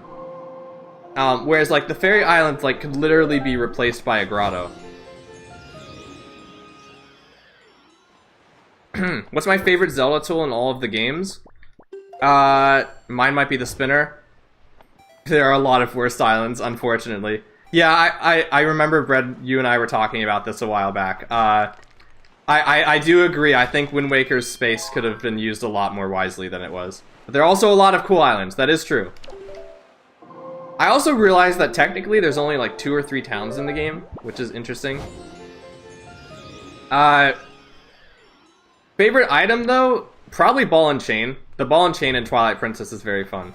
Because, like, again, think about it. Like, when I was talking earlier about how the second... Wait, I gotta hold on, just in case this is the sword. That is definitely not the sword. That is what we call a womp womp.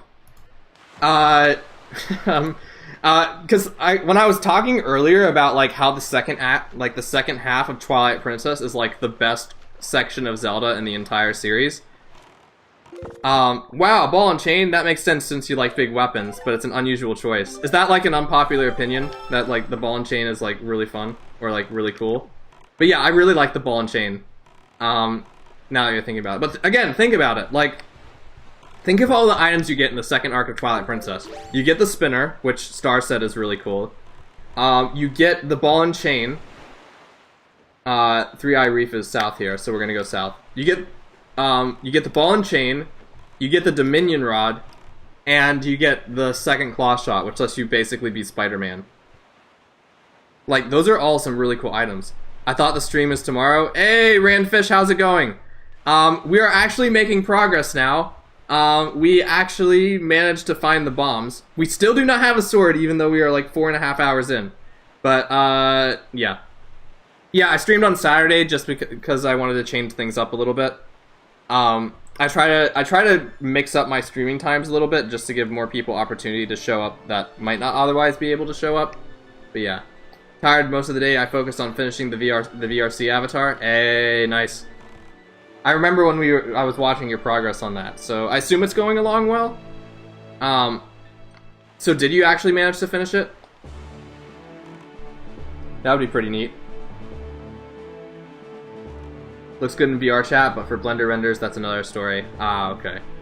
I mean, like, I think the big thing, it's kind of like, you know, making sure it works in VR chat, but I'm glad you made significant progress on it, though. That's great.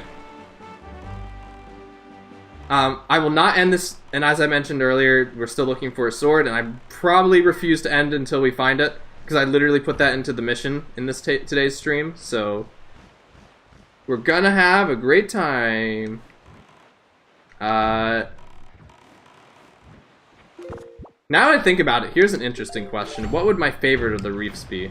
Probably 3-Eye might be close to my favorites. Ouch.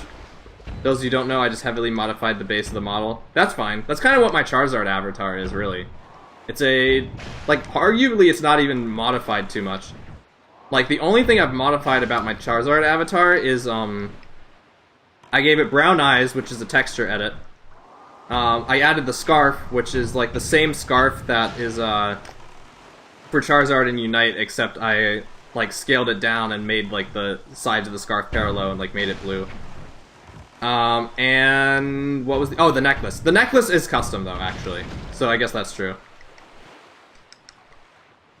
Hello, friend. Meet Genesect. Bam. Genesect wins the battle.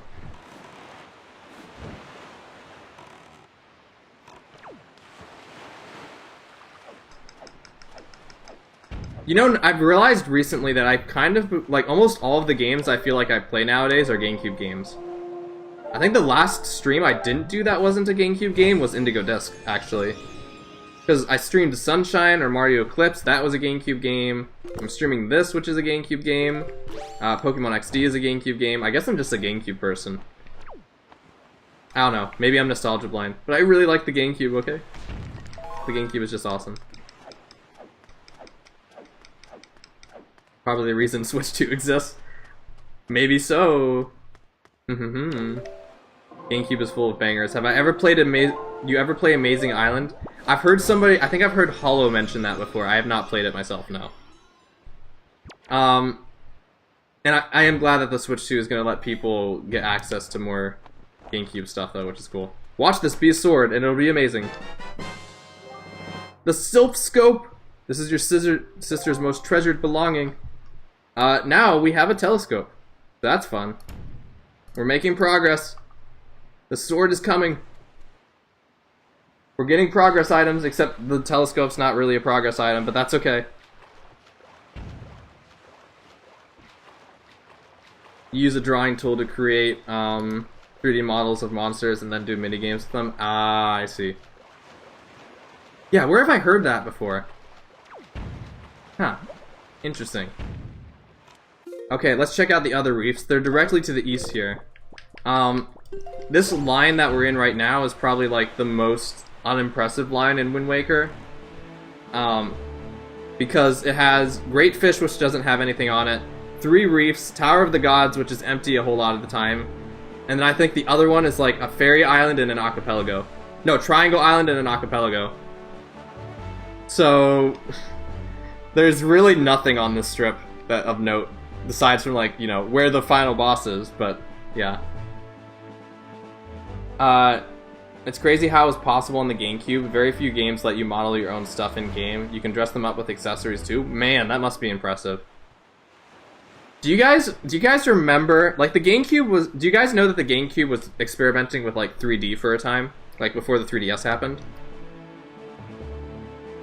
I've heard that was a thing that they tried to do. In, like, 2001, which is pretty crazy. I didn't even know 3D technology, like, existed that far back.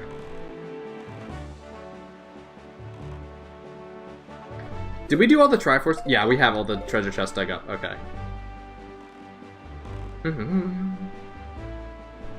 If we're not careful, we might run out of electrodes. Now that I think about it, we don't even have any quivers, I don't think. So really, like, the only things left are, like, pieces of heart, the swords, and, like, a few other things, really. Don't run into me, helicopter. Okay. Hello, helicopter. Do not blast me, that's very rude.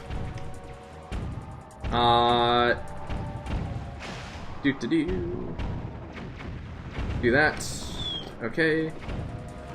You were limited by the save space, though, even though monster was like... Wait, hold on. I'm trying not to get blown up. I'll read your comment in just a second. This way. Do that. The helicopters really want to get in here.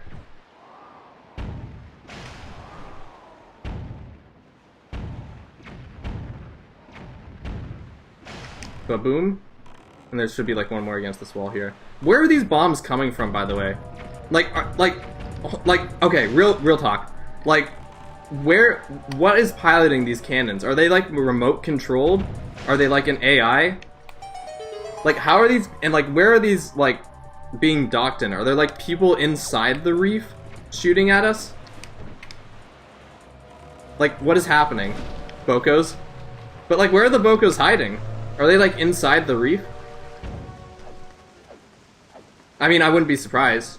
It seems like Bokos would be the right answer. Do that. Go this way.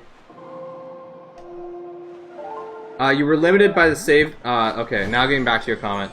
Limited by the save data space, though. Each monster was 8 blocks. So a standard memory card can only hold like 5 or 6. Oh, okay. I got it. It was kind of a similar thing in Melee. Like, you could take pictures in Melee, but everything took, like, blocks up in your memory card. You know, here's a funny GameCube story, actually, that I don't think I've talked about too much. There was a time in my life where I kind of really regretted, or, like, really had a disdain for the memory card system. Like, I like it now in retrospect, but there was a time where I really didn't like it, because, my memory cards always corrupted on me. Please be a sword. It's another empty can! Whoa! So valuable. Actually, that's kind of valuable. Now we have all 4 of them, which is great. I can sense it. We're getting all important items here. There was a time where I really didn't like GameCube memory cards because they kept corrupting on me, so I used to be under the impression that they were just kind of like poorly built for holding saves and disdained them for that. Then I realized the reason that my memory cards keep corrupting is because when I used to play games and had a bunch of my saves, like, stored between different memory cards, I would, like, turn the game on, swap on, like, turn my game on, see if it was the memory card with the save data, and if it wasn't, with the game still on, what brand did you get? I never had one corrupt. I don't know. I think they were officially branded. I think it was the way I handled them that caused problems. So, like, while the game was still on, I would take the memory card out and then quickly put a new memory card back in and see if it was the right save. And I would do that like almost every time I switched to a different game. Like, if you're doing stuff like that, like, no wonder my memory card's corrupted all the time. I think I always wondered why the 3DS used blocks to measure game size. Like, gigabytes is a simple concept. I guess it's just, like, kind of to be on brand with, like, Nintendo's stuff. Or maybe they had, like, a marketing strategy. Like, they don't say blocks anymore. Now they actually say, like, gigabytes and stuff. But I guess it was just them trying to, like, make, like, a casual understanding for, like, what certain spaces of memories were. I don't know. How much is a block, actually? Like, what's, like, the blocks converted to gigabytes? I don't actually know. I swapped cards on the fly all the time, though. I did what you're doing and never got them corrupted. Huh. Maybe I just damaged my memory cards, then. I don't know. There was one reliable memory card I had that was, like, lower... It had, like, less space on it, but I remember it being, like, very, very reliable. Like, it never corrupted. My original Wind Waker save is still on there, actually. I kind of want to go back and check and see when the last time I played on it is. You know, guys, if we really, really, really wanted to drag out the stream, or we ever wanted to come back here, and there's no reason we'd ever want to do this, actually, because this has nothing to do with the randomizer. We have the deluxe photo box.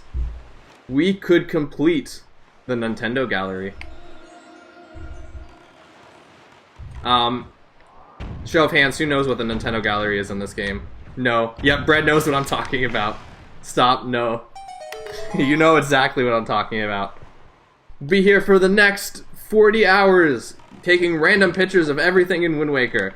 3 photos at a time, because this is before our memory could hold could hold, like, multiple photos at the same time. I think blocks make sense because when you have limited storage, you want to standardize the size of game saves to maximize how much data can be stored in each one of them. Ah, I see. Alright, alright. We're calling it now, guys. This is gonna be the sword. We know it. It's in our hearts. We have 73 locations left to check. This has a higher than quarter. This is almost this is almost like a definitely more than a 1 in 4 chance of getting a sword. Let's get our sword. Let's go. We got $200.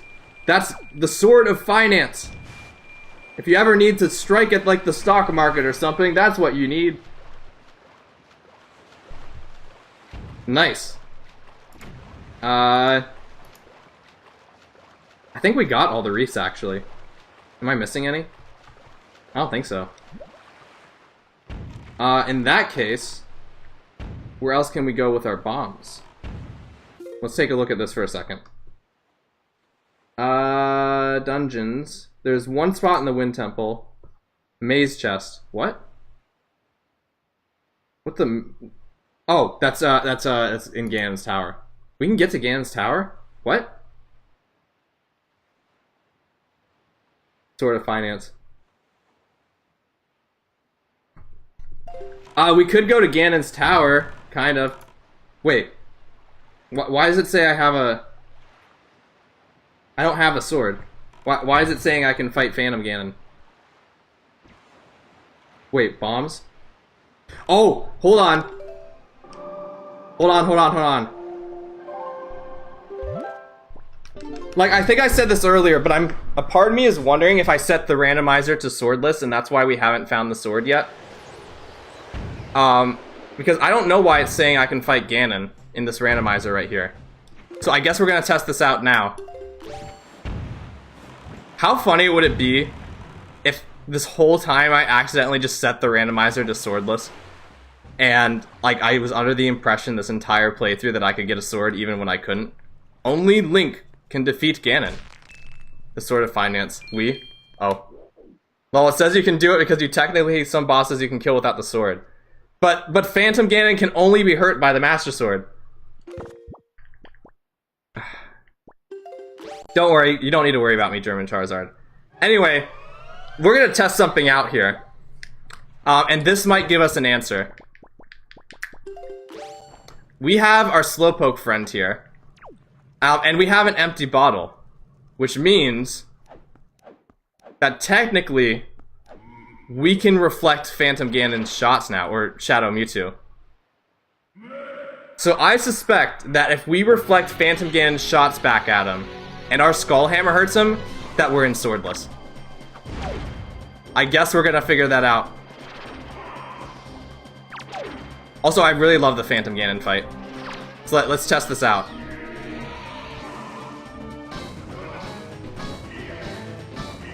Doo-doo-doo. Okay, do you take damage? Oh my goodness, he takes damage. Oh my goodness. I might have set this to Swordless. Oh my goodness. What have I done? Wait, what?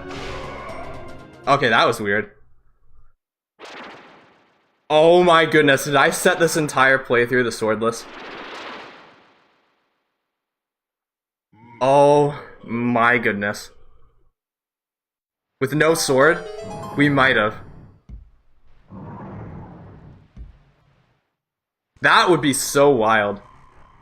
Gee, I didn't do it intentionally. I thought I set it so that we wouldn't find the sword. Watch this be the sword. Treasure chart 7. We are like 2 rupees away. In that case, if that's the case, we might actually not need the sword to beat Ganon. Wait. Wait. Hold on. No, I'm fairly certain we're on Swordless now, because it's saying we can get the Maze Chest in Phantom Ganon's tower. You need the fully upgraded Master Sword to beat... what have I done? You need the fully upgraded Master Sword to get to Ganon's tower. So if they're saying we can get to Ganon's tower... Why am I so silly? I am so silly. Holy smokes. Well, guys, I hope we get a sword today. Watch us finally get the sword. Somehow. Jaboon's Cave. Oh yeah, that's right, we can go to Jaboon's Cave. Let's do that. That is crazy. You are truly the Zard. What does that mean? So,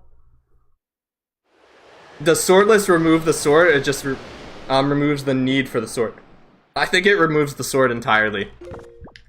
I think I may have just duped myself for like the entire last 3 streams. We outdone DJ in silliness. I mean, okay, to be fair, it looks similar when you're setting up the randomizer. It's like Swordless and like start without a sword. So they're like similar. It means you're the most silly person ever.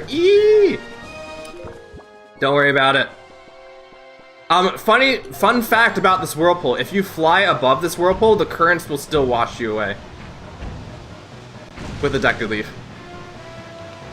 Holly, we outdone DJ in silliness. Oh, I already read that, okay. I cannot believe this. I'm kind of sad though, because the sword randomizes to like Zacian's sword, Zacian's swords in in what's it?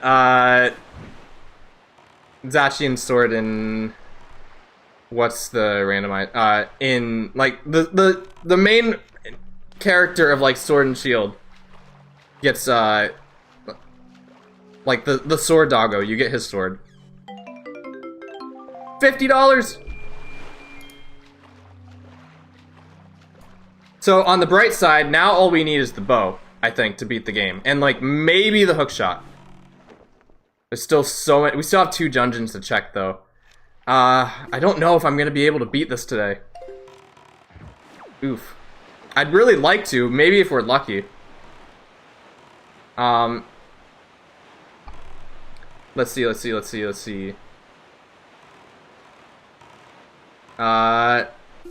If you want an excuse to play this independently, you could just tell us rather than telling us you want a sword. Oh, indefinitely. Oh. I'm not... I mean, look, as much as I'd love to play Wind Waker for the rest of my life, I have other things I also want to experience in my life, including Pokemon XD and Twilight Princess and many, many other amazing games. Maybe it's time to stop. Maybe it's time to stop and do it for a final stream, maybe. I want to see what else I can find first. Maybe you might be onto something, though. You might be onto something. Not gonna lie, I've replayed Twilight Princess like 4 or 5 times because Twilight Princess is a cool game. I cannot believe. Epic boss stream. I cannot believe I set this randomizer to swordless. What the heck? Let's collab with Corvazel and stream Blender. I should stream Blender again, actually. I really should. I think my audience would really, really like if I streamed Blender again. Okay, where are we going next, Dora? Wow.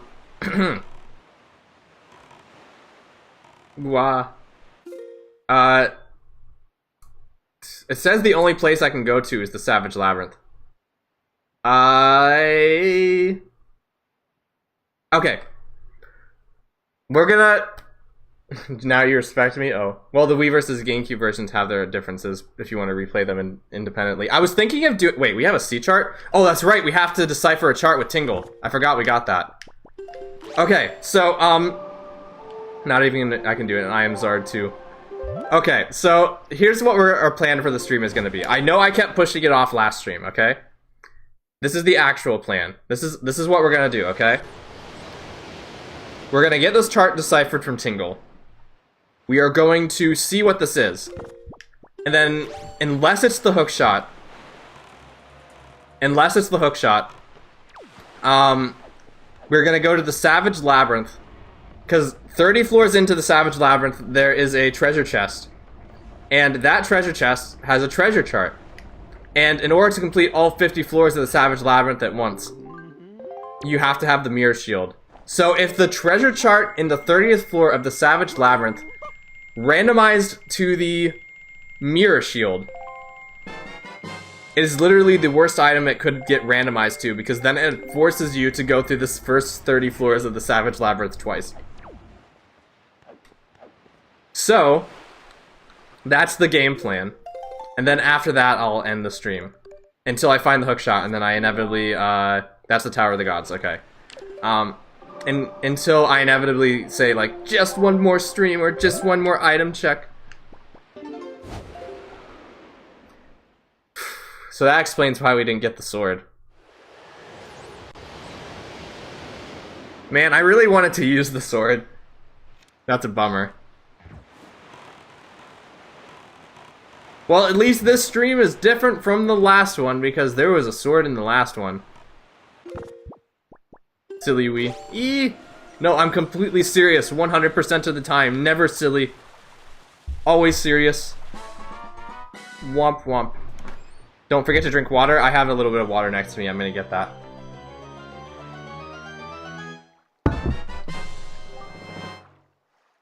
Wowie! It's the hookshot. Well, huh?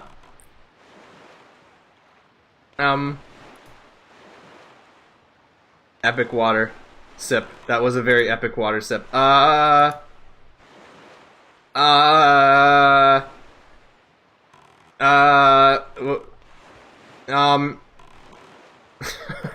don't know, man.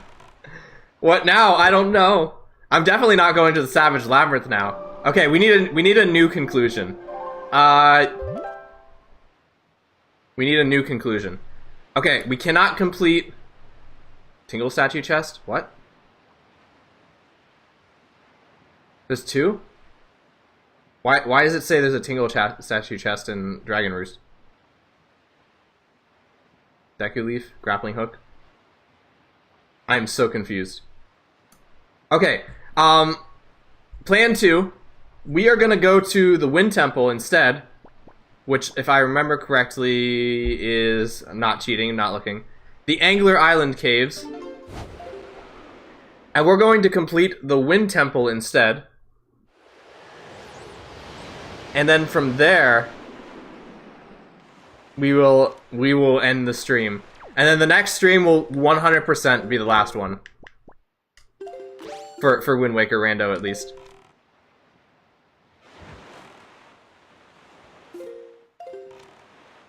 Do you prefer Wii or GameCube version of TP? I actually like the motion controls. Gotta stand up and swing for real, though. Not just sitting... Yeah, you gotta get into the motions of things. I've never played the GameCube version of TP, so I don't really have any opinions on it. But I do really want to play... Like, but for some reason, all of the mods for TP are GameCube, like, they require the GameCube version. You also have a skill issues in promising. I also, too, much have skill issue in promising stuff. That's definitely a sentence. Yeah, all of the, like, mods and cool tricks and glitches and stuff exist on the GameCube version. So I've been wanting to get a copy of the GameCube version so I could rip it and, like, play the multiplayer. Which, by the way, I'm not sure if this will happen, like, on stream or, like, off stream, but, like, if anybody's ever interested in playing Wind Waker, like, Twilight Princess, like, multiplayer, or Wind Waker multiplayer, actually, for that matter, let me know. Because Wind Waker Twilight Princess multiplayer is actually kind of really well built from what I've seen of it, like, gameplay-wise. They have, like, quality of life features that prevent the game from loading, like, reloading when someone falls off a cliff. And, like, people can join your session of Twilight Princess, like, mid-game. You don't need to completely restart the game to have new people join. It's funny because I realized TP has a fishing and budge catching minigame. Maybe I'm biased and I love Animal Crossing. Wait, TP multiplayer? That's crazy. I've never heard of that. Yep, it exists, and it's actually really good. I'll send you a clip afterwards, Star. Don't let me forget. Like, it's actually really refined. Like, you can have, like, fights with people and stuff. Like, actual, like, sword fights and stuff. It's really, really cool. So, like, that's on my agenda to play in the near future. Like, obviously, there's some broken parts, but, like, compared to, like, Wind Waker... Like, I want to play Wind Waker Wind Waker multiplayer too, but I feel like Twilight Princess kind of lends itself better to multiplayer, not only because it's more refined, but also because, not getting set on fire is healthy. Also because there's more space to walk around in Twilight Princess compared to Wind Waker. Because, like, really only one person can drive the boat. So, there's a lot of, like, you know, walking around and stuff. Gotta pull out the leaf again. I'm gonna show you guys something real quick. Thanks for the wisdoms about Fire's Week. Yeah, it's very unhealthy. I would not recommend.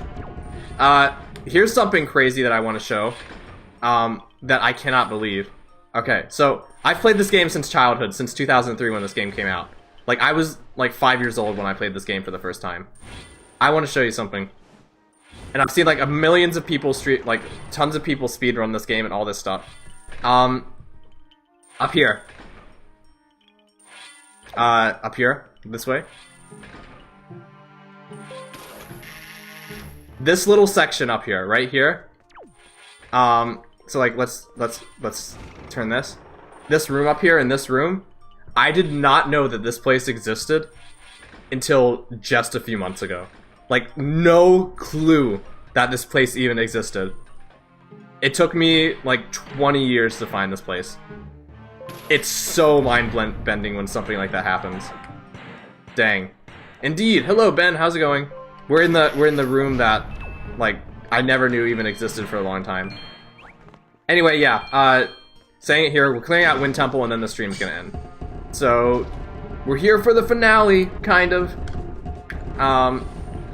Especially since next stream we're gonna have, like, a bunch of caves to check out and stuff. It'll be great. What are the 4 chests we do not have? Chest behind Giant Stonehead, big chest key. Which requires us to fight the Darknuts, actually. That's gonna be very hard. Kill all enemies in tall basement room, and then Mulgara head chest. Okay. In that case... do we even need Makar? Ow. Did you get a sword? Does anybody want to tell Ben about the sword thing? I'll tell him. No sword. Sword is turned off. Yes, I accidentally made this a swordless playthrough of the Randomizer. So there is no sword. We've just been looking for something that doesn't exist. This entire playthrough. Yeah, I guess that's what, like, looking for the Fountain of Youth is, kind of. Please be the bow. It's the Tower of the Gods compass. Whoa. So shiny. Yep, so...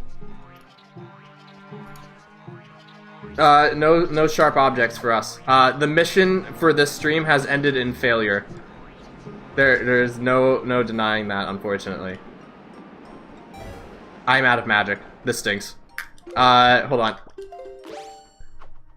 Oh, saved. Let's go. Where's the other chest? Big key chest. Cool. Oh, we have to go to the room with the dark nuts. I'm going to break my legs. Ow. I probably shouldn't have done that because health is very important right now. So yes, top 10 anime story twists. No wonder. Okay, here's a really weird idea that I've been thinking about for a long time, actually. The Dark Nut fight is gonna be so bad. Oh, it's gonna stink. Oh,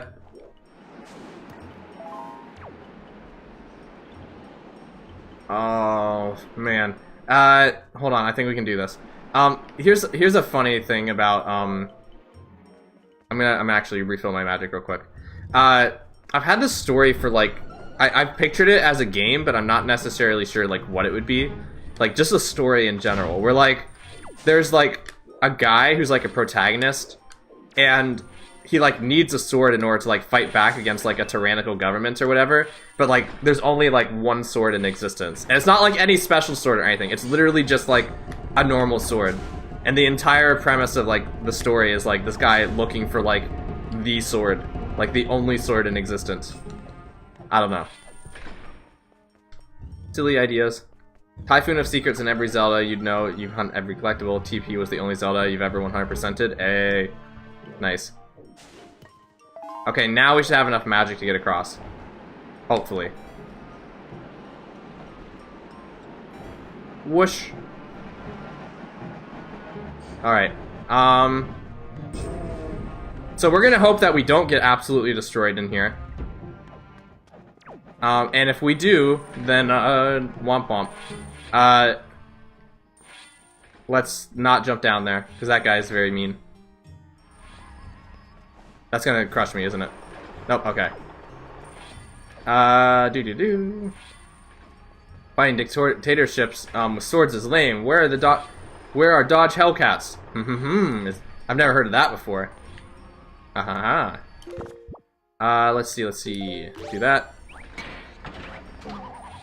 What if it's like a lance though, instead? Maybe a lance is a more effective weapon. Okay, had to go because stuff came up. What did you miss? We missed the fact that there is absolutely no sword in this randomizer, and I was just deluding myself this whole time. Yeah, I'm gonna have to brute force this, but I think we can do it. It's good that these guys don't have shields. This is gonna make this easier. Also this, oh, never mind. I thought he lost track of me for a second. Oh, that guy actually did lose track of me. Huh. Okay, we're gonna be very strategic about this. Because these guys obviously aren't gonna play nice with me. Now we're gonna back away. For those of you who don't know, you don't actually have to cut the straps. You can actually just damage these guys with like a normal... Oh, ow. I didn't know that would do 4 hearts of damage. This might actually be a good time to use this extra bit of lemonade. So I can get a magic refill and equip the magic armor. This is like probably the most I've ever used the magic armor in like any playthrough of Wind Waker I've ever had. Dang it, I didn't mean to do that swing. Turn off, okay. I meant to do... Only the side swings work. Like, only those work. Come on! There we go! Oh, shoot, but there's 2 of them now. Don't worry, I have invincible damage. You can't hurt me. It's okay. I have quadruple damage, but I can still hurt these people. Oh, I killed that guy. Nice.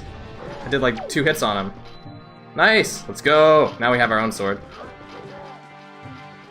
I'm gonna equip this just to be sure, because I can. In Wind Waker HD, the magic armor uses rupees instead, but in this game it uses magic. Okay, now this is where we fight this guy. Let go. Put your shield down. You don't have to do this. Come on. You can put it down. You don't have to do this. Come on. Be nice, please. Come on. You can. Your shield's only gonna help you so long. There we go. Ouch. That would have been really bad if you hit me. The sword was a lie. Yep, sword was a lie. We are not getting a sword this playthrough. Unfortunately. Bad news, guy. You're against a wall. You can't back away now. I think this is the end for you, friend. Goodbye, sir. Bam! Sorry again for the accident. On like the sword accident? What accident? Is there something going on in like the Discord server? Because I think somebody sent me something earlier. I'll check it out later. Boop -a -boop. Okay, 2 more chests to check. We on the next randomizer in 2027. Sword is now on. Yes, by default. We resolved it already? Okay, good. I'll check it out later. Big key chest. Got that. So tall enemies in the basement room. Okay, so now we can just go right to the basement floor. Okay, okay. There we go.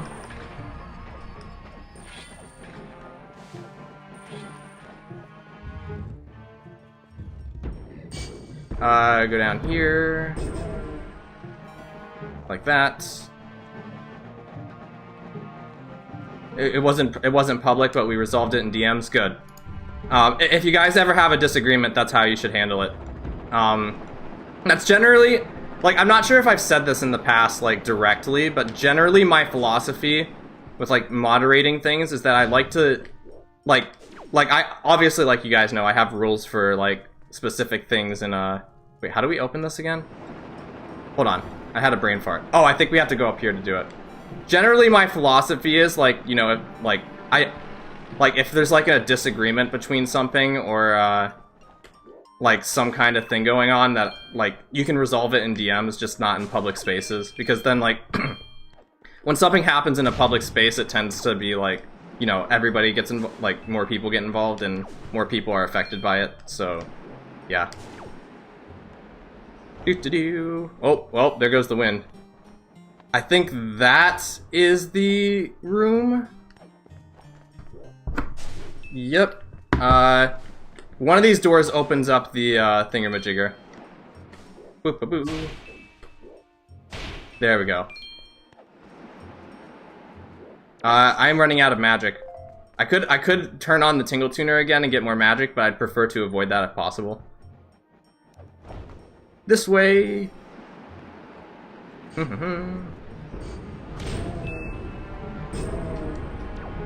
Magic. Magic! Ah! Okay.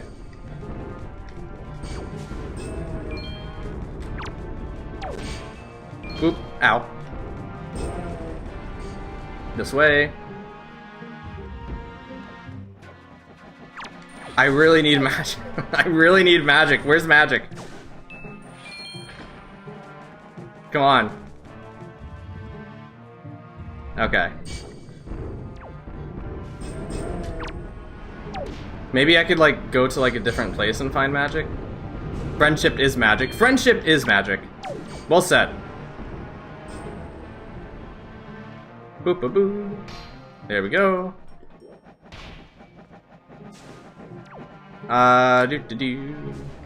Oh, there's a little bit of magic. Wait, I could probably use the... Hold on. If I remember correctly, you can get more items out of this besides just the... Ow. Equipment magic. So you can do that. Now he might give me magic? I guess not? Okay. Like, logically, they'd need to have magic at the back, at the bottom here, because that would be, like, your only way to escape. My Little Pony, friendship is magic. I've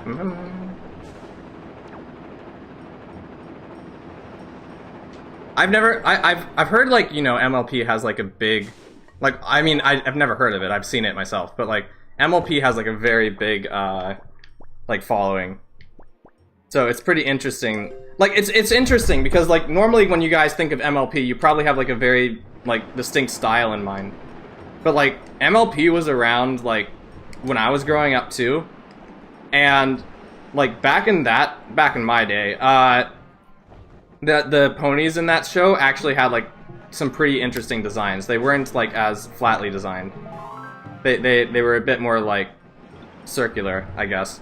They had like less pointed features. I don't have this, but I do have a hook shot actually. So I'll just need to get my car up here. I just know the catchphrase. Ah, okay. I mean, friendship is magic. I'm not gonna deny that. Think about it, we can communicate across the world through the power of communication. And the power of communication exists because people are friends and have friendships. Occasionally. Don't burn me. Okay, that was very close. Going here. Now let's send Makar up here, so let's get the command melody in here. Sorry, I had to go. Good luck, have fun with the stream, guys. Alright, have a great day. Don't burn me. Oh, that's a bubble. Okay. Or Ghastly. Rip. Let's try that again. Once we beat Malgera, the stream will end. Don't grab me. Let's see if I can avoid these guys. Alright. Send your fire so I don't have to worry about it. Okay, there we go. Now I can grab this guy, do that. Okay. I think that's just, we can hookshot this. Alright. Get my hammer out again. Also, it's close to Chugga Conroy, Twilight Princess, and LP to start. Yee! I'm not gonna end halfway through the Wind Temple, but I'll join as soon as I'm done here. Are you gonna make it? Okay, good. But yes, I'm super excited. I'm probably gonna go on my walk while I watch.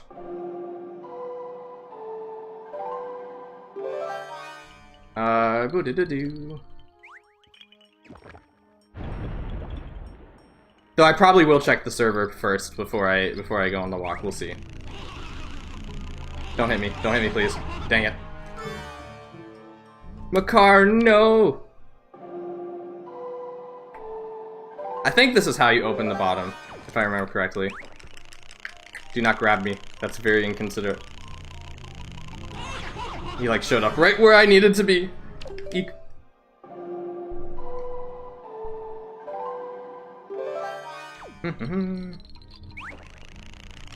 Oh, he was still following me. Okay, that explains it. Huh.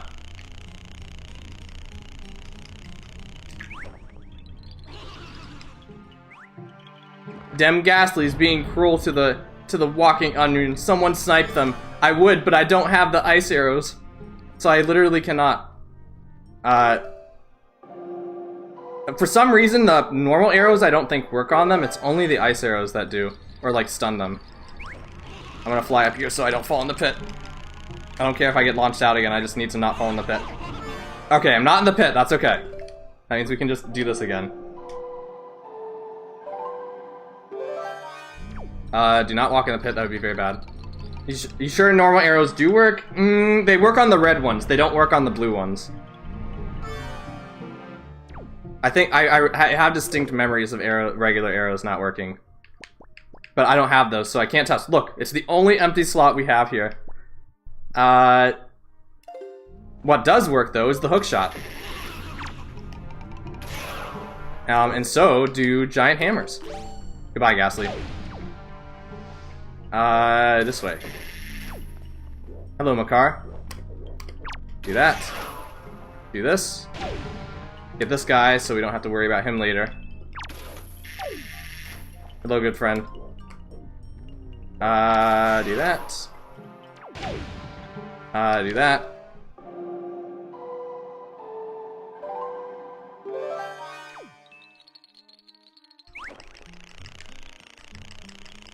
Oh, there's one of those guys, okay. I actually don't think we need Makar after this moment. Which is another reason I like the Wind Temple. Is you don't have to really take Makar a whole lot of places. Do that. And we're gonna grab Makar, we're gonna go this way. Do that. Put this in here. I think this opens the bottom. It does. Okay, good. I thought I was crazy for a second. Okay, so now I don't think we need Makar anymore. So we're gonna go down here. We're gonna break our legs for a second. Do I have a fairy? Yeah, I do. Okay, good. There's one chest in this room.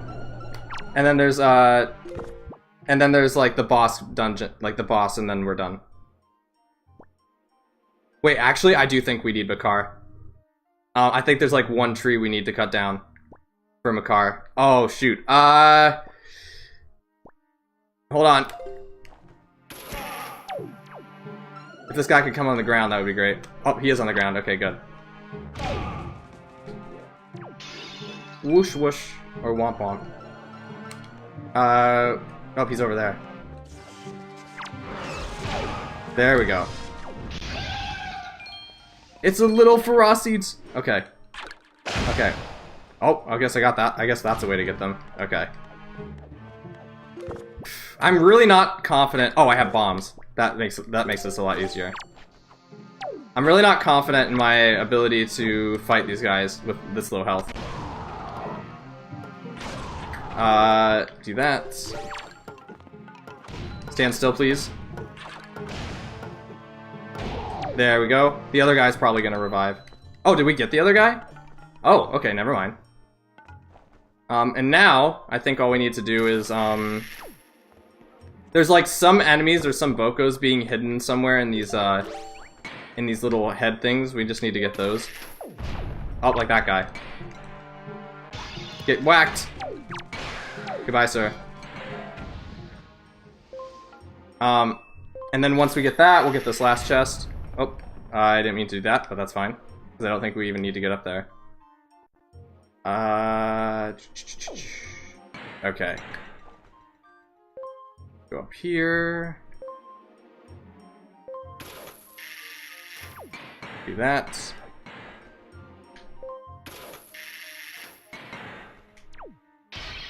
I think the last Boko is in that head over there, if I remember correctly. Do that.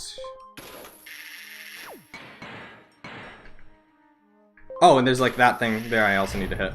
Yep, there he is. Okay. Get whacked. Oh, okay. I guess that doesn't work.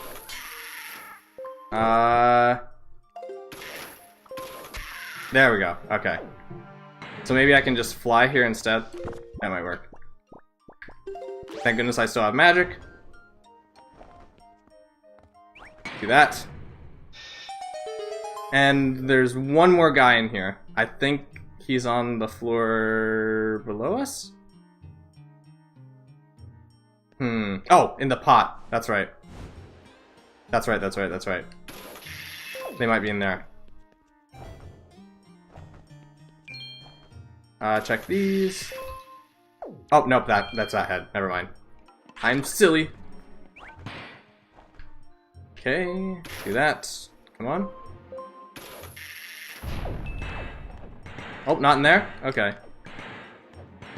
Oh, it's these guys. Oh, okay. That explains it. Never mind. These guys are going to be impossible to hit with the skull hammer, so... Rip.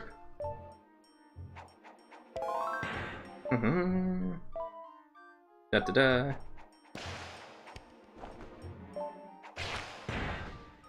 Do-do-do. Okay, now that should spawn the thing. Right? Unless there is actually one hidden in a pot somewhere. Oh, nope, there's that guy. Okay. So hard to switch between 3D and 2D in Blender and Unity, so you use middle mouse click and shift to move around the project, while in Citra it's for rotating the whole thing. Yeah, it's funny how like when you move between certain programs it has that $1,000. It has that specific feature that's easy to get mixed up with. Oh, that's the, okay, that explains it. It's interesting because Citra is like a an emulator. Yeah, we do need Makar for this. Okay, backtracking just a little. Doop-a-boo.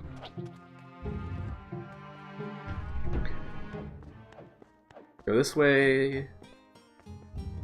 And I think we can just command Melody Makar from here and get down there. I've never used Kitra before, or Kritra before, because I've been wanting to try like new painting programs or new 2D imaging programs, and that was one of the ones on my mind. I'm probably gonna try Affinity Photo sometime soon, but that might also be on my to-do list to learn. Whoop.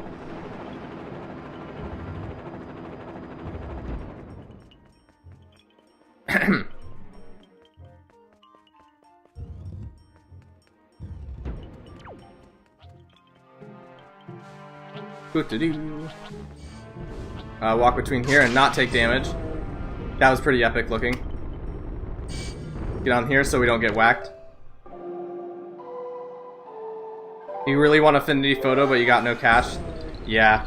Affinity Photo might be something, like, again, to invest in later. When I try it, I'll let you know what I think about it and how it compares to Photoshop.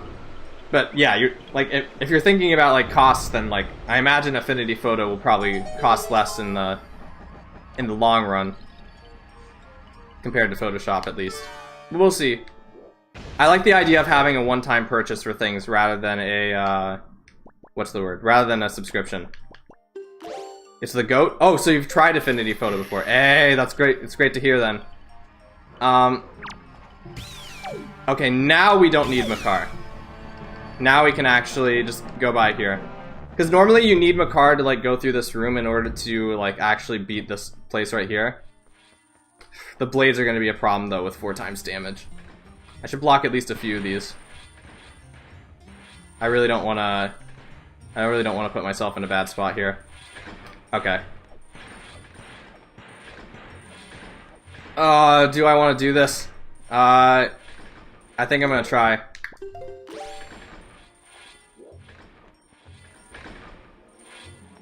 Okay, I cannot do that. But I can grab on here and not take damage. Okay, go, go, go. Yeah, let's go. Alright. So that's the easiest way to get through this room. And then there's this wall here that you normally need Makar for.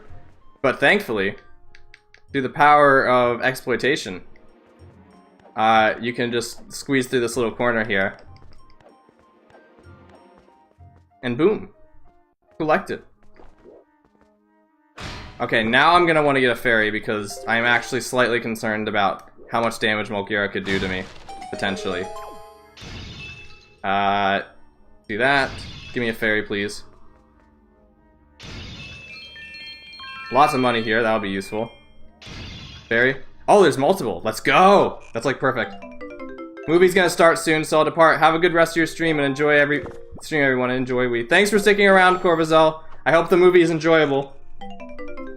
I hope you have a fun time as well, and I hope the movie's great too. I guess we'll just save that. Alright, final boss of the stream, let's go. Corvazel's watching the Minecraft movie? Yep. Okay. Boss time. This boss has a very famous theme if you've never heard it before. Would recommend. Holy Holly.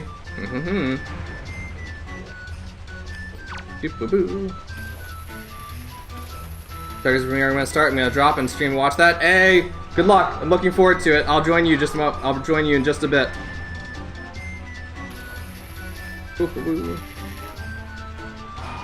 Alright. So this boss is pretty interesting because I don't think I've ever fought this boss with the Skull Hammer before, actually. This is gonna be interesting. Oh, that's not good. I gotta get out of here. Been thinking of watching it myself in theaters, but this idea is pretty dumb. Not necessarily. Like, movies can have entertainment for a lot of different purposes. Like, even if it's a bad movie, it's still entertainment for being a bad movie. Oh, those guys still drop hearts? Huh, interesting. I'm gonna try something. Oh, yep, that's a strategy. I kind of want to watch it too, not gonna lie. I'm not sure if it's like a priority for me right now, but at some point maybe. Get out of here. Doop-de-doo. Do not eat me, that would be very bad.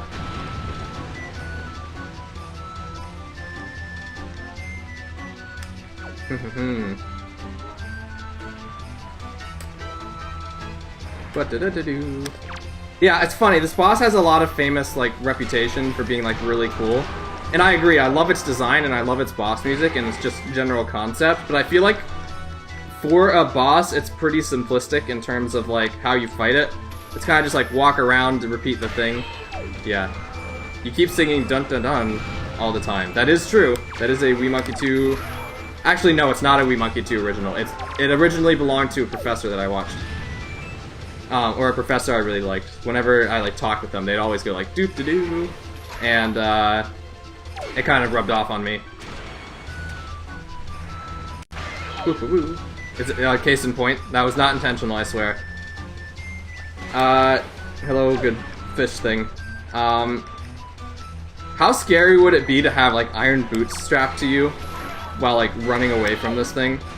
It'd be like a nightmare. Okay, he's dead now. There we go. Okay. Goodbye, Mogera. Thank you for entertaining the stream.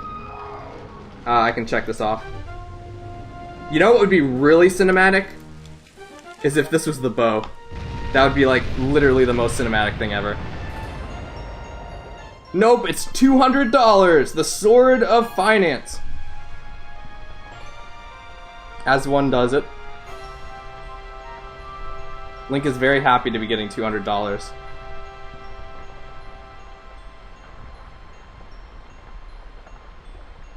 Money! Alright. Collected. Finally, 1 month rent. If even. Alright, so I'm probably gonna, with this like background behind us, I'll probably end the stream here. And the next time for sure we'll definitely beat the game. I think there's enough checks. There's only 66 left. There's enough checks that we could beat the game now. I'll probably do that next week, and then from there we'll continue on. So thanks for sticking around, guys. I hope the rest of your day is absolutely fantastic. Have a great day. Goodbye.